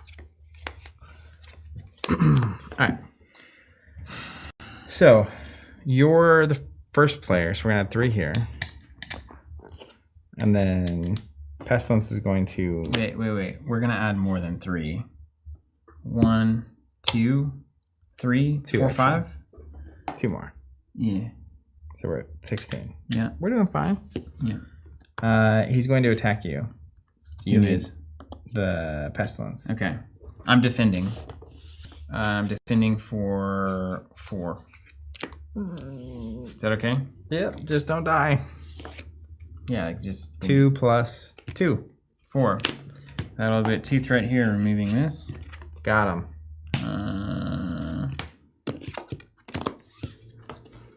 All right.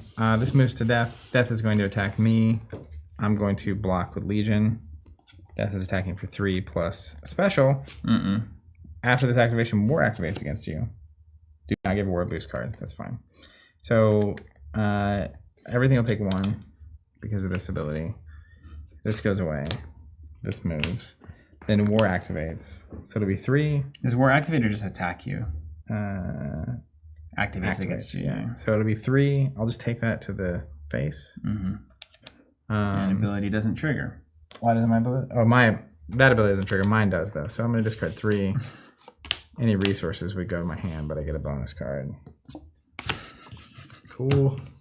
And then I like the moment where it seems like you're flawlessly executing the game, and then I'm going to read the comment section of this video tomorrow, and it's going to be like, Zach missed 18 triggers.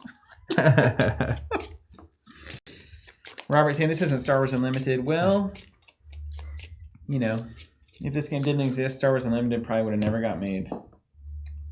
What else are you doing? You get another card to do there? No, we haven't done the bad card yet. That was just them activating against me. Oh no. So now we get our bad cards. Oh no. Spectre of Death. One of those bad Seen ones. it before. Targeted for extermination. When defeated, the player defeated this gets confused. That's easy. Ahab's energy sphere attached to Ahab, otherwise attached to the villain. +2 attack. When attached enemy attacks you, the attack gains overkill and piercing. At the end of this attack, discard this. So this will go. Well, War activated with that thing, so this should technically be here. Don't mind me. And that's the bad cards. Okay. So then this passes. Yeah. And it's back to us. Okay. Easy breezy. Cover girl. Cool. I literally can like don't want to play any of these bad boys. Dude, I'm gonna have a mega turn. Okay, good. Good. Go for it. I gotta check the weather. Oh, I forgot to trigger this. I used my energy absorption ability. Oh yeah? So I'm gonna exhaust my gun. And I had 2 resources in my hand, so I just healed 2 damage. I see it on the horizon there.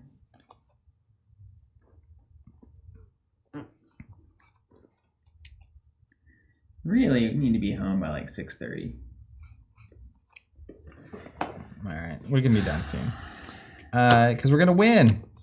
Yep. All right, Bishop is going to.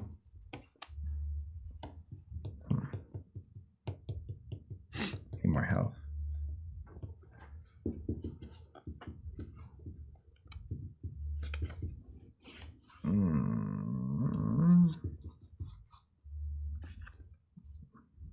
So that's irrelevant. It's kind of nice. Can I take an action? Yeah, sure. I'm gonna exhaust. Reduce the next aerial event by 2. And play Metamorphosis. Roll down to Mr. Worthington. Draw a card.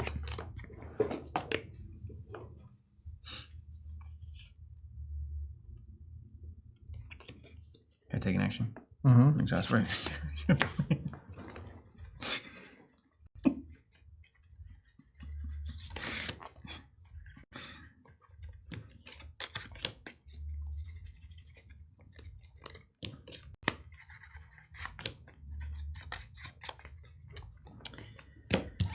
Okay. Let's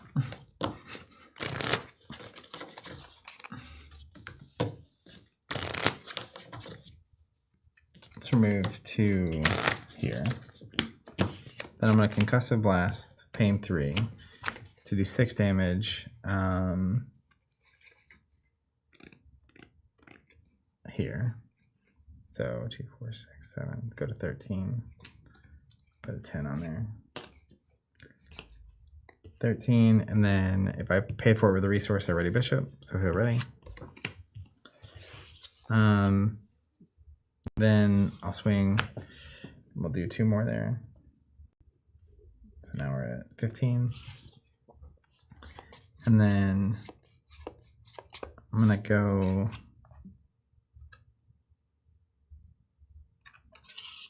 No, hold on. Don't do that to you. That's what it was. I'm gonna go down to here. We're gonna get this back. Then I'll recover, which is gonna heal 2 here. Then I will punch for 2 more here. And then I'm gonna discard a physical to ready here and heal 1, which will be the consequential I just should have taken. I'll swing for 2 more here. I knew what I was doing. No, I'm in it. I'm in the zone. And then I will pass to you. Okay. And I'm first player, and the next 2 things are confused. Okay. We'll use Warren Worthington's ability to heal damage there. And then, so you think we should just roll, stay cool? I think so. Okay. So I'm just going to pay for the old-fashioned way. The old-fashioned way. For Siren. And... In fact, make that different. That makes sense. Then let's thwart. Here? It's got to be here, if anywhere. Oh, yeah. Or here. It's only just can't go to the main. Let's do that. I'll do this one. Okay. Take 1 damage. That's good use of 4 money, right? Yeah. Stun a minion. No minion to stun, and pass it over. All right. So we ready? And we pray. Chad, just like old times.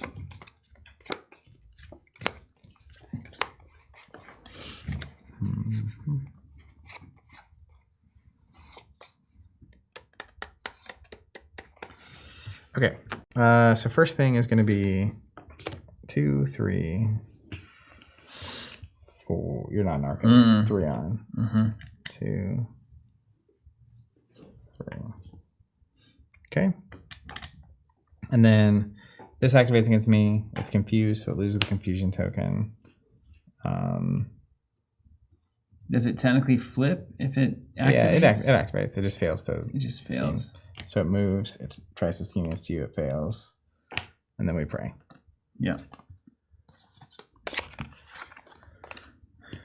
Trevor Fitzroy. Quick strike. I'm an alter ego. He can't do that.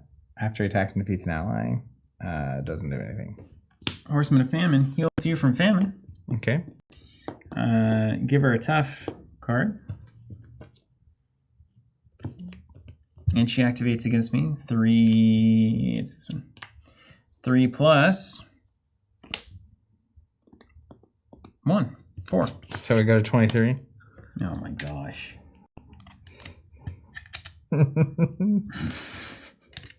Hope springs eternal.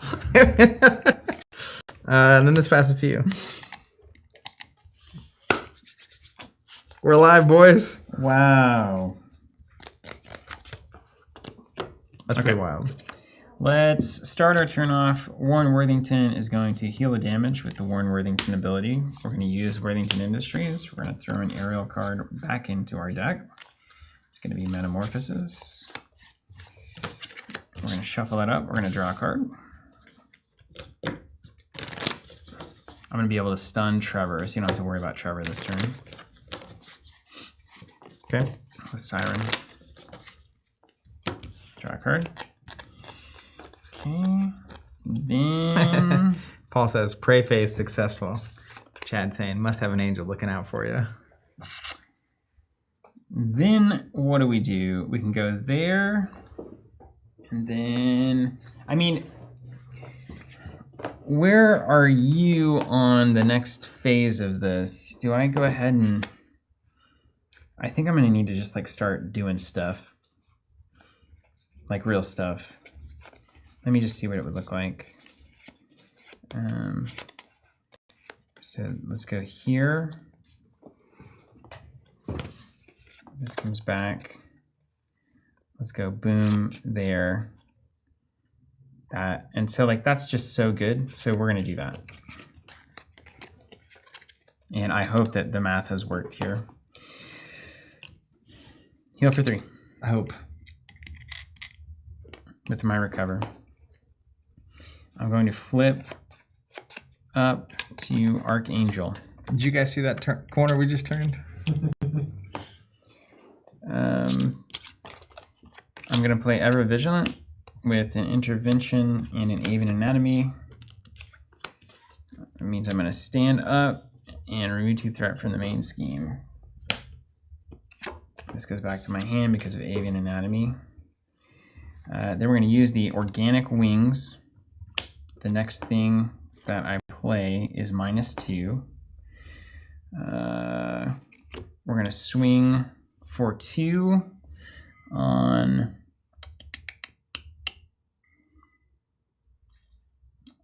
I feel like it's actually Death. You want to clear that death wings. What do I have to do? If you attack, it gets rid of the wings, and you just take 1 damage. You just take a damage? Yeah, it just resolves his. Oh, yeah. Let's do that. Well, that kind of is bad for Siren. Do you want one more turn of Siren? Yeah, probably. Because you get a block with it, right? So you can use her and then... Well, here. Let's do this then. This is all the same. So we use the Organic Wings. Next thing is -2. Then we'll play Razor Dive. Deal 6 if I'm Archangel, Overkill and Piercing. So 6 here, Tough is removed. Still takes 6. So 16, up to 17, 21. 20, 21, yeah.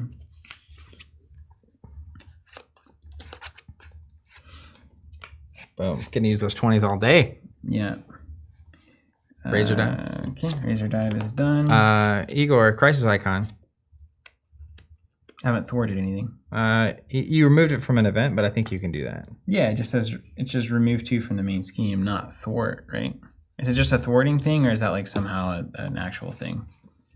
Let's just go with it for now. Yeah, I like that. Swing for 2 here. Okay. On a Famine. 23. Then we'll play Ever Vigilant again. Remove 2 from the main scheme. It was also an event that removed from up here. Twice. That's what's happening. So,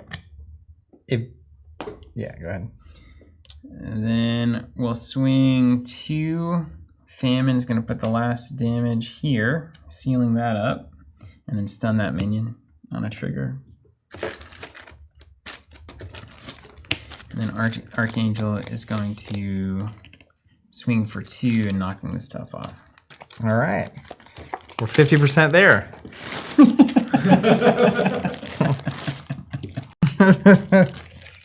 Oh, sweet God.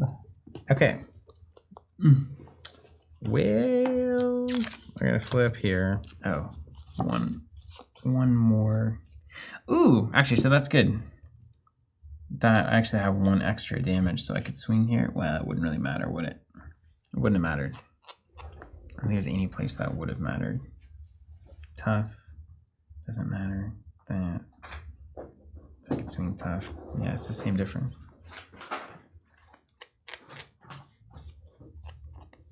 Oh no, it does matter. So this would actually have 2. Because I got a swing for 3, which was good. Which means I didn't have to waste the siren here, which means I get to knock the tough in 2. That's great. Yeah. I think we did the whole thing correctly. Maybe. Okay, I'm going to lead from the front. I get +1/+1 on all my things. So then I'm gonna remove 3 here. Okay. Clear it, I get confused. Then I'm going to swing for 3 here. 3 normals. Mm-hmm. Then I'm going to do side by side to ready both of these, and they get +1/+1. This is bad, by the way. Yeah, I'm gonna remove clear the this strategy. out. Is great. Yeah. I don't even know if we did that right. Oh,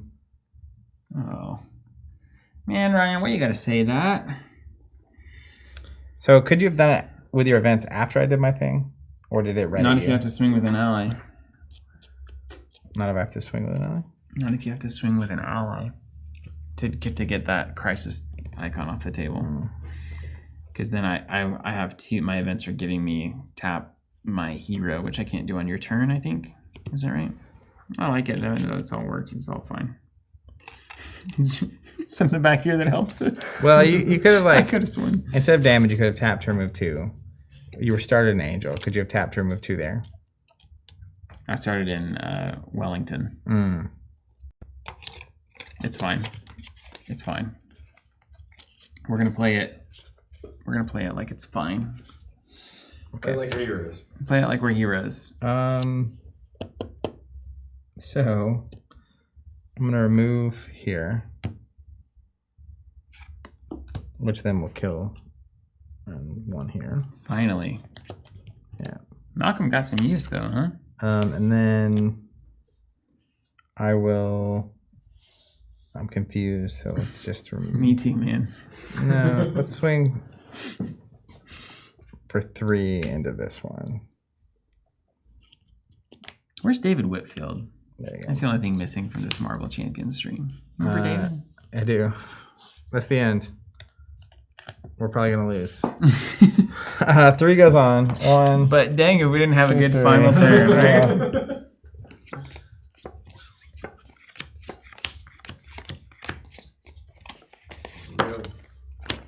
All right, so Death and all of his friends are going to attack you for 3 plus a card. It's a big one? Yeah. Yeah, let's get Siren into that one. 4 total. Yeah. This moves. All your stuff takes 1. War is going to attack me. I will take it. 3 plus special. I'm stunned. Cool. And I take 3, so I'll trigger my ability in a second. And I was not already stunned. So this, I'm going to discard 3 because I take 3. 1, 2, 0. Cool. Built a hit, man. This guy's stunned. He tries to attack me. It fails. Then we go to bad cards. Yeah. I'm on the first player. Yeah. Here we go. Just needs a schemer. Nowhere is safe. Place a pursuit on pursuit. And then, if it has any counters, discard an upgrade or support. That's fine. I don't need to ramp. This one's got to be the worst one. Plague and Pestilence. Just a little 6 stopperini. With a crisis icon that nobody cares about. And then first fight passes and we're still alive. All right. Are we controlling our problems or are we trying to rush out of here? 38 damage and we win. 38 damage and we win. Okay. I have 4. Cool. 8. Maybe 10. 2, 4, 8, 10. No. 2, 4, 8. I've got 8 damage without even thinking. I'm going to play X23. I don't have 8 damage. Incorrect. I'm going to punch this guy for 2. X23 is going to punch. He's going to get defeated. She readies. Man, X23 is great. Yeah. X23 will swing for 3 on this thing that's got threat tokens on it for some reason. Hey, man. All right. Numbers are numbers. And that's me, and I hope you can remove some threat. 2, 4, 6, 8, 10. So this is actually at 11. What am I supposed to do? Remove threat? And I got to get through a crisis icon? We dead. I do blame you for this expressly. Okay, let's go down here. Expressly. I can do this. Watch this.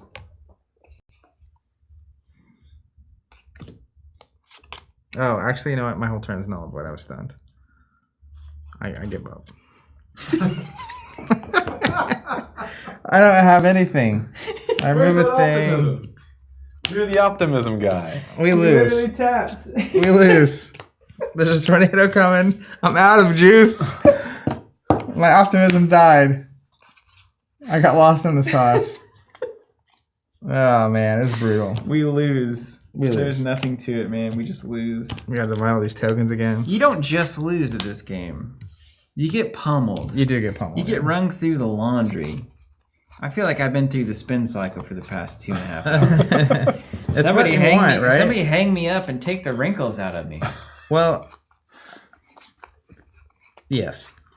The thing is, we're on the expert because we got this dumb thing that starts in play with these. That's standards. expert or that's standard? The 3? standard set is not your base level. Standard 3 is no expert. That's an expert. I just realized something hilarious. What's that? For some reason, 3 of these horsemen are on their B side, which is the expert side.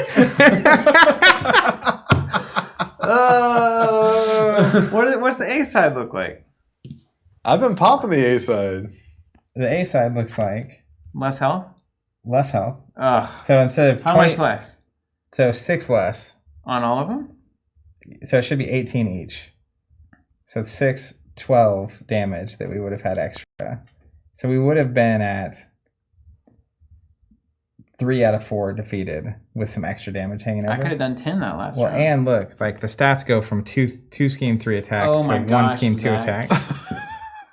Oh no! You know what? I'm blaming you entirely for that. Yeah, I'll take that.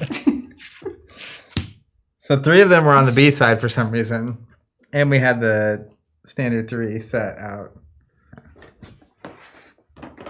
I feel pretty good about that. I was wondering why Death, of all 4 of them, had less health than like he had 18. Yeah, I was like, he doesn't seem so good.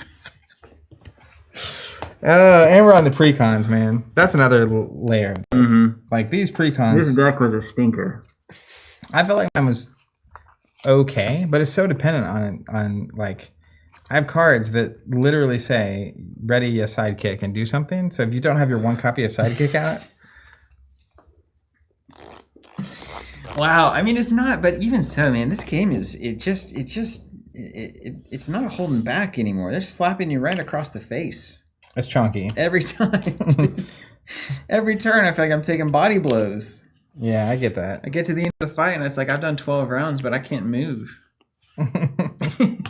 It's a TKO for the game. The game TKOs me, man. Yeah. We get to the end and you hold up Marvel Champions holds up its own hand. It's like It's like, yeah, you played. You know, you tried, you fought.